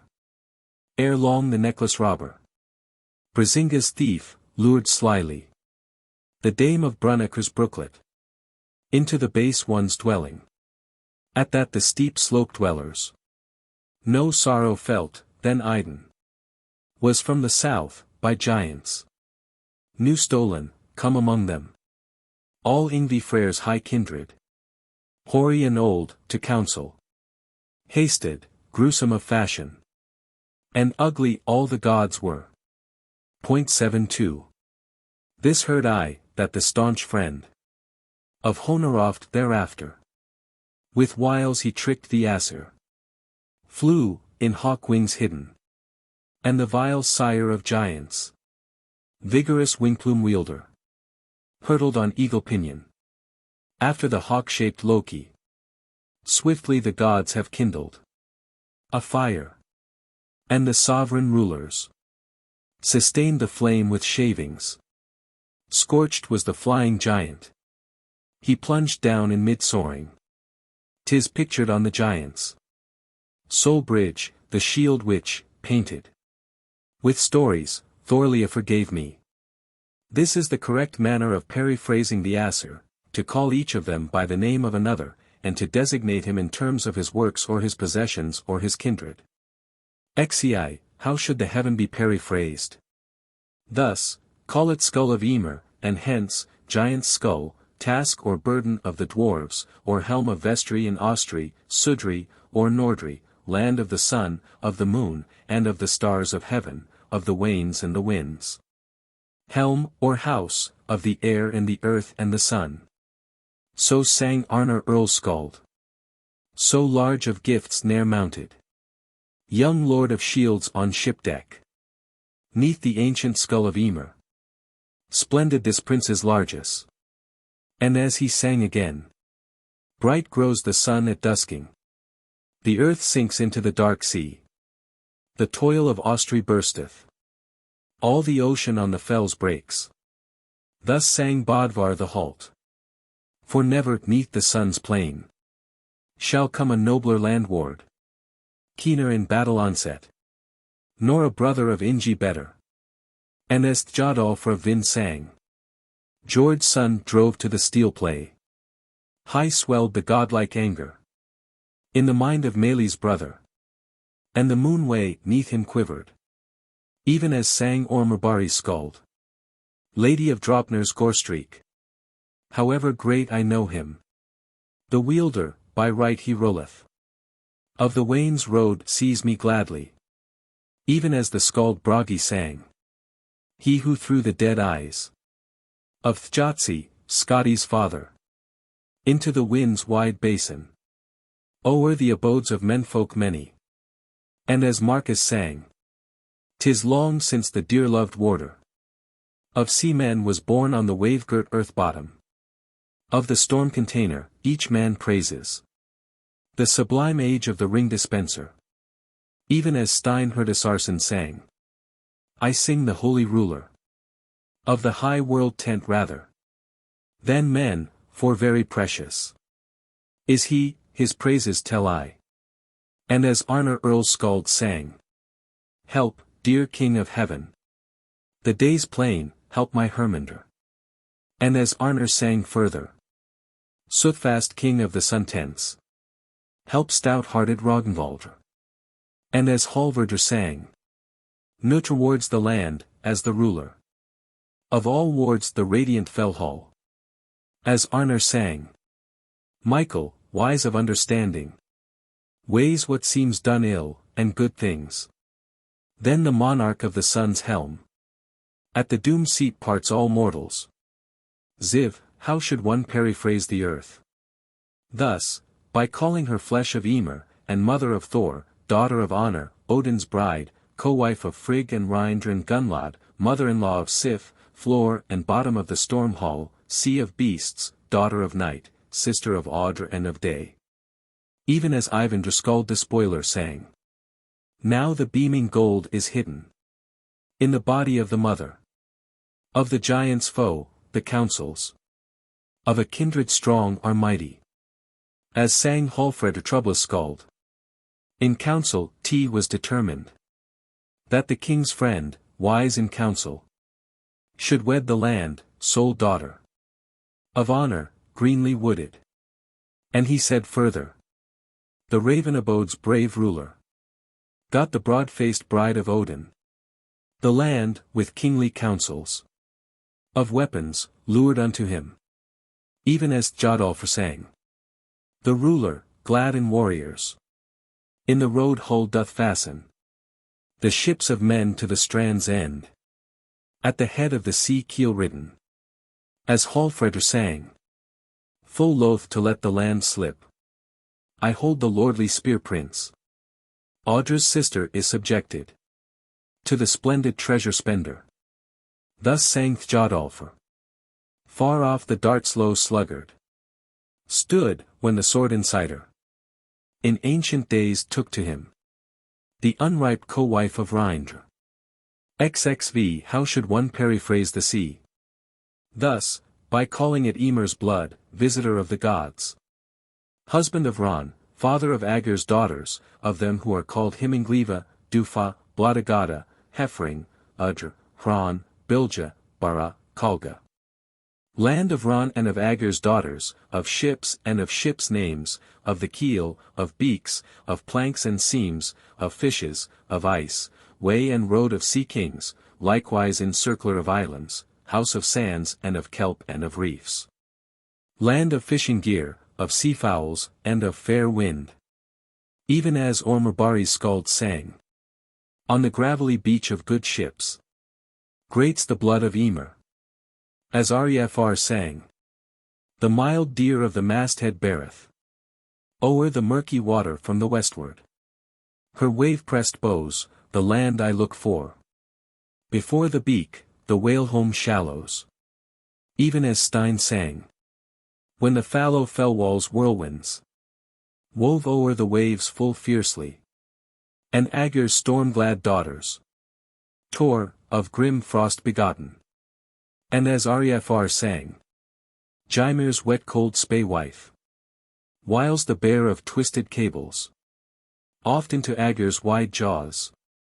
Where the angry billow breaketh. It is said here that Agir and Gymir are both the same. And he sang further. And the sea peaks Sleipnir slitteth. The stormy breast rain driven. The wave, with red stain running. Out of white Ron's mouth. As Einar Skulason sang. The stern snow wind has thrust out. With strength, the ship from landward. The swanland steed sees Iceland. Into the surf receding. And as he sang further.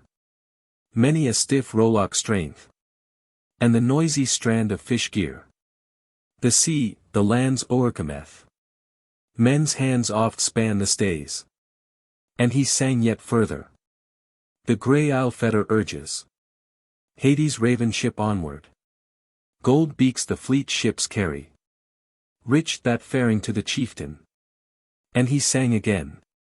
The Islerim autumn chilly impels the dock's cold snowshoe. And thus also the cool land's surging girdle before the beak springs asunder. As Snæbjorn sang. They say 9 brides of Skerries swiftly move the sea churn of Gradi's island flower bin.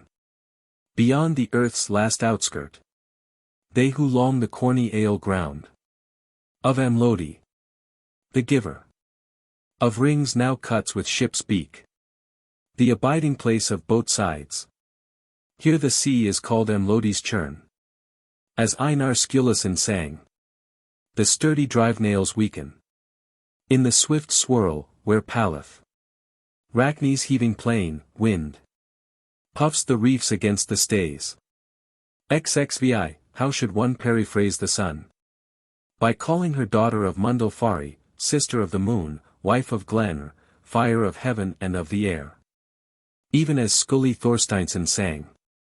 Glanr's god-blithe bedmate wadeth into the goddess's mansion with rays. Then the good light cometh of grace-arced Mani downward. Thus sang Einar Sturluson. Whereso the lofty flickering flame of the world's hall swimmeth o'er our loved friend, who haddeth and lavisheth the sea gold. 27.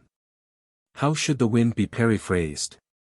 Thus, call it son of Fornjotr, brother of the sea and of fire, scathe or ruin or hound or wolf of the wood or of the sail or of the rigging. Thus spake Svein in the Nordersettadrapa. First began to fly Fornjotr's sons ill-shapen. 18. How should one periphrase fire? Thus, call it brother of the wind and the sea, ruin and destruction of wood and of houses, Hafer's bane, son of houses. 6. How should winter be periphrased? Thus, call it son of Vinsvor, destruction of serpents, tempest season. Thus sang Ormur Steinthorsson. To the blind man I proffer this blessing, Vinsvor's son. Thus sang Isgrimr, the warlike spoil bestower, lavish of wealth, that winter. Snakes woe in Thrandheim tarried. The folk knew thy true actions. XXX. How should one periphrase summer? Thus, call it son of Svassadr and comfort of serpents, and growth of men. Even as Egil Skallagrimsson sang. We shall wave our swords, O dire. Of wolf's teeth, make them glitter. A deed we have for wreaking. In the comfort of dale serpents. XXXI, how should man be periphrased? By his works, by that which he gives or receives or does, he may also be periphrased in terms of his property, those things which he possesses, and, if he be liberal, of his liberality. Likewise in terms of the families from which he descended, as well as of those which have sprung from him. How is one to periphrase him in terms of these things? Thus, by calling him accomplisher or performer of his goings or his conduct, of his battles or sea voyages or huntings or weapons or ships. And because he is a tester of weapons and a winner of battles, the words for winner and would being the same, as are also those for tester and rowan, therefore, from these phrases, skalds have called man ash or maple, grove, or other masculine tree names, and periphrased him in such expressions in terms of battles or ships or possessions. It is also correct to periphrase man with all the names of the Aesir, also with giant terms, and this last is for the most part for mocking or libelous purposes. Periphrasis with the names of elves is held to be favorable. Woman should be periphrased with reference to all female garments, gold and jewels, ale or wine or any other drink, her to that which she dispenses or gives. Likewise with reference to ale vessels, and to all those things which it becomes her to perform or to give. It is correct to periphrase her thus, by calling her giver or user of that of which she partakes. But the words for giver and user are also names of trees, therefore woman is called in metaphorical speech by all feminine tree names. Woman is periphrased with reference to jewels or agates for this reason. In heathen times what was called a stone necklace, which they wore about the neck, was a part of a woman's apparel. Now it is used figuratively in such a way as to periphrase woman with stones and all names of stones. Woman is also metaphorically called by the names of the Aesingr or the Valkyrs or Norse or women of supernatural kind. It is also correct to periphrase woman in terms of all her conduct or property or family. XXXII, how should gold be periphrased? Thus, by calling it Agir's fire, and needles of Glacier, hair of Sif, snood of Fulla, Freya's tears, talk and voice and word of giants, Draupnir's drop and rain or shower of Draupnir, or of Freya's eyes, Otter's ransom, forced payment of the Asur. Seed of Fyrisplain, cairn roof of Hulgi, fire of all waters and of the hand, stone and reef or gleam of the hand. 33. Wherefore is gold called Agir's fire? This tale is to the same purport as we have told before. Agir went to Asgard to a feast, but when he was ready to return home, he invited Odin and all the Asur to visit him in 3 months' time. First came Odin and Njord, Freyr, Tyr, Bragi, Vidar, Loki, likewise the Aesingr, Frigg, Freya, Jeftin, Skadi, Idun, Sif. Thor was not there, having gone into the eastern lands to slay trolls. When the gods had sat down in their places, straightway Agir had bright gold brought in onto the floor of the hall, and the gold gave forth light and illumined the hall like fire, and it was used there for lights at his banquet. Even as in Valhall swords were used in place of fire. Then Loki bandied sharp words with all the gods, and slew one of Agir's thralls, him who was called Five-Finger, another of his thralls was named Firekindler. Ran is the name of Agir's wife, and their daughters are 9, even as we have written before. At this feast all things were self-served, both food and ale, and all implements needful to the feast. Then the Asur became aware that Ran had that net wherein she was wont to catch all men who go upon the sea. Now this tale is to show whence it comes that gold is called fire or light or brightness of Agir, of Ran, or of Agir's daughters. And now such use is made of these metaphors that gold is called fire of the sea, and of all names of the sea, even as Agir or Ran had names associated with the sea. Therefore gold is now called fire of waters or of rivers, and of all river names. But these names have fared just as other figures also have done. The later skalds have composed after the examples of the old skalds, even those examples which stood in their poems. But were later expanded into such forms as seemed to later poets to be like what was written before, as a lake is to the sea, or the river to the lake, or the brook to the river. Therefore all these are called new figures, when terms are expanded to greater length than what was recorded before, and all this seems well and good, so fair as it concurs with verisimilitude and nature. As Bragi the skald sang, I was given by the battler the fire of the brook of sea fish. He gave it me, with mercy, for the drink of the mountain giant. XXXIV, why is gold called the needles, or leaves, of Glacier? In Asgard, before the doors of Valhall, there stands a grove which is called Glacier, and its leafage is all red gold, even as is sung here. Glacier stands with golden leafage before the high gods' halls. Far and wide, this tree is the fairest known among gods and men. XXXV, why is gold called Sif's hair? Loki Laufeyarson, for mischief's sake, cut off all Sif's hair. But when Thor learned of this, he seized Loki, and would have broken every bone in him, had he not sworn to get the black elves to make Sif hair of gold, such that it would grow like other hair. After that, Loki went to those dwarves who are called of all these sons, and they made the hair, and Skidbladnir also, and the spear which became Odin's possession, and was called Gungnir. Then Loki wagered his head with the dwarf called Brakr that Brakr's brother Sindri could not make 3 other precious things equal in virtue to these.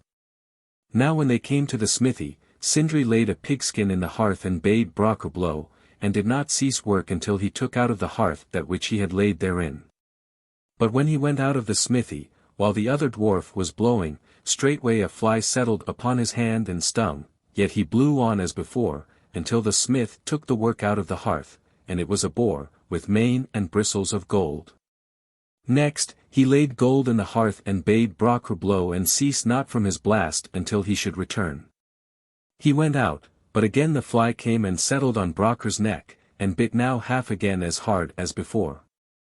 Yet he blew even until the smith took from the hearth that gold ring which is called Draupnir. Then Sindri laid iron in the hearth and bade him blow, saying that it would be spoiled if the blast failed. Straightway the fly settled between Brokkr's eyes and stung his eyelid, but when the blood fell into his eyes so that he could not see, then he clutched at it with his hand as swiftly as he could, while the bellows grew flat. And he swept the fly from him. Then the smith came thither and said that it had come near to spoiling all that was in the hearth. Then he took from the forge a hammer, put all the precious works into the hands of Brokkr his brother, and bade him go with them to Asgard and claim the wager. Now when he and Loki brought forward the precious gifts, the Asir sat down in the seats of judgment, and that verdict was to prevail which Odin, Thor, and Freyr should render. Then Loki gave Odin the spear Gungnir, and to Thor the hair which Sif was to have, and Skidbladnir to Freyr, and told the virtues of all these things, that the spear would never stop in its thrust. The hair would grow to the flesh as soon as it came upon Sif's head. And Skidbladnir would have a favoring breeze as soon as the sail was raised, in whatsoever direction it might go, but could be folded together like a napkin and be kept in Freyr's pouch if he so desired. Then Brokkr brought forward his gifts. He gave to Odin the ring, saying that 8 rings of the same weight would drop from it every 9th night. To Freyr he gave the boar, saying that it could run through air and water better than any horse, and it could never become so dark with night or gloom of the murky regions that there should not be sufficient light where he went. Such was the glow from its mane and bristles.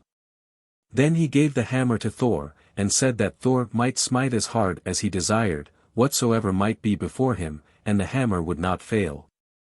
And if he threw it at anything, it would never miss, and never fly so far as not to return to his hand, and if be desired, he might keep it in his sark, it was so small, but indeed it was a flaw in the hammer that the forehaft was somewhat short.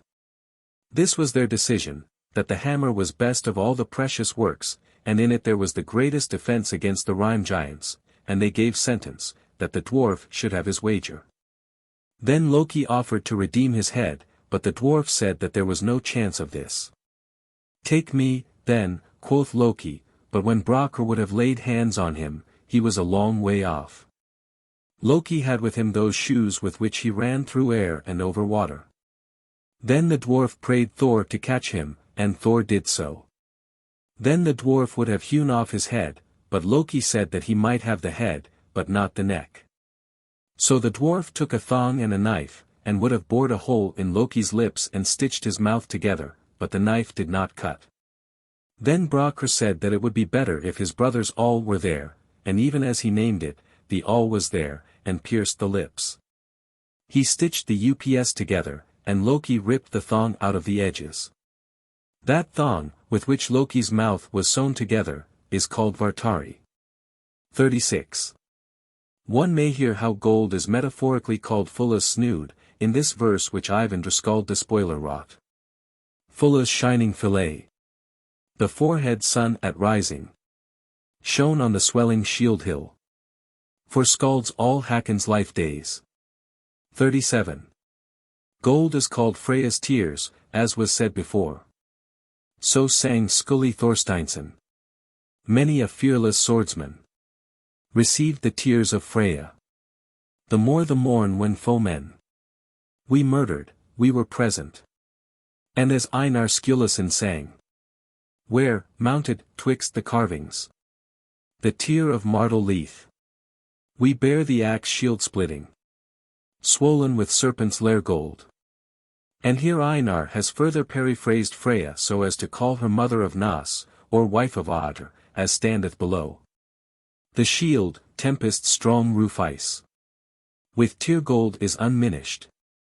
Igraine of Audr's bedmate. His age the king so useth. And again thus. Horn's child, the glorious adornment. I own, gold wounded jewel. Most fair to the shield's rim. Fast is the golden sea flame. On the gem, Freyr's niece, the teardrift. Of the forehead of her mother. She bears. The raven feeder. Gave me Frodi's seed gold's fostering. It is also recorded here that one may periphrase Freya by calling her sister of Freyr. And thus also. A defense of songs full goodly. He freely gave me, neighbor. Of sea scales, I praise gladly. Njordr's daughter's golden gem child.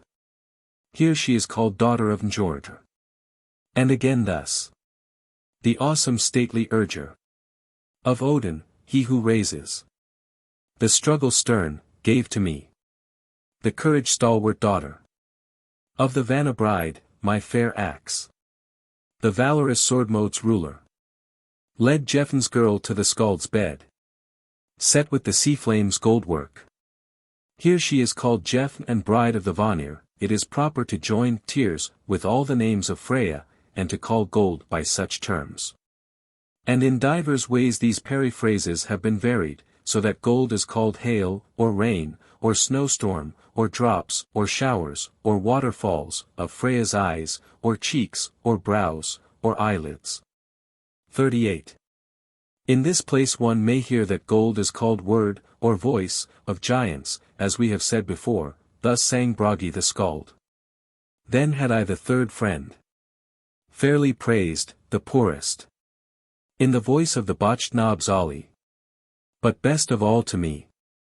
He called a rock botched knob, and a giant ollie of rock, and gold voice of the giant. XXXX, for what reason is gold called Otter's Wergild? It is related that when certain of the Aesir, Odin and Loki and Honor, went forth to explore the earth, they came to a certain river, and proceeded along the river to a waterfall. And beside the fall was an otter, which had taken a salmon from the fall and was eating, blinking his eyes the while. Then Loki took up a stone and cast it at the otter, and struck its head. And Loki boasted in his catch, that he had got otter and salmon with one blow. Then they took up the salmon and the otter and bore them along with them, and coming to the buildings of a certain farm, they went in. Now the husbandman who dwelt there was named Hreidmar. He was a man of much substance, and very skilled in black magic. The Aesir asked him for a night's lodging, saying that they had sufficient food with them, and showed him their catch. But when Hreidmar saw the otter, straightway he called to him his sons, Fafnir and Regin, and told them that the otter their brother was slain, and who had done that deed. It now father and sons went up to the Aesir, seized them, bound them, and told them about the otter, how he was Hreidmar's son. The Aesir offered a ransom for their lives, as much wealth as Hreidmar himself desired to appoint. And a covenant was made between them on those terms, and confirmed with oaths. Then the otter was flayed, and Hreidmar, taking the otter skin, bade them fill the skin with red gold and also cover it altogether. And that should be the condition of the covenant between them. Thereupon Odin sent Loki into the land of the Black Elves, and he came to the dwarf who is called Andvari, who was as a fish in the water. Loki caught him in his hands and required of him in ransom of his life all the gold that he had in his rock, and when they came within the rock, the dwarf brought forth all the gold he had, and it was very much wealth. Then the dwarf quickly swept under his hand one little gold ring, but Loki saw it and commanded him to give over the ring. The dwarf prayed him not to take the ring from him, saying that from this ring he could multiply wealth for himself if he might keep it. Loki answered that he should not have one penny left, and took the ring from him and went out. But the dwarf declared that that ring should be the ruin of every one who should come into possession of it. Loki replied that this seemed well enough to him, and that this condition should hold good provided that he himself brought it to the ears of them that should receive the ring and the curse. He went his way and came to Hreidmar's dwelling, and showed the gold to Odin, but when Odin saw the ring, it seemed fair to him, and he took it away from the treasure, and paid the gold to Hreidmar. Then Hreidmar filled the otter skin as much as he could, and set it up when it was full. Next Odin went up, having the skin to cover with gold, and he bade Hreidmar look whether the skin were yet altogether hidden. But Hreidmar looked at it searchingly, and saw one of the hairs of the snout, and commanded that this be covered, else their covenant should be at an end. Then Odin drew out the ring, and covered the hair, saying that they were now delivered from their debt for the slaying of the otter. But when Odin had taken his spear, and Loki his shoes, and they had no longer any need to be afraid. Then Loki declared that the curse which Andvari had uttered should be fulfilled, that this ring and this gold should be the destruction of him who received it. And that was fulfilled afterward. Now it has been told wherefore gold is called Otter's Wergild, or forced payment of the Aesir, or metal of strife. XL, what more is to be said of the gold? Hreidmar took the gold for his son's Wergild, but Fafnir and Regin claimed some part of their brother's blood money for themselves. Hreidmar would not grant them 1 penny of the gold. This was the wicked purpose of those brethren, they slew their father for the gold. Then Regin demanded that Fafnir share the gold with him, half for half. Fafnir answered that there was little chance of his sharing it with his brother, seeing that he had slain his father for its sake, and he bade Regin go hence, else he should fare even as Hreidmar. Fafnir had taken the helmet which Hreidmar had possessed, and set it upon his head. This helmet was called the Helm of Terror, of which all living creatures that see it are afraid, and the sword called Hradi. Regin had that sword which was named Refill. So he fled away, and Fafnir went up to Nida Heath, and made himself a lair, and turned himself into a serpent, and laid him down upon the gold. Then Regin went to King Jalprikrethjad, and there he became his smith, and he took into his fostering Sigurd, son of Sigmund, Volsunger's son, and of Jordis, daughter of Ilamai. Sigurd was most illustrious of all host kings in race, in prowess, and in mind. Regin declared to him where Fafnir lay on the gold, and incited him to seek the gold. Then Regin fashioned the sword Gram, which was so sharp that Sigurd, bringing it down into running water, cut asunder a flock of wool which drifted downstream onto the sword's edge. Next Sigurd clove Regin's anvil down to the stock with the sword. After that they went, Sigurd and Regin, to Nida Heath, and there Sigurd dug a pit in Fafnir's way and laid himself in ambush therein. And when Fafnir glided toward the water and came above the pit, Sigurd straightway thrust his sword through him, and that was his end. Then Regin came forward, saying that Sigurd had slain his brother, and demanded as a condition of reconciliation that he take Fafnir's heart and roast it with fire. And Regin laid him down and drank the blood of Fafnir, and settled himself to sleep. But when Sigurd was roasting the heart, and thought that it must be quite roasted, he touched it with his finger to see how hard it was. And then the juice ran out from the heart onto his finger, so that he was burned and put his finger to his mouth. As soon as the heart's blood came upon his tongue, straightway he knew the speech of birds, and he understood what the nuthatches were saying which were sitting in the trees. Then one spake. There sits Sigurd, blood besprinkled. Fafnir's heart. With flame he roasteth. Wise seemed to me. The spoiler of rings. If the gleaming life fibre he ate. There lies Regin sang another. Read he ponders. Would betray the youth. Who trusteth in him. In his wrath he plots. Wrong accusation. The smith of Baal. Would avenge his brother. Then Sigurd went over to Regin and slew him, and thence to his horse, which was named Grani, and rode till he came to Fafnir's lair. He took up the gold, trussed it up in his saddlebags, laid it upon Grani's back, mounted up himself, and then rode his ways. Now the tale is told why gold is called lair or abode of Fafnir, or metal of Nida Heath, or Grani's burden. XLI. Then Sigurd rode on till he found a house on the mountain, wherein a woman in helm and byrnie lay sleeping. He drew his sword and cut the byrnie from her. She awoke then, and gave her name as Hild. She is called Brynhild, and was a Valkyr. Sigurd rode away and came to the king who was named Juki, whose wife was Grimhild. Their children were Gunnar, Hogni, Gudrun, Gudni. Gotthorm was Juki's stepson. Sigurd tarried there a long time, and then he obtained the hand of Gudrun, daughter of Juki, and Gunnar and Hogni swore oaths of blood brotherhood with Sigurd. Thereafter Sigurd and the sons of Juki went unto Atli, Budli's son, to sue for the hand of Brynhild his sister in marriage to Gunnar. Brynhild abode on Hindafell, and about her hall there was a flaring fire.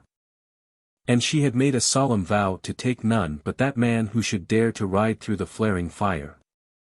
Then Sigurd and the sons of Juki, who were also called Niflungs, rode up onto the mountain, and Gunnar should have ridden through the flaring fire, but he had the horse named Godi, and that horse dared not leap into the fire. So they exchanged shapes, Sigurd and Gunnar, and names likewise, for Grani would go under no man but Sigurd. Then Sigurd leapt onto Grani, and rode through the flaring fire. That eve he was wedded with Brynhildr. But when they came to bed, he drew the sword Gramr from its sheath and laid it between them. In the morning when he arose and clothed himself, he gave Brynhildr as linen feed the same gold ring which Loki had taken from Andvari, and took another ring from her hand for remembrance. Then Sigurd mounted his horse and rode to his fellows, and he and Gunnar changed shapes again and went home to Juki with Brynhildr. Sigurd and Gudrun had 2 children, Sigmundr and Svanhildr. It befell on a time that Brynhildr and Gudrun went to the water to wash their hair. And when they came to the river, Brynhildr waded out from the bank well into the river, saying that she would not touch to her head the water which ran out of the hair of Gudrun, since herself had the more valorous husband. Then Gudrun went into the river after her and said that it was her right to wash her hair higher upstream, for the reason that she had to husband such a man as neither Gunnar or any other in the world matched in valor. Seeing that he had slain Fafnir and Regin and succeeded to the heritage of both. And Brynhildr made answer, it was a matter of greater worth that Gunnar rode through the flaring fire and Sigurd durst not. Then Gudrun laughed, and said, Dost thou think that Gunnar rode through the flaring fire? Now I think that he who went into the bride bed with thee was the same that gave me this gold ring. And the gold ring which thou bearest on thine hand and didst receive for linen fee is called Andvari's yield, and I believe that it was not Gunnar who got that ring on Nida Heath. Then Brynhildr was silent, and went home. After that she egged on Gunnar and Hogni to slay Sigurd, but because they were Sigurd's sworn blood brothers, they stirred up Gotthorm their brother to slay him. He thrust his sword through Sigurd as he slept. But when Sigurd felt the wound, he hurled his sword Gramr after Gotthorm, so that it cut the man asunder at the middle. There fell Sigurd and Sigmundr, his son of 3 winters, whom they slew. Then Brynhildr stabbed herself with a sword, and she was burned with Sigurd, but Gunnar and Hogni took Fafnir's heritage and Andvari's yield, and ruled the lands thereafter. King Atli, Budli's son, and brother of Brynhildr, then wedded Gudrun, whom Sigurd had had to wife, and they had children. King Atli invited to him Gunnar and Hogni, and they came at his invitation. Yet before they departed from their land, they hid the gold, Fafnir's heritage, in the Rhine, and that gold has never since been found. Now King Atli had a host in readiness, and fought with Gunnar and Hogni, and they were made captive. King Atli bade the heart be cut out of Hogni alive, and that was his end. Gunnar he caused to be cast into a den of serpents. But a harp was brought secretly to Gunnar, and he struck it with his toes, his hands being bound. He played the harp so that all the serpents fell asleep, saving only one adder, which glided over to him, and gnawed into the cartilage of his breastbone so far that her head sank within the wound, and she clove to his liver till he died. Gunnar and Hogni were called Niflungs and Jukungs, for which reason gold is called treasure, or heritage, of the Niflungs. A little while after, Gudrun slew her 2 sons, and caused flagons to be made of their skulls, set with gold and silver. Then the funeral feast was held for the Niflungs, and at this feast Gudrun had mead poured into the flagons for King Atli, and the mead was mixed with the blood of the boys. Moreover, she caused their hearts to be roasted and set before the king, that he might eat of them. And when he had eaten, then she herself told him what she had done, with many scathing words. There was no lack of strong drink there, so that most of the company had fallen asleep where they sat. That night she went to the king while he slept, and Hogni's son with her. They smote the king, and that was the death of him. Then they set fire to the hall, and burned the folk that were within. After that she went to the shore and leaped into the sea, desiring to make an end of herself. But she was tossed by the billows over the firth, and was borne to King Jonakr's land.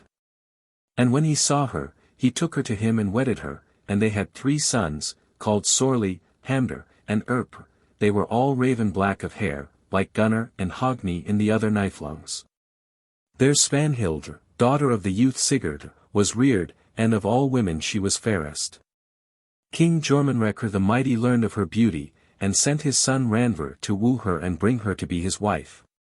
When Randver had come to the court of Jonekr, Svanhildr was given into his hands, and he should have brought her to King Jormunrekkr. But Earl Biki said that it was a better thing for Randver to wed Svanhildr, since he and she were both young, whereas Jormunrekkr was old. This counsel pleased the young folk well. Thereupon Biki reported the matter to the king. Straightway, King Jormunrekkr commanded that his son be seized and led to the gallows. Then Randver took his hawk and plucked off In's feathers, and bade that it be sent so to his father, after which he was hanged. But when King Jormunrekkr saw the hawk, suddenly it came home to him that even as the hawk was featherless and powerless to fly, so was his kingdom shorn of its might, since he was old and childless.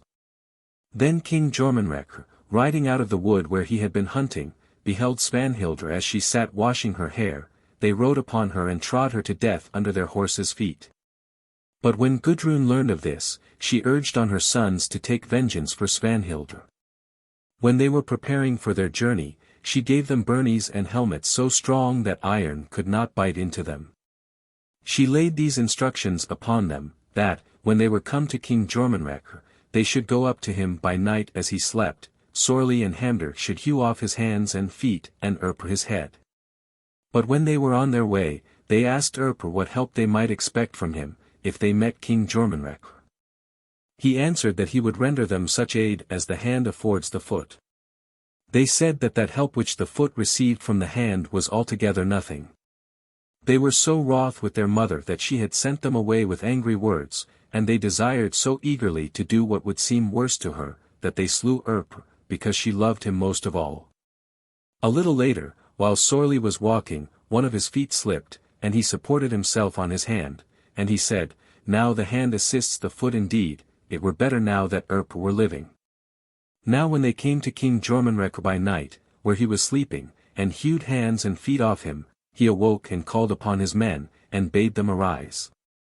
And then Hamdir spake, saying, "The head had been off by now, if Erpr lived."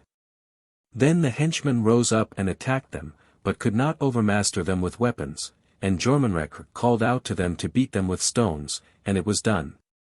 There Sorli and Hamdir fell, and now all the house and offspring of Juki were dead. A daughter named Aslog lived after young Sigurd. She was reared with Hymir in Hlindalr, and great houses are sprung from her. It is said that Sigmund, Volsungr's son, was so strong that he could drink venom and receive no hurt.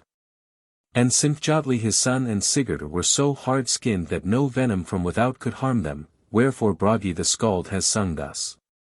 When the wriggling serpent of the Volsungs drink hum writhing on the hook of the foeman of hill giants. Kindred. Most skalds have made verses and divers short tales from these sagas.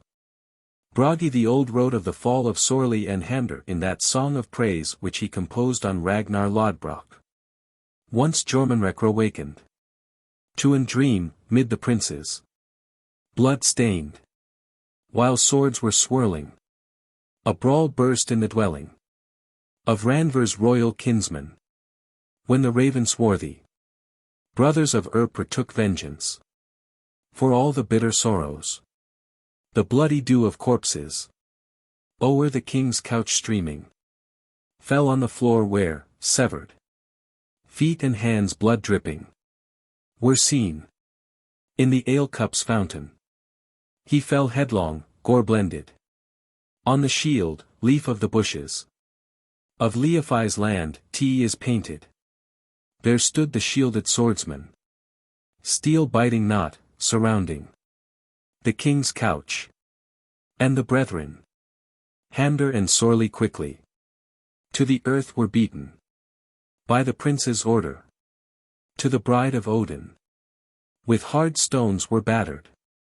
The swirling weapons urger bade Juki's race be smitten sore, who from life were eager to ravish Svanhildr's lover, and all pay Jonekr's offspring With the fair piercing weapon.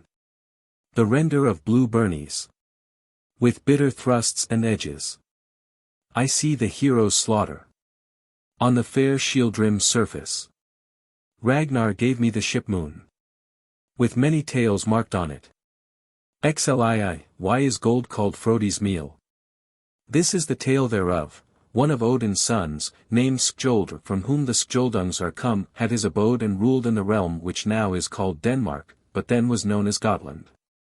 Skjoldr's son, who ruled the land after him, was named Fridleifr. Fridleifr's son was Frodi. He succeeded to the kingdom after his father, in the time when Augustus Caesar imposed peace on all the world. At that time Christ was born. But because Frodi was mightiest of all kings in the northern lands, the peace was called by his name wherever the Danish tongue was spoken, and men call it the peace of Frodi. No man injured any other, even though he met face to face his father's slayer or his brother's, loose or bound. Neither was there any thief nor robber then, so that a gold ring lay long on Jallingr's heath. King Frodi went to a feast in Sweden at the court of the king who was called Fjalnir, and there he bought 2 maidservants, Fenja and Menja. They were huge and strong. In that time 2 millstones were found in Denmark, so great that no one was so strong that he could turn them. The nature of the mill was such that whatsoever he who turned asked for, was ground out by the millstones. This mill was called Gradi. He who gave King Frodi the mill was named Hengikjoptr. King Frodi had the maidservants led to the mill, and bade them grind gold, and they did so. First they ground gold and peace and happiness for Frodi. Then he would grant them rest or sleep no longer than the cuckoo held its peace or a song might be sung. It is said that they sang the song which is called the Lay of Gradi, and this is its beginning. Now are we come to the king's house. The 2 foreknowing. Fenja and Menja.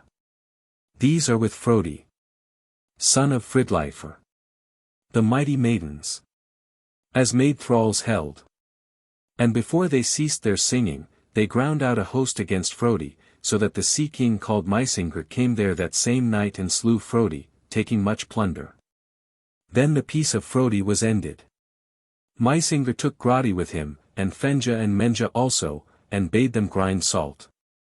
And at midnight they asked whether Mysingr were not weary of salt. He bade them grind longer. They had ground but a little while, when down sank the ship. And from that time there has been a whirlpool the sea where the water falls through the hole in the millstone. It was then that the sea became salt. The Lay of Gradi. They to the flour mill were led, those maidens, and bidden tirelessly to turn the grey millstone. He promised to neither peace nor surcease, till he had heard the handmaids singing. They chanted the song of the ceaseless millstone. Lay we the bins right, lift we the stones. He urged the maidens to grind on ever. They sung and slung the whirling stone, till the men of Frodi for the most part slept. Then spake Menja to the mill coming. Wealth grind we for Frodi. We grind it in plenty, fullness of fee. At the mill of fortune, let him sit on riches, and sleep on down. Let him wake in weal. Then well, tea is ground. Here may no one harm another, contrive evil, nor cast wiles for slaying, nor slaughter any with sword well sharpened, though his brother's slayer in bonds he find. But he spake no word, save only this: sleep ye no longer. Then the hull cuckoo's silence, nor longer than so, while one song is sung. Thou wast not, Frodi, full in wisdom, thou friend of men, when thou boughtest the maidens. Didst choose for strength and outward seeming, but of their kindred didst not inquire. Hardy was Hrungnir, and his father, yet was Thjotsi. Then they more mighty, Edi and Ornr. Of us twain are kinsmen, brothers of hill giants. Of them were we born. Grati had not come from the grey mountain, nor the hard boulder, from the earth's bosom, nor thus would grind the hill giant's maiden, if any had known the news of her. We 9 winters were playmates together, mighty of stature, 'neath the earth's surface. The maids had part in mighty works. Ourselves we moved mighty rocks from their place. We rolled the rock o'er the giant's roofstead, so that the ground, quaking, gave before us. So slung we the whirling stone, the mighty boulder, till men took it. And soon after, in Sweden's realm, we twain foreknowing, strode to the fighting. Bears we hunted, and shields we broke. We strode through the grey-mailed spear host. We cast down a king, we crowned another. To Gotthormr good we gave assistance. No quiet was there ere Nui fell. This course we held those years continuous, that we were known for warriors mighty. There with sharp spears wounds we scored, let blood from wounds, and reddened the brand.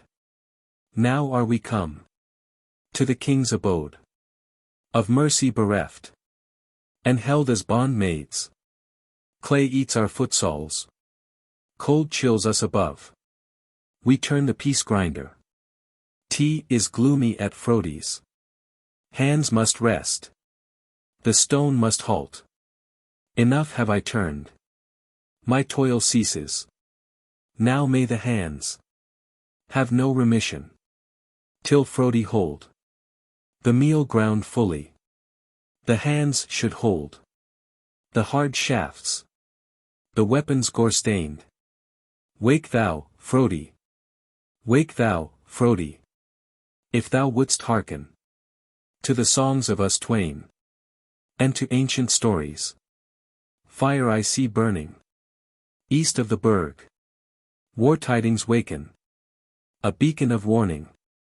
A host shall come hither with swiftness, and fire the dwellings above King Frodi. Thou shalt not hold the stead of Hlidr, the red gold rings, nor the god's holy altar. We grasped the handle, maiden, more hardly. We were not warmer in the wound gore of corpses. My father's maid mightily ground, for she saw the fairness of men full many. The sturdy posts from the flower box started, made staunch with iron. Grind we yet swifter. Grind we yet swifter. The son of Ursa, Halfdanr's kinsman, shall come with vengeance on Frodi's head. Him shall men call Ursa's son and brother. We both know that the maiden's ground, their might they tested, young and fresh, in giant frenzy. The bin poles trembled, and burst the flower box. In sunder burst the heavy boulder, and the sturdy bride of hill giants spake. We have ground, O Frodi. Soon we cease from grinding. The women have labored o'er long at the grist. Thus sang Einar Sturluson. I have heard that Frodi's handmaids ground in the mill full gladly the serpent's couch with gold meal.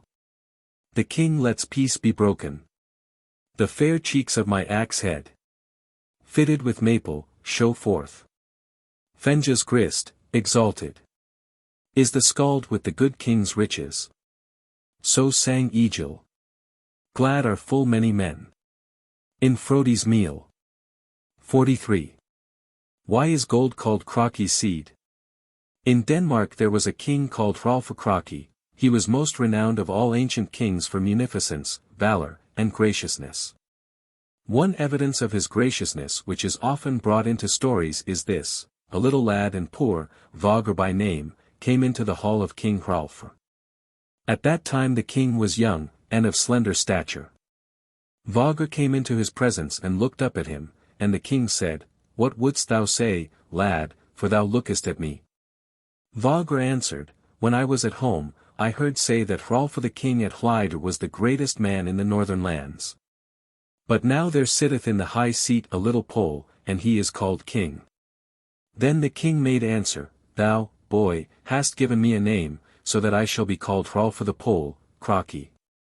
And it is the custom that the giving of a name be accompanied by a gift. Now I see that with the name which thou hast fastened on me, thou hast no gift such as would be acceptable to me, wherefore he that has wherewith to give shall give to the other." And he took from his hand a gold ring and gave it to him. Then Vogr said, "Above all kings be thou most blessed of givers. Now I swear an oath that I shall be that man's slayer who slays thee." Then spake the king, laughing loudly, "Vogr is pleased with a small thing." Another example is the tale told concerning the valor of Hrolfr Kraki, that king whom men call Adils ruled over Uppsala. He had to wife Ursa, mother of Hrolfr Kraki. He was at strife with the king who ruled over Norway, whose name was Ali. The two joined battle on the ice of the lake called Vani. King Adils sent an embassy to Hrolfr Kraki, his stepson, praying him to come to his aid, and promised wages to all his host so long as they should be away. King Hrolfr himself should have 3 precious gifts, whatsoever 3 he might choose from all Sweden. King Hrolfr could not make the journey in person, owing to the strife in which he was engaged with the Saxons. But he sent to Adils his 12 berserks. Bodverbjarki was there for one, and Hjalti the stout-hearted, Vitsirka the stern, Botrvasidi, and the brethren Svipdagr and Bigutr. In that battle King Ali fell, and the great part of his host with him.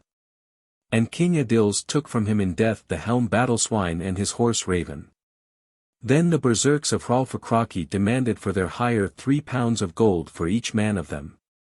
And in addition they required that they might bear to Hrolfr Kraki those gifts of price which they had chosen for him, which were the helm Battleboar and the Bernie Finn's heritage, on neither of which iron would take hold. And the gold ring which was called Pig of the Swedes, which Adil's forefathers had had. But the king denied them all these things, nor did he so much as pay their hire. The berserks went away ill-pleased with their share, and told the state of things to Hrolfr Kraki. Straightway he began his journey to Uppsala. And when he had brought his ships into the river Fyri, he rode at once to Uppsala, and his 12 berserks with him, all without safe conduct. Ursa, his mother, welcomed him and led him to lodgings, but not to the king's hall. Fires were made there before them, and ale was given them to drink. Then men of King Adils came in and heaped firewood onto the fire, and made it so great that the clothes were burnt off Hrolfr and his men. And the fellows spake, "Is it true that Hrolfr Kraki and his berserks shun neither fire nor iron?" Then Hrolfr Kraki leapt up, and all they that were with him, and he said, "Add we to the fire in Adil's dwelling." Took his shield and cast it onto the fire, and leapt over the flames, while the shield burnt. And he spake again. He flees not the flames, who o'er the fire leapeth. Even so did his men, one after another, and they laid hands on those fellows who had heaped up the fire, and cast them into the flames. Then Ursa came and gave Hrolfr Kraki a deer's horn full of gold, the ring Pig of the Swedes being with the gold, and she bade them ride away to the host. They vaulted onto their horses and rode down into the plain of the Fyri. And soon they saw King Adils riding after them with his host all in armor, hoping to slay them. Then Hrolfr Kraki plunged his right hand down into the horn, grasped the gold, and strewed it all about the road. When the Swedes saw that, they leapt down out of their saddles, and each took up as much as he could lay hold of, but King Adils bade them ride on, and himself rode furiously. His horse was called Slongvir, swiftest of all horses. Then Hrolfr Kraki saw that King Adils was drawing close up to him, took the ring, Pig of the Swedes, and threw it toward him, and bade him receive it as a gift. King Adils rode at the ring and thrust at it with his spear point, and let it slide down over the shaft socket. Then Hrolfr Kraki turned back and saw how he bent down, and spake, Now I have made him who is mightiest of Swedes stoop as a swine stoops. Thus they parted. For this cause gold is called seed of Kraki or of Fyri's plain. Thus sang Eyvindr Skald Despoiler. God of the blade of battle. We bear through Hakon's life days. The seed of Fyri's valley. On our arms, where sits the falcon. Even as Jodolfr sang. The king sows the bright seed corn. Of knuckle splendid gold rings. With the crop of Ursa's offspring. In his company's glad hand grasp. The guileless land director. With Kraki's gleaming barley. Sprinkles my arms, the flesh grown. Seed of the hooded falcon. XLIV, it is said that the king called Halgi, from whom Halagoland is named, was the father of Thorgerd Holgabrodr. Sacrifice was made to both of them, and a cairn was raised over Halgi, one layer of gold or silver, that was the sacrificial money, and another layer of mold and stones. Thus sang Skulli Thorsteinsson. When I reddened Riefnir's roofbane. The ravening sword, for wealth's sake. At Svoldr, I heaped with gold rings. Warlike Halgi's cairn thatch. In the ancient Jarkamal many terms for gold are told, it says there. The king most gift gracious. His guardsmen enriched. With Fenja's labor. With Fafnir's Midgard. Glacer's bright needles. Grani's fair burden. Draupnir's dear dripping. Down of Grafvidnir. The free-handed lord gave. The heroes accepted. Sif's firm-grown tresses. Ice of the bow force. Ottergild unwilling. Weeping of Martel. Fire flame of Orin. Edie's fine speeches. The warrior rejoiced. We walked in fair garments. In Thjatsi's councils. The people's host countless. In the Rhine's red metal. Wrangling of knife-lungs. The leader war daring. Warded Baldr not. XLV. Gold is metaphorically termed fire of the hand, or of the limb, or of the leg, because it is red, but silver is called snow, or ice, or hoarfrost, because it is white. In like manner, gold or silver may be periphrased in metaphors of purse, or crucible, or lather, and both silver and gold may be called hand-stone, or necklace, of any man who was wont to have a necklace. Necklaces and rings are both silver and gold, if no other distinction is raised. As Thorleikr the Fair sang. The kindly prince the load casts. Of crucibles on the hawk seats. Of thanes, the wrists embellished. Gives embers of the arm joint. And as Einar Tinkling Scale sang. The land-strong king of Lurid. Breaks the golden limbrands. I think the prince of warriors. Lacks not the Rhine's bright pebbles. Thus sang Einar Skulason. The purse snow and the sea fire. Lie on both sides of the axe head. Blood spilling, is my office. To praise our foeman's scather. And as he sang further. The sea glow each day standeth. O'er the crucible's white snowdrift. And the shield, ship's cheeks protecting. Shelters a heart most lavish. Ne'er can one melt the silver. Flagon snow in the fire flame. Of the eel's stream road, the feller. Of hosts all feats performeth. Here gold is called fire of the eel's stream road, and silver, snow of flagons. Thus sang Thordr Mary's skald. The glad giver of the hand waste. Of the gold minisher perceiveth. That the hermidr of the snake's lair. Hath had a lordly father. 46. Man is called breaker of gold, even as Otter the swarthy sang. I needs must use the breaker. Of the battle glow of good men. Here is the watch war doughty. Of the wise king assembled. Or gold sender, as Einar Tinkling Scale sang. The sender of gold permitteth. The silent earth to hearken. To song, his gifts I gather. The prince his young men gladdens. Gold caster, as Thorleikr sang. Goldcaster makes loyal to him his guard with kingly armor. Gold's adversary, as sang Thorvaldr blending skald. The gold's foe hot coals casteth. Of the arm, the king gives red wealth. The vile folks desolator dispenseth the freight of Grani. Gold towerer, as is written here. The gold towerer in friendship.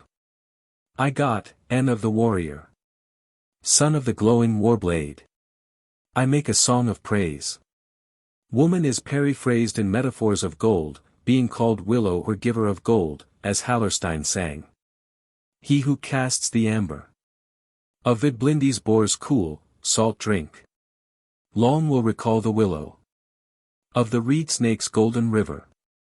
Here the whale is called boar of Vidblindi. This Vidblindi was a giant who drew whales out of the sea like fishes. The drink of whales is the sea, amber of the sea is gold, woman is the willow or dealer of that gold which she gives. And the willow is a tree. Therefore, as is already shown, woman is periphrased with all manner of feminine tree names. She is also called user of that which she gives, and the word for user also signifies a log, the tree which falls in the forest. Thus sang Gunnlaugr serpent stung. That Dane was born to stir strife among the sons of menfolk. The warbush caused that, madly, I yearn to have the wealth log. Woman is called forest. So sang Hallerstein. With the well-trained plane of singing. The tongue, I have planed, my lady. Dame of the first song's alevats. Forest fair of flagons. Faggot, as Stein sang. Thou shalt, O fresh siftender. Of the flood's gold fire, like other faggots of Jadning's gravel.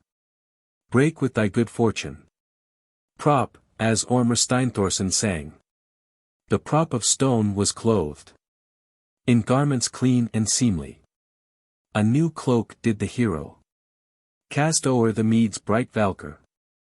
Post, as Steinar sang.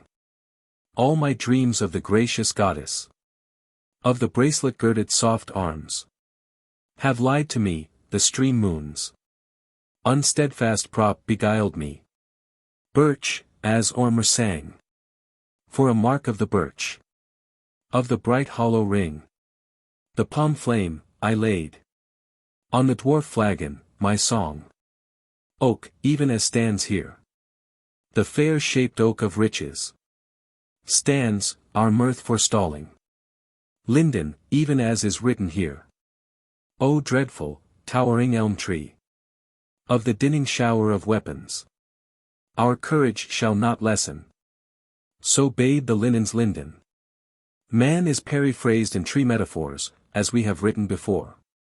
He is called rowan, or tester, of weapons, or of combats, of expeditions and of deeds, of ships, and of all that which he wields and tests. Thus sang Ulfragason. But the flashing-eyed stiff-edged rope of the earth stared past the gunwale. At the rowan tree of the people. Of stone, the giant tester. Tree and beam, as Cormacr sang. The beam of the murdering sword twig is taller than are many. In the din of darts, the sword wins the land for dauntless Sigurdr. Grove, as sang Hallfredr Troublous Skald. The mighty grove and faithful of the shield murderer, budded with hair, stands in the Eastlands. Safe with Ullr's ash warriors. Here he is also called Ash. Box, as Arnor sang. The box of ships bade the Ridger bring the shields together. At early dusk, through the spear rain of strife clouds held the autumn night. Ash, as Arifar sang. The strife lord, gracious giver, sought the maid's bed gold sprinkled. The ash of Odin's war sleet won the estate of manhood. Maple, as here. Hail, maple of the ice lumps of the hand. So spake the Bernie tree, as Arifar sang. Since I have appointed to proffer Odin's breast sea. The war god's verse, to Thorstein. The tree of swords so wills it. Staff, as Otter sang. Thou, fierce war staff, maintainst. Maugre 2 kings, thy borders. With heroes kin, where the ravens. Starve not, keen-hearted art thou. Thorn, as Arnar sang. He gathered, the young well-thorn. Many great heaps of corpses. For the eagles, and his henchmen. Guided and helped the hero. XLVI, how should battle be periphrased? By calling it storm of weapons or of sheltering shields, or of Odin or the Valkyrs, or of host kings, and din and clashing. Thus sang Hornclofai. The king hath held a spear storm. With heroes, where the eagles screamed at the din of Skogul. The red wound spat out blood. Thus sang Eyvindr. And that hero, at Har's tempest, wore a sark of grey wolfskin. Thus sang Bersi. In earlier days I seemed not to guns war bushes useful.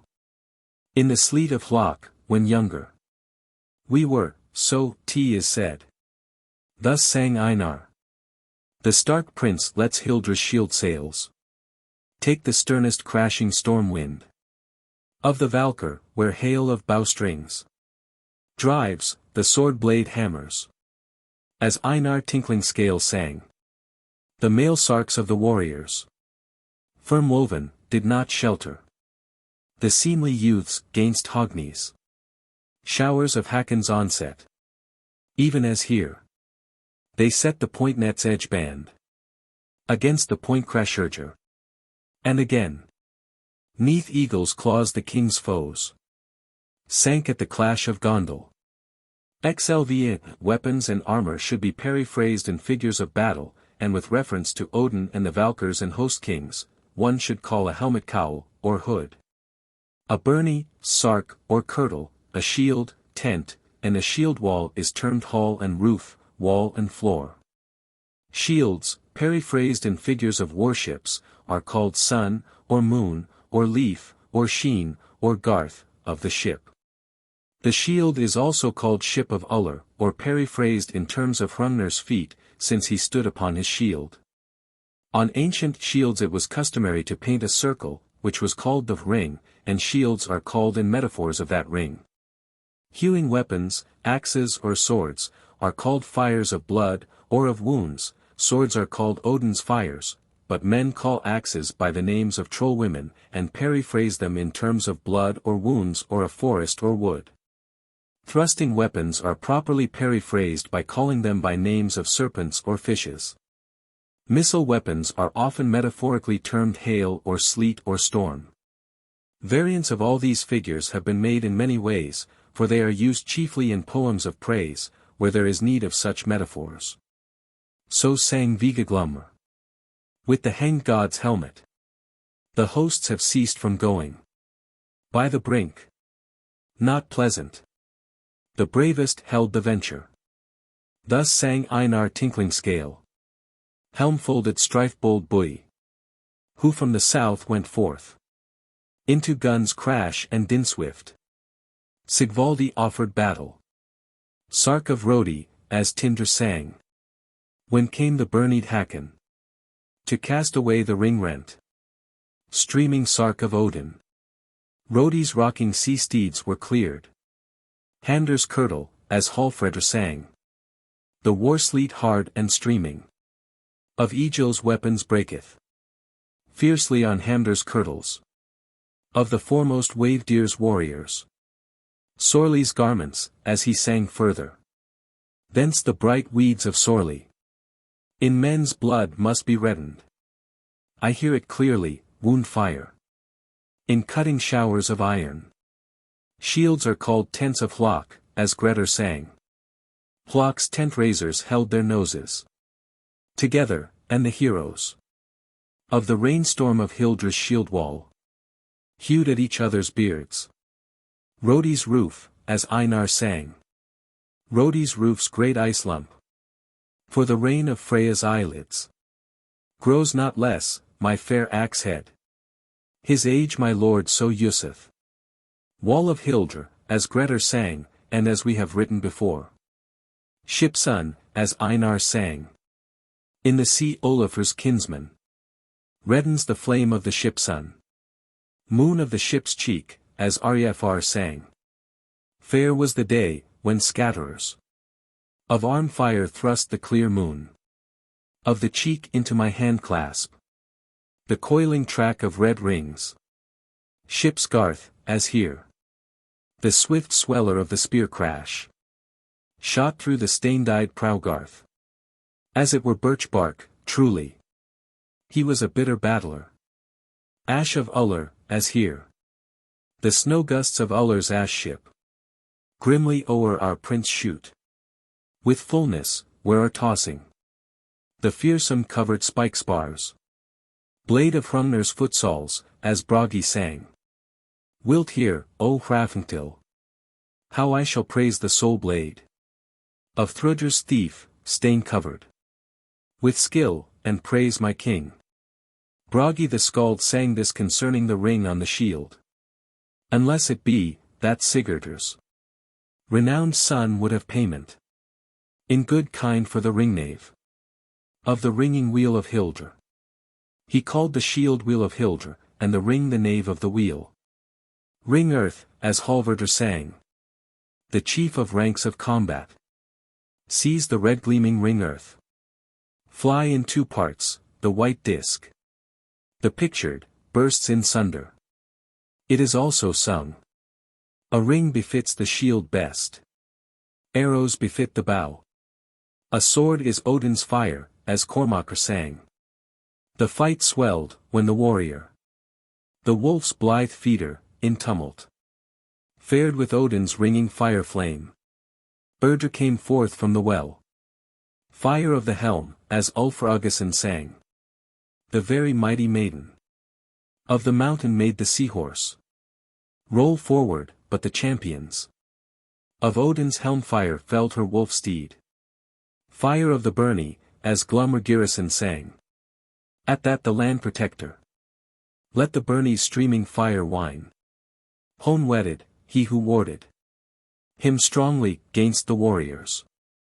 Ice of the rim, and hurt of sheltering weapons, as Einar sang. I received the ice of wed rims with Freya's golden Ithal. From the upright prince high-hearted we bear in hand the helm's hurt. An axe is called trollwoman of sheltering weapons, as Einar sang. Rayfill's sea steeds riders may see how, richly carven, the dragon's claws are brooding gainst the brow of the helm ogress. A spear is called serpent, as Arjafar sang. My angry murky serpent of the markings of the shield board savagely doth sport, in my palms, where men in strife meet. Arrows are called hail of the bow or bowstring, or of the shelters, or of battle, as Einar Tinkling Scale sang. The hammering king of swords shook from the sails of Hlok the bow hail. Bravely the wolf's supporter warded his life in battle. And Hallfredr and the armor of the spear sleet knitted with iron, saved not the satyrs of hungry ravens from the shaft hail of the bowstring. And Eyvindr Skald, despoiler. They said, O Horde's landwarder, thy spirit little faltered when the Birnie's hail and the wound burst. Bent were the stringed elm bows. 49. Battle is called storm or snow shower of the Jadnings, and weapons are termed fire or wands of Jadnings. And this is the tale thereof, that king who was called Hogni had a daughter named Hildr, her king Hedin, son of Gerandi, took as the spoils of war, while King Hogni attended an assembly of kings. But when he learned that there had been raiding in his realm and his daughter had been borne off, he departed with his host to seek Hedin, and heard tidings of him, that he was proceeding northward along the land. When Hogni had come into Norway, he learned that Hedin had sailed westward over the sea. Then Hogni sailed after him, even to the Orkneys, and when he landed at the place called Hoy, Hedin was already there before him with his host. Then Hildr went to meet her father, and offered him a necklace on Hedin's behalf, for reconciliation and peace, but if it were not accepted, she said, Hedin was ready to fight, and Hogni might hope for no mercy at his hands. Hogni answered his daughter harshly, and when she returned to Hedin, she told him that Hogni desired no reconciliation, and she bade him make ready for battle. So did both parties. They went to the island and marshalled their hosts. Then Hedin called to Hogni his father-in-law, offering him reconciliation and much gold in compensation. But Hogni answered, Thou hast made this offer over late, if thou wouldst make peace, for now I have drawn Dainsleif, which the dwarves made, and which must cause a man's death every time it is bared, nor ever fails in its stroke. Moreover, the wound heals not if one be scratched with it. Then said Hedin, Thou dost boast in the sword, but not in the victory. I call any sword good which is faithful to its lord. Then they began that famous battle which is called the Gylfaginning strife, and they fought all that day, but at evening the kings went to their ships. Now Hildr went to the slain by night, and with magic quickened all those that were dead. The next day the kings went to the battlefield and fought, and so did all those that had fallen on the day before. So the fight went one day after the other, all who fell, and all those weapons which lay on the field, and the shields also, were turned to stone, but when day dawned, up rose all the dead men and fought, and all weapons were renewed. It is said in songs that in this fashion the Gylfaginning shall continue unto the weird of the gods. Bragi the Skald composed verses after this tale in Ragnar Lodbrok's Song of Praise. And the beloved maiden of the veins bloodletting purpose to bring, for wrath's sake, the bow-storm to her father. When the ring-wearing lady, the woman full of evil, bore the neck-ring of war-doom to the battler of the wind's steeds, that gory wound-amender to the glorious monarch offered the necklace not for fear's sake, at the mote of fatal weapons, ever as restraining battle. She seemed, although she goaded warriors to walk the death road with the ravening wolf's dire sister, the prince of folk, the land god. Let not the fight, wolf gladdening, halt, nor slaughter on the sand cease. Hate, deadly, swelled in Hogni, when the stern lords of sword din sought Hedin with stern weapons, rather than receive the necklatrings of Hildr, and that baleful witch of women, wasting the fruits of victory, took governance on the island. O'er the axe, the Byrni's ruin, all the ship-king's war-host went wrathful 'neath the firm shields of Hjuragidi, swift marching from Reifnir's fleet seahorses on the fair shield of Svalnir. One may perceive the onslaught.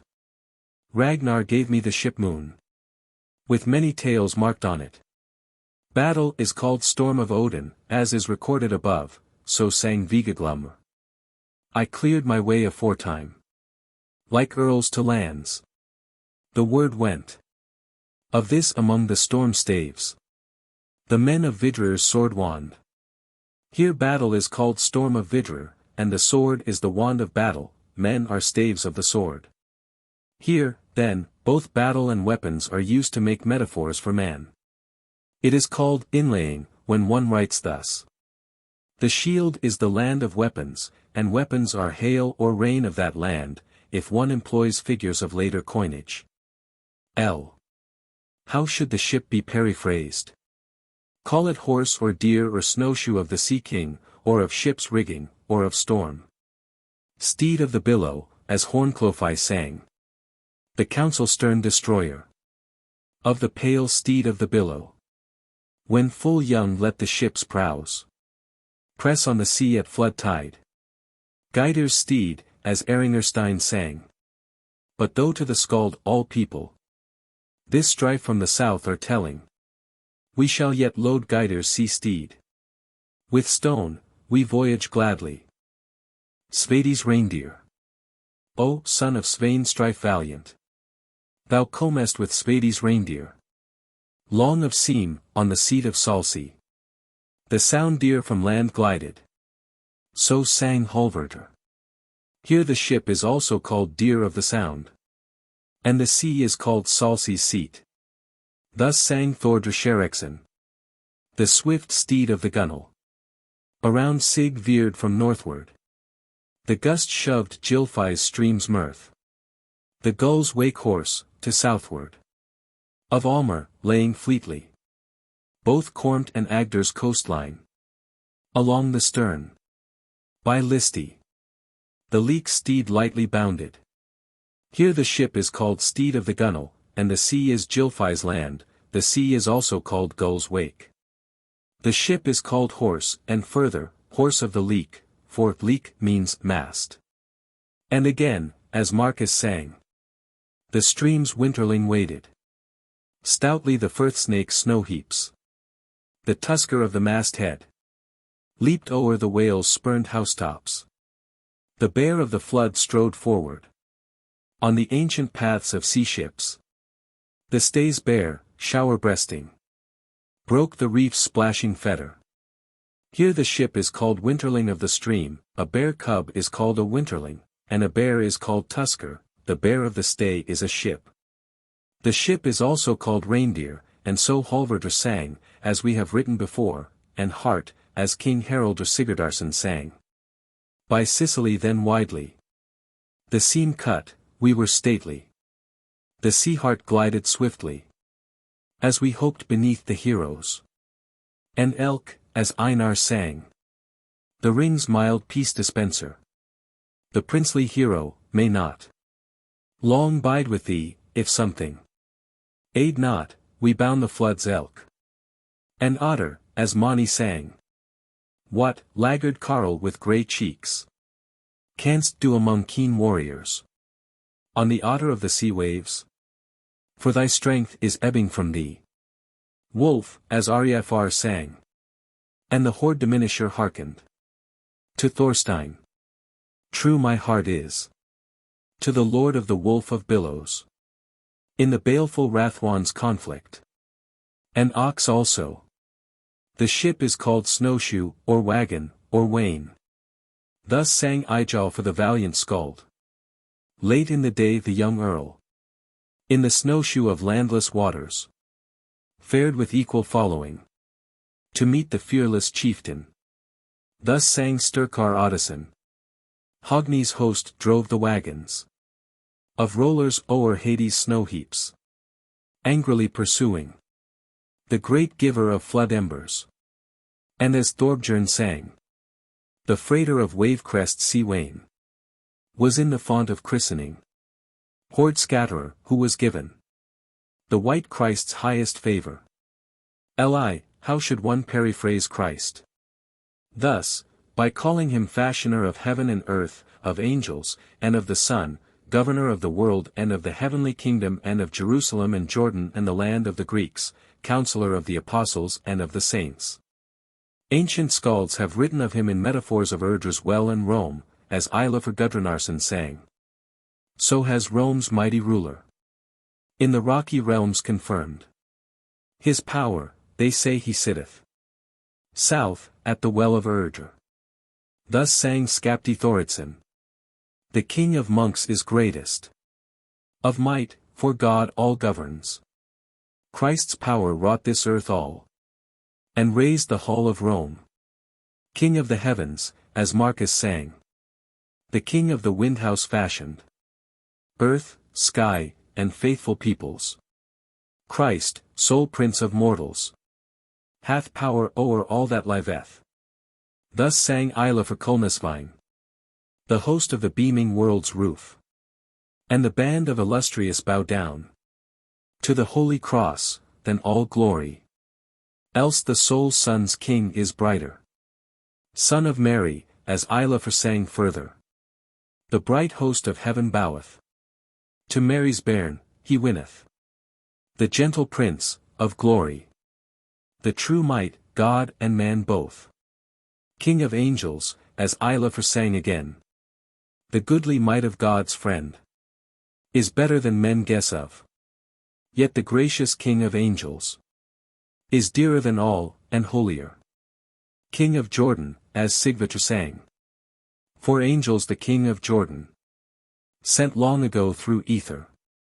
To earthward, and the stream washed. The holy head of the world's Lord. King of Greeks, as Arnor sang. I have lodged for the hero's ashes. Prayers with the lordly warder. Of Greeks and men of Gardar. Thus I pay my prince for good gifts. Thus sang Isla for Kulnasvine. The glory of heaven praises. Man's prince, he is king of all things.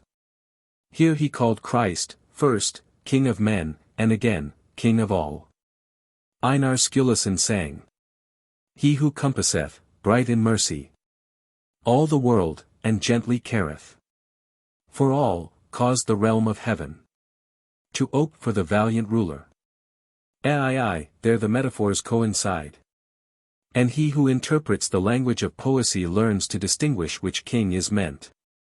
For it is correct to call the emperor of Constantinople king of Greeks, and similarly to call the king who rules over the land of Jerusalem king of Jerusalem, and also to call the emperor of Rome king of Rome. And to call him king of Angles who governs England. But that periphrasis which was cited but now, which called Christ king of men, may be had by every king. It is proper to periphrase all kings by calling them land rulers, or land warders, or land attackers, or leader of henchmen, or warder of the people. Thus sang Eyvind Skald the Spoiler. Who filled the ravens. From life was reft. By the earth rulers. At Oglo. 73. And as Glumr Gurison sang. The prince beneath the helmet.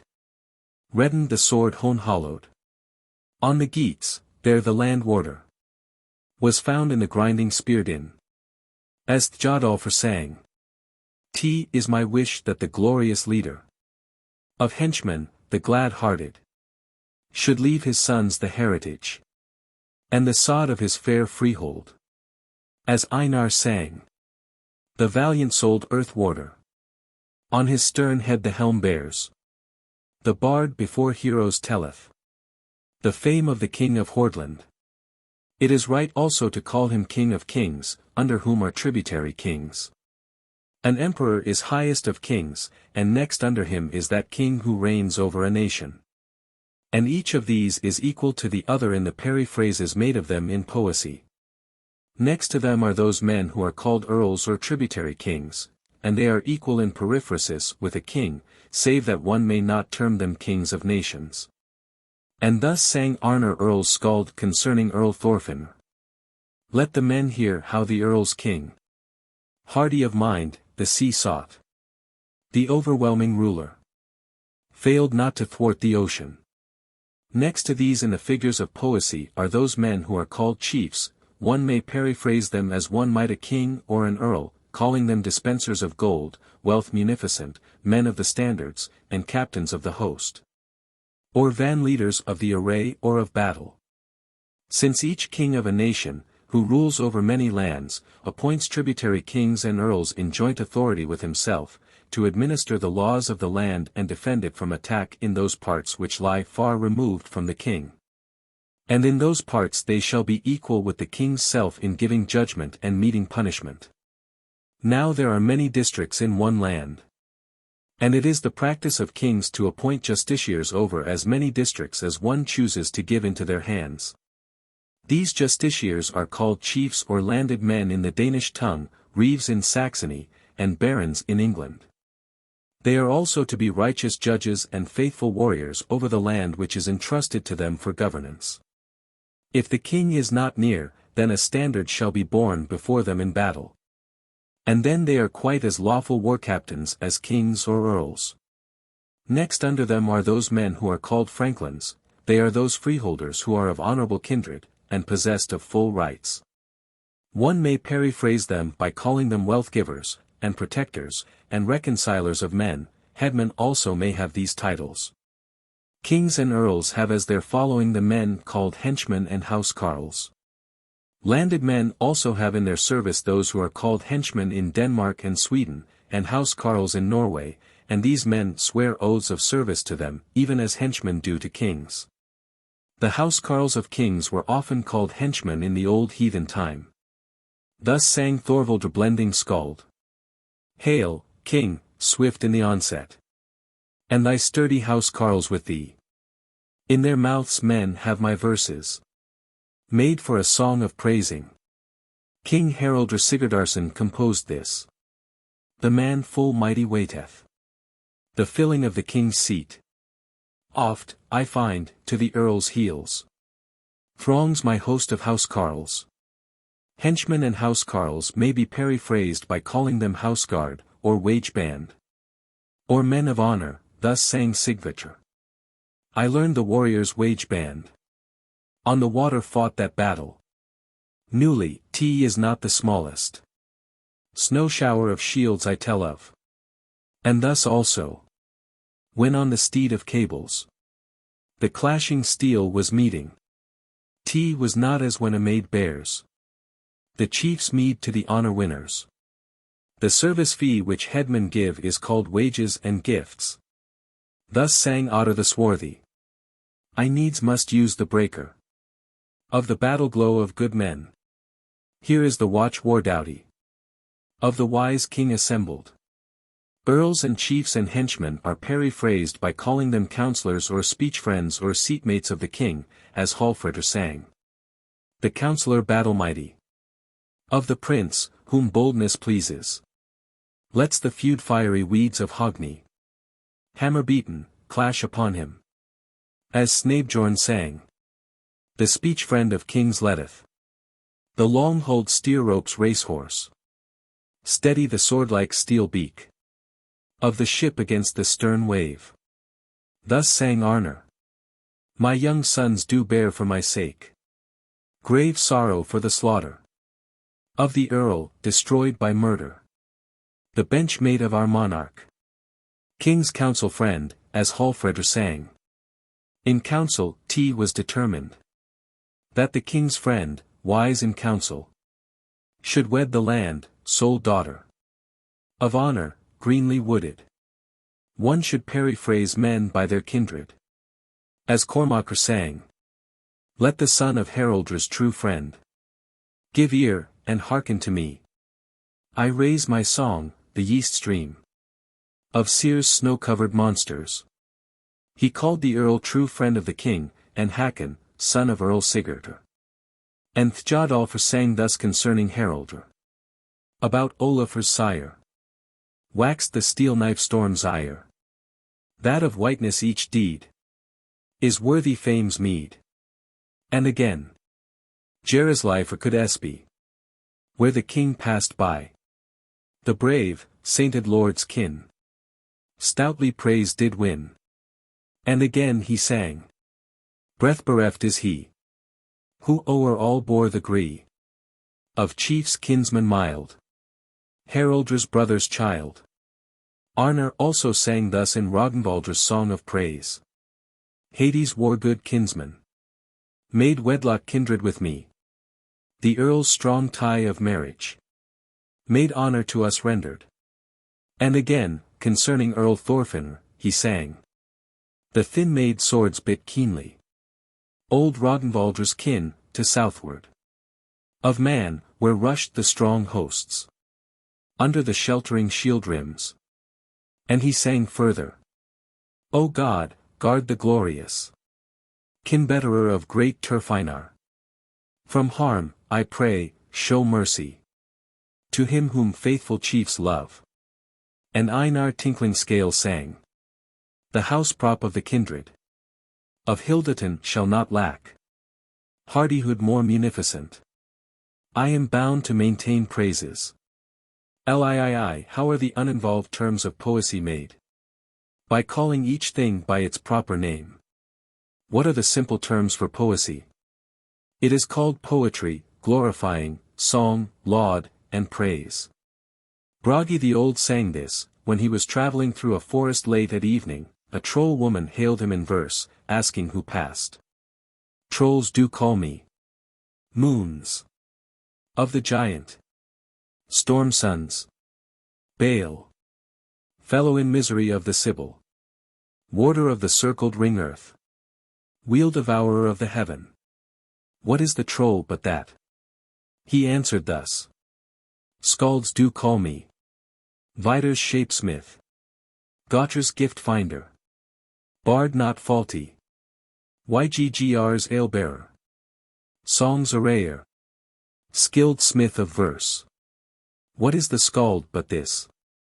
And as Cormacher sang, I make more glorifying. By far o'er Hakon's great son. I pay him the song atonement. Of the gods. In his wain Thor sitteth. And as Thordr Kolbeinson sang. The shield maple let many swift ships.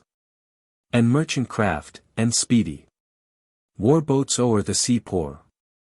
The skald's ready song of laud waxed. Laud, as Ulfr Uggason sang. Now the stream to the sea cometh. But first the laud I sang forth. Of the messenger of sword rain.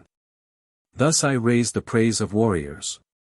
Here poesy is called praise also. Liv. How are the gods named? They are called fetters, as Ijal for the valiant skald sang. Eiríkur draws the lands beneath him. At the pleasure of the fetters. And fashions the spear battle.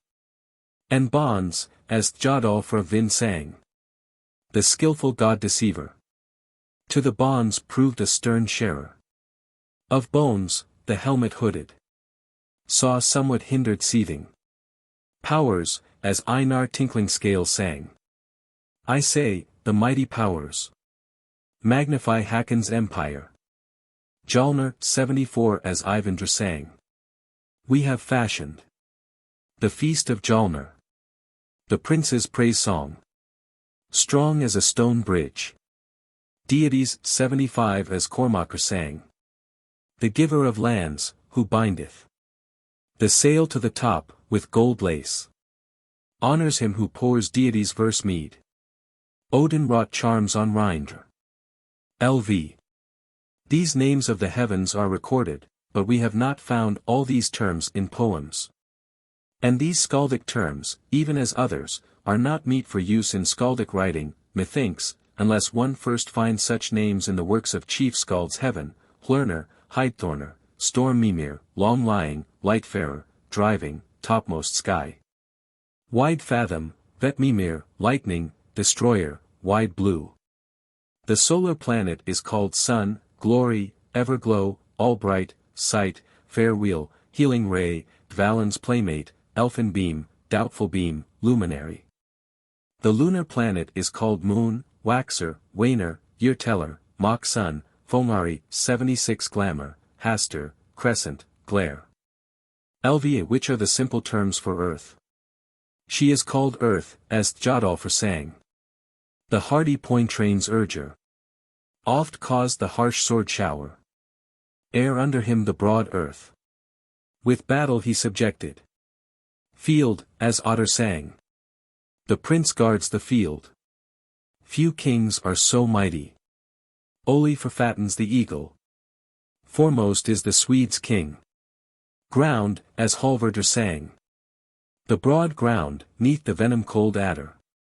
Bound, lies subject to the warrior. Of the island fetters heaped gold. The homeland's lord the hoard dispenseth. Hodr, 77 as Einar sang. Brave heroes are defending. The hard Hodr of famous princes. With the sword, oft splits the helmet. Before the furious edge storm. Land, as Thordr Kolbeinson sang.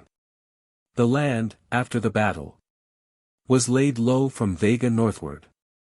To Agder south, or farther. Hard is song in conflict. Fief, as Otter sang. Thou, fierce war staff, maintainst. The fief despite two monarchs. With heroes kin. Where the ravens. Starve not, keen-hearted art thou. Hlodin, 78 as Volostein sang. I remember how murky earth yawned. With graven mouth for the sender. Of the gold words of the giant. Of the hard bones of green Hlodin. Country, as Ulfr Uggason sang. But the flashing-eyed stiff-edge rope. Of the earth stared past the gunwale. At the rowan tree of the country. Of stone, the giant tester. Fjorgen, 79 as is said here. I was faithful to the free payer. Of the streambed of Fjordgen's serpent. May honor be closely guarded. By the giver of the giant stream gold. 57.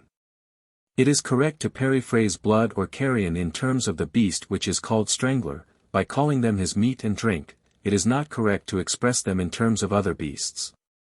The strangler is also called wolf. As Thjodolfr sang. Enough guesting to the ravener. Was given, when the son of Sigurd came from the north, the wolf. To lure from the wood to the wound. Here he is called ravener also. Greedy one, as Egil sang. The greedy one gashed. Grisly wounds, when plashed. The red point creek. On the raven's beak. Which beast, as Einar sang. The Gotha, cold with venom. With hot wound gush was reddened. The which beast's warm drink, mingled. With the water, in the sea poured. She-wolf, as Arnar sang. The she-wolf's evil kindred. Swallowed the corpse, harm-swollen. When the green sea was turned. To red, with gore commingled. Strangler, as Illugi sang. There was happiness for the strangler. When my lord pursued hosts full many. With the sword the necklet minisher. Pierced the swart snake of the forest. Thus sang Hor. He sated the heath beast's hunger. The hoar howler in wounds gladdened. The king reddened the wild one's mouth hairs. The wolf went to drink of the wound. And again, as Thordr sang. In blood Jalp Studhorse waded. The dusty pack got fullness. Of the greedy one's wheat, the howler. Enjoyed the ravener's gore drink. The bear is called Widestepper, cub, winterling, ours, gibcat, tusker, youngling, roarer, Jolfadr, 80 willful sharp, she-bear, horse-chaser, scratcher, hungry one, blom, bustler. The heart is called Modrodner, 81 dalar, 82 dor, Dane, 83 dvalen, Dunir, Durathr.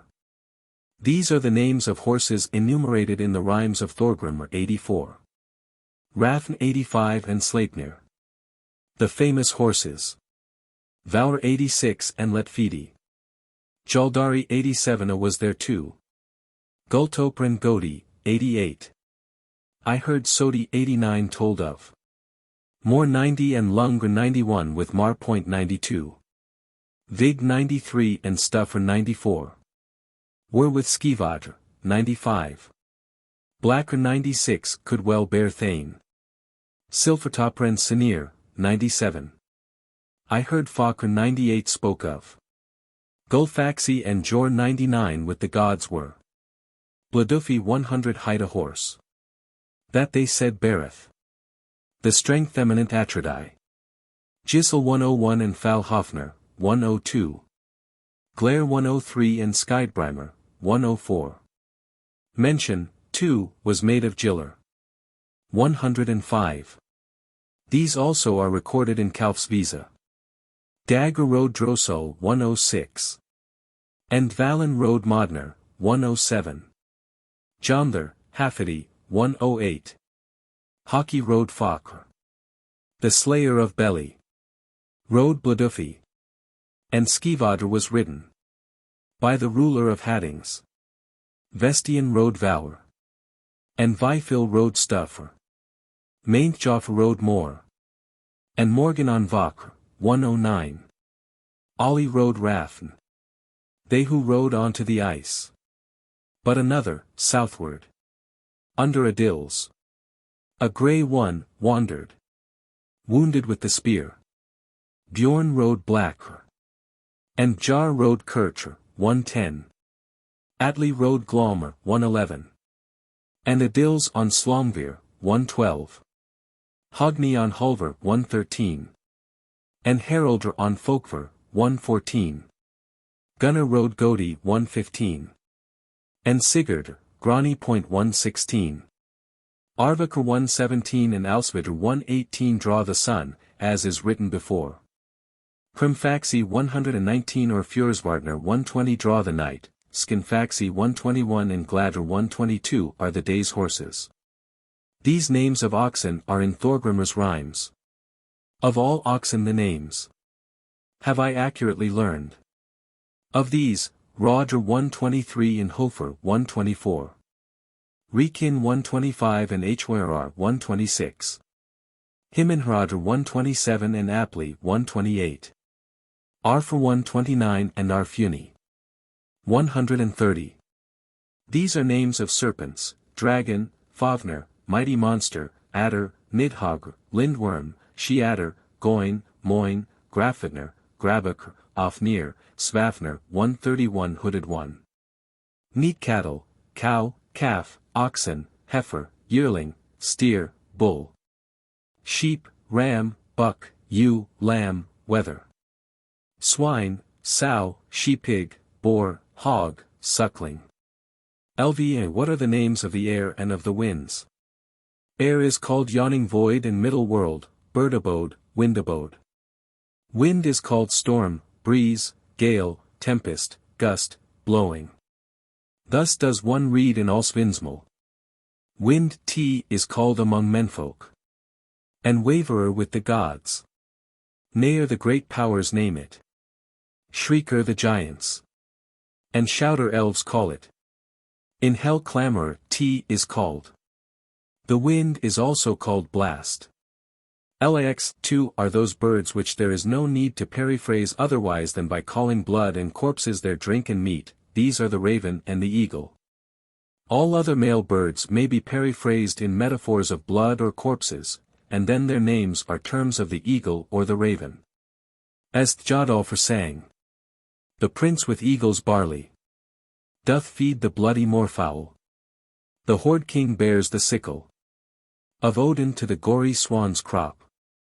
The satyr of the vulture of the eagle's sea of corpses stakes each shoal to the southward, which he wards with the spear point. These are names of the raven, crow, Hugin, Munin 132 bold of mood, yearly flyer, year teller, flesh boater. Thus sang Einar tinkling scale. With flesh the host convoker filled the feathered ravens. The raven, when spears were screaming, with the she-wolf's prey was sated. Thus sang Einar Sturluson. He who gluts the gull of hatred, our precious lord, could govern. The sword, the hurtful raven, of Hugin's corpse load eateth. And as he sang further, but the king's heart swelleth, his spirit flushed with battle. Where heroes shrink, dark Munin drinks blood from out the wounds. As Vigaglumr sang, when stood the shielded maidens of the gory sword, strife eager. On the isle, the bold of mood then received the meat of wound blood. As Skulli Thorsteinsson sang. Not the hindmost in the 100 might flock of horns have seen me. Where to the yearly flyer I fed the wounds full grievous. The urn is called eagle, old one, storm shearer, insider, sorer, wound shearer, cock. As Einar sang. With blood the lips he reddened. Of the black steed of Jarnsaxa. With steel urns meat was furnished. The eagle slit the wolf's bait. As Otter sang. The urn swills corpse drink. The she-wolf is sated. The eagle there feedeth. Oft the wolf his fangs reddens. As Thjodolfr sang. The spoiler of the lady swiftly flew with tumult to meet the high god rulers. Long hence, in old one's plumage. And as stands here. With skill will I rehearse. Of the storm shearer my verse. And again as Skulli sang. Early and late with sobbing. I wake, where well is sated. The hawk of the cock's blood ocean. Then the bard heareth good tidings. Lx, what are the names of the sea?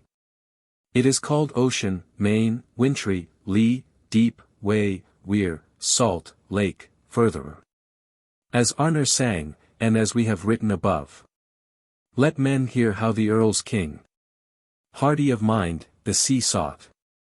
The overwhelming ruler failed not to resist the main. Here it is named sea, and main also. Ocean, as Hornclofai sang. When the man-scathing meter of the mansion of the rock reefs thrust the forecastle ladder and the skiff out on the ocean. In the following verse it is called lake as well, thus sang Einar. The lake doth bathe the vessel, where the sea gainst each side beateth, and the bright wind vanes rattle. The surf washes the flood steeds. Here it is called flood also. Thus sang Rfr, as was said before. Wintry ones 133 wet cold spay wife. Whiles the bear of twisted cables. Oft into Agger's wide jaws, where the angry billow breaketh. Deep, as Hallvardr sang. The sword shaker bids be pointed. The prow of the hardy ship steed. Westward in the girdle of all lands, the watery deep. Way, as here. On our course from land we glided. On the way to the coast of Finland. I see from the ship's road, eastward, the fells with radiance gleaming. Weir, as Egil sang. I sailed o'er the weir. To the west, I bear Odin's heart sea. So it stands with me. Ocean, as Einar sang. Many a day the cold ocean washes the swarthy deck planks.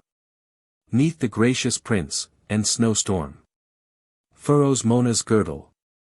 Salt, as Arnar sang. The hardy king the salt ploughed. From the east with hull ice-laden. Brown tempests tossed the lessener of surf gold toward Sigtun. Furtherer, as Balverkr sang. Thou didst summon from fair Norway a levy the next season. With Dinsurf's ships the furtherer didst sheer, o'er decks the sea poured. Here the sea is called Dinsurf also. Wide one, as Rfr sang. To its breast the stay's steed taketh. The home of planks, beak furrowed. And tosses the wide one over. The hard side, the wood suffers. Dusky one, as Njal of the burning sang. We 16 pumped, my lady. In 4 rooms, but the surge waxed. The dusky one beat over the hull of the driven sea-ship. These are other names for the sea, such as it is proper to use in periphrasing ships or gold. Ran, it is said, was Agger's wife, even as is written here. To the sky shot up the deep skleeds. With fearful might the sea surged. Methinks our stems the clouds cut. Rance rode to the moon soared upward. The daughters of Agger and Ran are 9, and their names are recorded before. Himingliva, 134 Dufa, 135 Blodigata, 136 Hefring, 137 Udr, 138 Hran, 139 Bilja, 140 Drafn, 141 Kalga. 142 Einar Skulason recorded the names of 6 of them in this stanza, beginning. Himingliva sternly stirreth. And fiercely, the sea's wailing. Welling wave, 143 as Valgerdr sang. Foam rested in the sea's bed. Swollen with wind, the deep played. And the welling waves were washing the awful heads of the warships. Billow, as Otter the swarthy sang.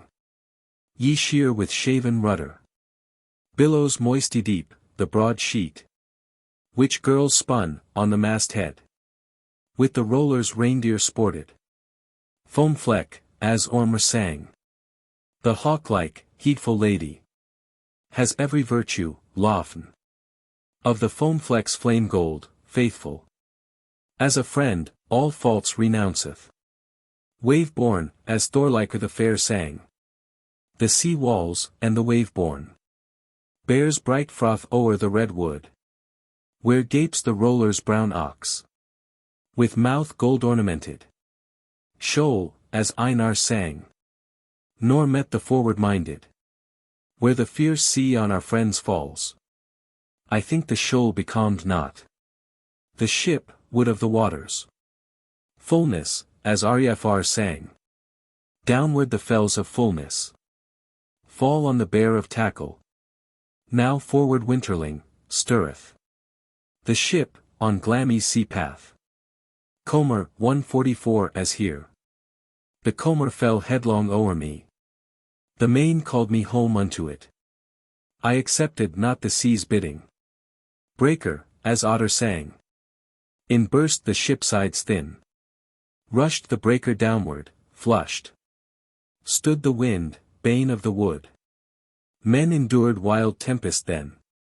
Wave, as Bragi sang. The giver of the waves' coals. Who cut Thor's slender tackle. The line of the land of sea mews. Loved not to fight the wroth sea. Sound, as Einar sang. I sheared the sound. From Hrund southbound. My hand was gold wound. When the giver I found. Fjord, as Einar sang. Next I see a serpent. Carved well on the splendid ale horn. Let the fjord fire's dispenser. Learn how for that I pay him. Wetness, as Marcus sang. I'll not lampoon the chatterer. Lord of the fearful sword blade. Who squanders the son of wetness. Ill is he who spoileth verses. Lxi, what are the names of fire? Even as is written here. Not seldom does the fire blaze. Which Magnus sets, the stalwart. Ruler burns habitations. Houses blow reek before him. Glow, as Valgrdr sang. Fierce glow, with red-hot embers. Swiftly from the soot flared. Straight o'er the tottering dwellings. Stood up the dense smoke columns. Bale, as here. Haki was burned on Bale. Where the sea's broad wake weltered. Gleeds, as Grani sang. I think the gleeds diminished. Glamis tracks, thus the king kindled. Embers, as Atli sang. With blood the axe is reddened. Embers wax, burn many houses. Halls stand aglow, now rages. The gem, good men are falling. Here fire is called gem also. Vapor, as here. Half built, by the Nid's side. Burn the all-rulers' dwellings. I think fire raised the hall's pride. Vapor shot rime on the people. Hot ashes, as Arnar sang. The Isledane's wrathful harmer. With the Ramr spared not hard counsel. Hot ashes made them calmer. The Hainar's threatening words hushed. Flames, as Einar sang. Flame soon was alight. And swiftly took flight. All Hising's host. The fight they lost. Flare, as Valgrdr sang. The sturdy king's bright flare soared. Above the castle's bulwark. The Vikings burst in grimly. Grief on the maid descended. Lo, as Haldr sang. There did ye share their jewels. While o'er the host the shields low. The sword, shrieked fiercely, never. Wert thou spoiled of conquest. 62. These are time names, cycle, days of your, generation, lang syne, year, season, winter, summer, spring, autumn, month, week, day, night, morning, eve, twilight, early, soon, late, betimes, day before yesterday, yestereve, yesterday, tomorrow. Hour, moment.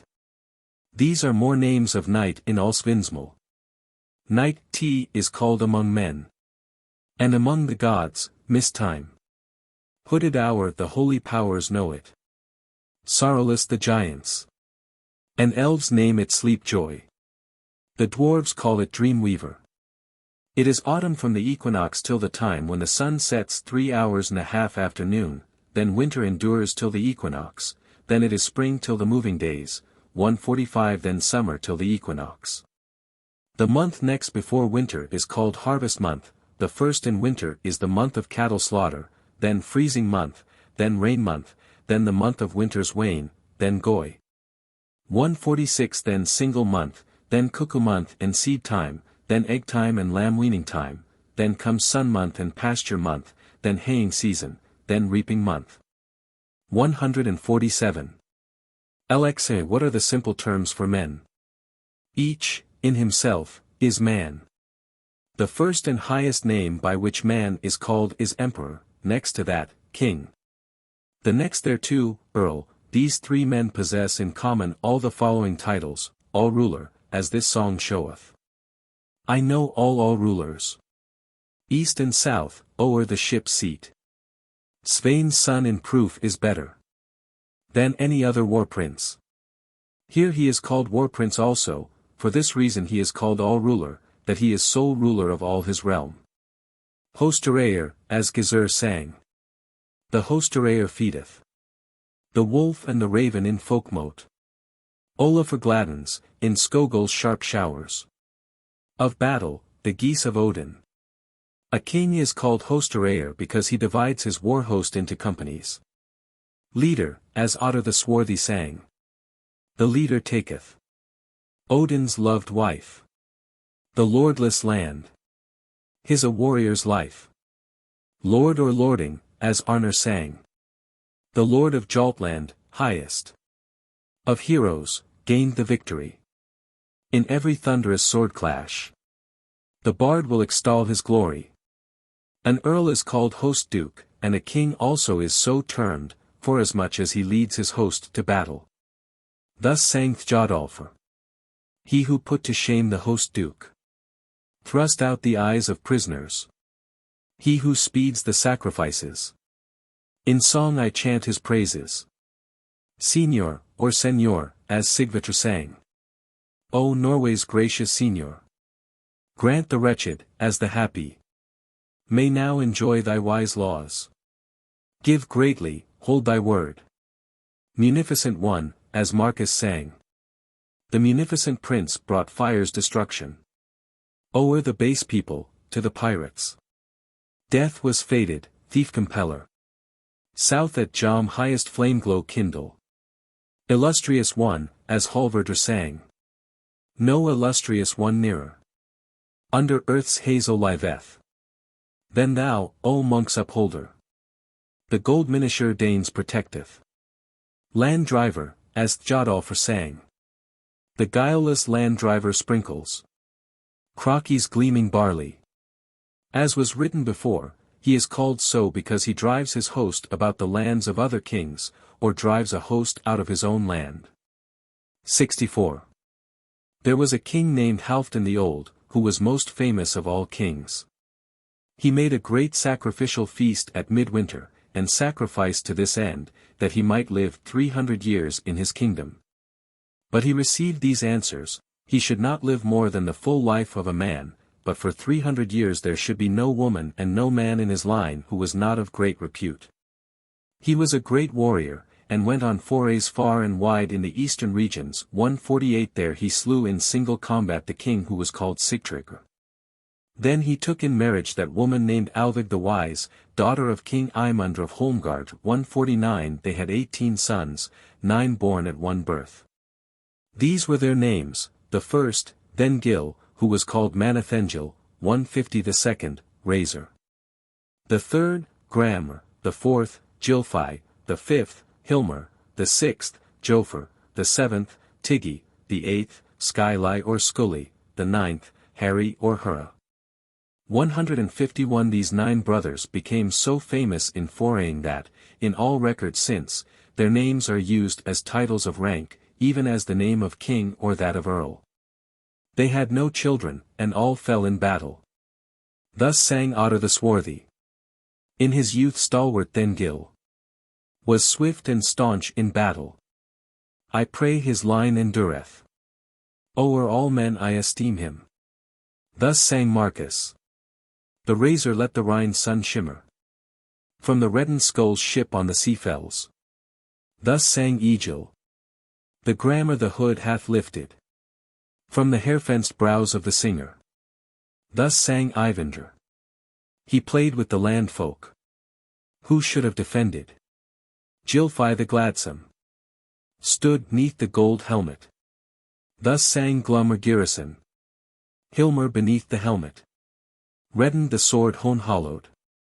Thus sang Otter the swarthy. Let Jofr hear the beginning of his laud. All the king's praises shall be maintained, and justly. Let him mark my praise song's measures. As Stuffer sang. The glory ardent Tiggy. South before Niz with 2 hands. Beat down the band of heroes. Glad beneath their shields the host went. Thus sang Hallfredr. From sky I am parted. This age of swords hath caused it. T is greatest of all self-mockings. To hope that the king's guard cometh. Thus sang Marcus. I bid the hawk-like Danish Harry.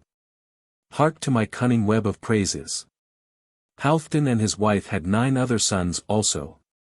These were Hilder, from whom the Hildings are come, Nefur, from whom the Niflungs sprang, Audi, from whom the Oddlungs are come, Ingvi, from whom the Inglings are descended, Dagr, from whom come the Doglings.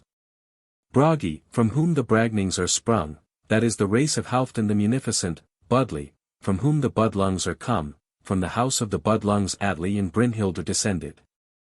The 8th was Lofty, who was a great war king, that host who were called Lofter followed him, his kindred are called Loftungs, whence sprang Ilami, Sigurd of Fafnus Bani's mother's sire. The 9th, Sigar, whence come the Sicklings, that is the house of Sigir, who was son-in-law of Volsungr and the house of Sigar, who hanged Hagbardr. From the race of Hildings sprang Haraldr the Red-Bearded, mother's father of Halfdan the Swarthy. Of the Niflungs' house was Juki, of the house of Odlings, Gjar, of the house of the Ylfings was Eirika the Wise in speech.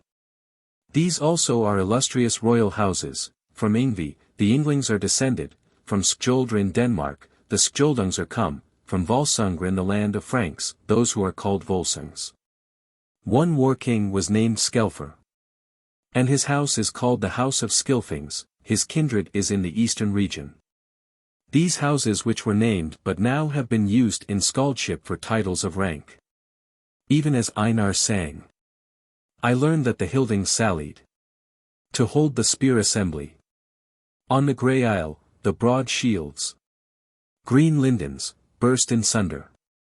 As Grant sang. The dogling to eagles kindred. For drink gave Danish blood. As Gamli Navadarskald sang. Not long since, the young Odling. With ship's deck and with sword blade. Joined battle, waging fiercely. Of points the bitter tempest.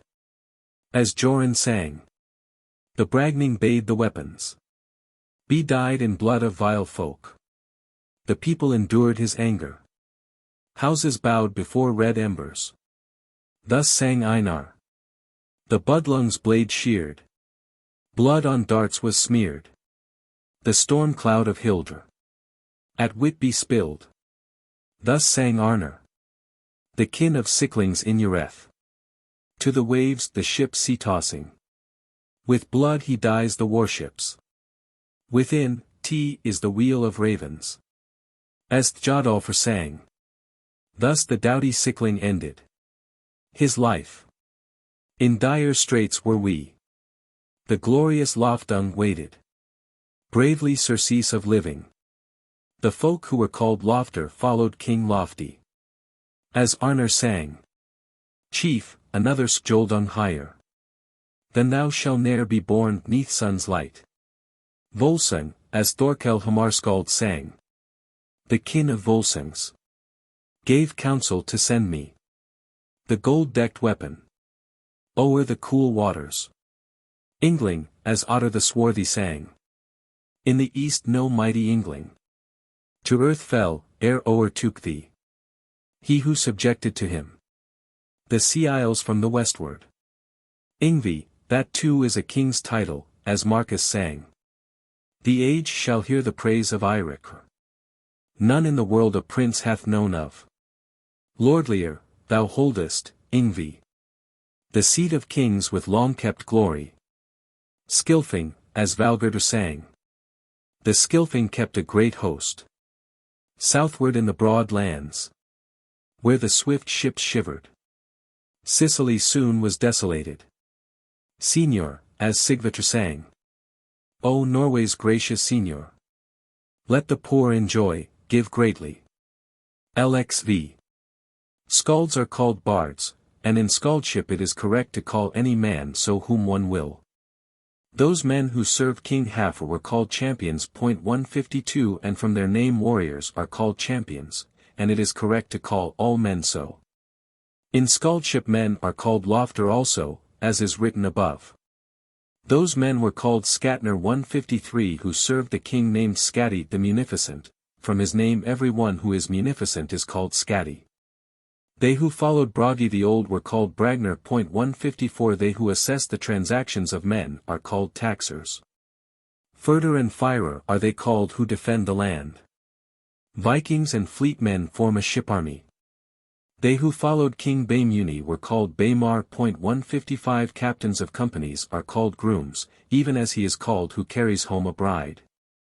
The Goths are named after that king who was called Godi, from whom Gotland is named. He was so called after Odin's name, derived from the name Gotr, for Gotland or Gotland was named after Odin's name, and Sweden from the name of Svidar, which is also a title of Odin's.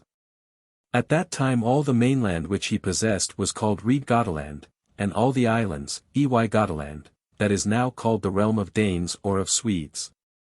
Young men not householders are called drengs, while they are acquiring wealth and glory. Seafaring drengs are they who voyage from land to land, king's drengs are they who serve rulers. They also are drengs who serve wealthy men or franklins. Valiant and ambitious men are called drengs. Warriors are also called champions and troops, these are soldiers. Freeholders are called thanes and yeomen, those men who go about reconciling men are called daymen. These men are they who are called champions, kemps, men of war, brave men, valiant men, hardy men, overpowerers, heroes. Over against these are the following terms: soft, weak, unleavened, leavenless, melting one, sheath, coward, skulker, weakling, qualmish, caitiff, scamp, vile one, dog, lout, feeble one, paltry one, imbecile, bungler, son of wretchedness. A good man of his hands is called munificent, illustrious, towerer, mighty towerer, towering gold-giver, prince of men, wealthy one, prosperous, heaper-up of riches, mighty man, chieftain. In contrast to these are they who are called niggard, miser, calculator, wretched one, wealth-hiding, gift-tardy one. A man wise in counsel is called wielder of counsel. A witless man is called clown, oaf, gander, dupe, boor, idiot, dolt, fool, madman, maniac, moonstruck. One who thinks much of dress is called gaudy, dreng, glittering one, careful of attire, tricked out. A noisy fellow is called shark skin, braggart, sheath cleaner, fawner, brawler, good for naught, worthless one. Common folk are called country folk or people. A thrall is called kept man, serf, laborer, servant. 66. Each one singly is called man, is twain if they are two, 3 are a thorp, 4 are a group, a band is 5 men, if there are 6, it is a squad, 7 complete a crew, 8 men make a panel, 9 are good fellows, 10 are a gang. 11 form an embassy, it is a dozen if 12 go together, 13 are a crowd, 14 are an expedition, it is a gathering, when 15 meet, 16 make a garrison, 17 are a congregation. To him who meets 18, they seem enemies enough. He who has 19 men has a company, 20 men are a posse, 30 are a squadron, 40, a community, 50 are a shire, 60 are an assembly. 70 are a line, 156 80 are a people. 100 is a host. Lxv. Beside these there are those terms which men prefix to the names of men, we call such terms epithets of possession. 157 or true terms, or surnames. It is an epithet of possession when one names a thing by its true name, and calls him whom one desires to periphrase owner of that thing, or father or grandfather of that which was named. Grandsire is a third epithet. Moreover, a son is also called heir, heriter, bairn, child and boy, inheritor. A blood kinsman is called brother, twin, germain, consanguine. A relation is also called nephew, kinsman, kin, kith, friend, kinstave, descendant, family prop, family stem, kin branch, family bough, offshoot, offspring, head tree, scion. Kinsmen by marriage are further called sibfolk, minglers of blood.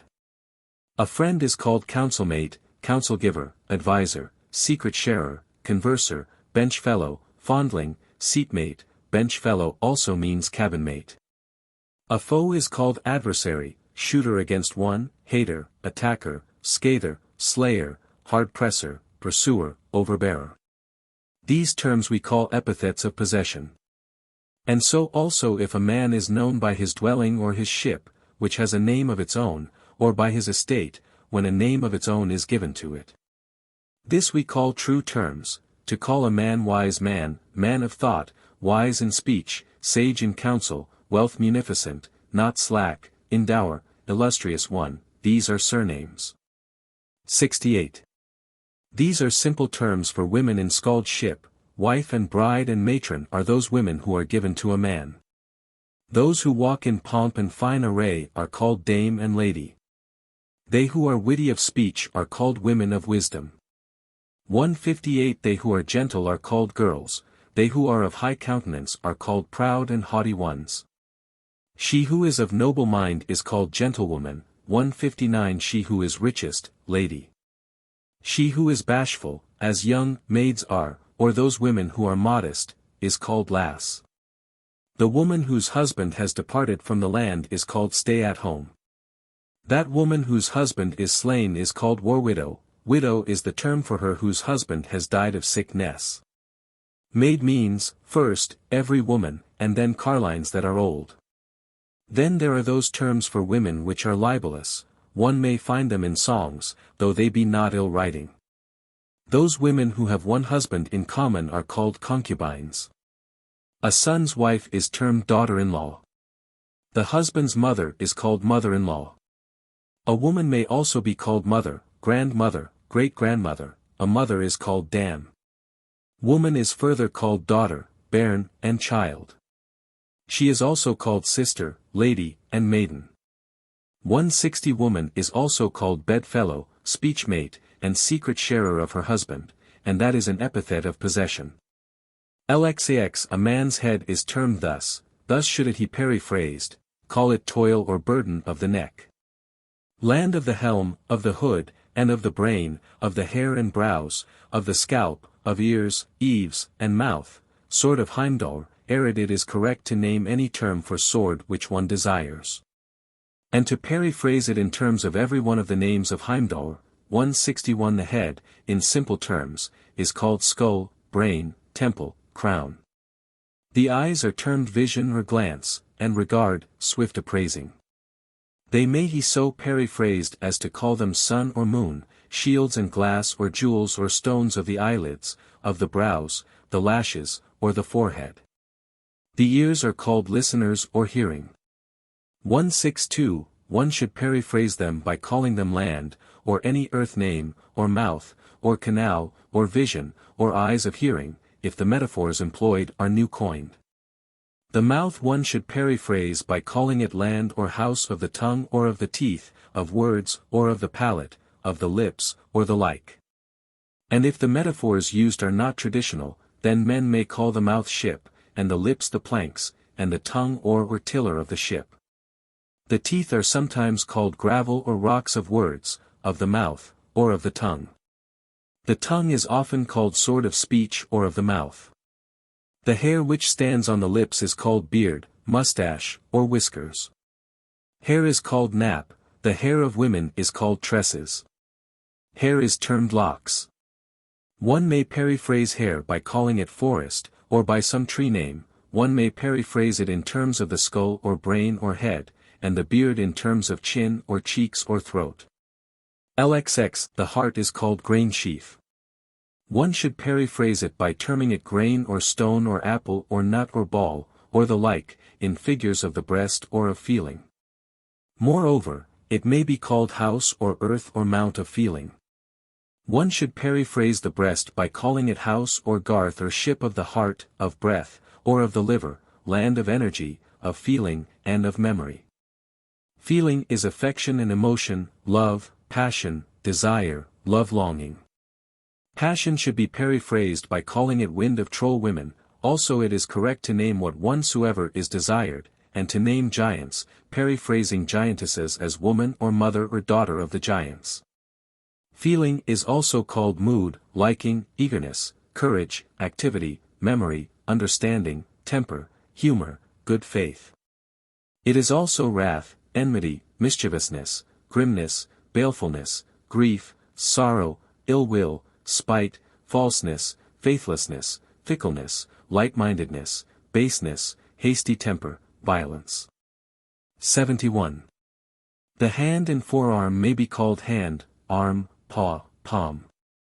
Parts of the arm are called elbow, upper arm, wolf's joint, 163 finger, grip, wrist, nail, fingertip, hand edge, quick. One may term the hand earth of weapons or of defensive armor. And together with shoulder and arm, the hollow of the hand and the wrist, it may be called earth of gold rings, of the falcon and the hawk, and of all the equivalents thereof. And in new coined metaphors, leg of the shoulder joint, and force of the bow. The legs may be called tree of the soles, of the insteps, of the ankles, or the like, running shaft of the road or of the way or the pace. One may call the leg tree or post of all these. The legs are periphrased in metaphors of snowshoes, shoes, and breeks. The parts of the legs are called thigh, knee, calf, lower leg, upper leg, instep, arch, sole, toe. One may periphrase the leg in terms of all these, calling it tree, mast, and yard thereof, and in metaphors of them all. 72. Speech is called words, language, eloquence, talk, tale, jibing, controversy, song, spell, recital, idle talk, babbling, din, chatter, squalling, merry noise, wrangling, mocking, quarreling, wish-wash, boasting, tittle-tattle, nonsense, idiom. Vanity, gabbling. It is also termed voice, sound, resonance, articulation, wailing, shriek, dash, crash, alarm, roaring, creaking, swoop, swooping, outburst. 73. Understanding is called wisdom, counsel, discernment, memory, speculation, intelligence, arithmetic, far sight, 164 craft, wordwit, preeminence. It is called subtlety, wheeliness, falsehood, fickleness. 74. Expression is of two kinds, that which is called voice, and that which is called manners. Manners is also temper. Ray also has double meaning. Ray is the ill humor of a man, and ray is also the rigging of a ship or the driving gear of a horse. Far also has double meaning. Far signifies wrath, and far signifies a ship. Men have made frequent use of such ambiguous expressions as these, and this practice is called punning. Lith 165 is that part of a man where bones meet. Lee is a word for ship. Lee means people. When a man renders an other assistance, his aid is lee. L signifies ale. Ply signifies the gate in a garth. Hlur men call an ox, and hl signifies a slope. One may make such use of these distinct meanings in skaldship as to make a pun that is hard to interpret, provided one employ other distinctions than those which are indicated by the half-lines which precede. These cases are there, and many others, in which diverse things have the same name in common. Abbreviations. CL, VIG equals the Cleesbevik Icelandic English Dictionary, Oxford, 1874. Cod. Reg. Equals Codex Regius, one of the manuscripts in which Snorri's Edda is preserved. Cod. Worm. Equals Codex Wormianus, another of the manuscripts. Cod. Upsal. Equals Codex Upsaliensis, a third manuscript, U. YNGL. S equals Ynglinga Saga. Gylfag. Equals Gylfaginning. Skalds. Equals Skáldskaparmál.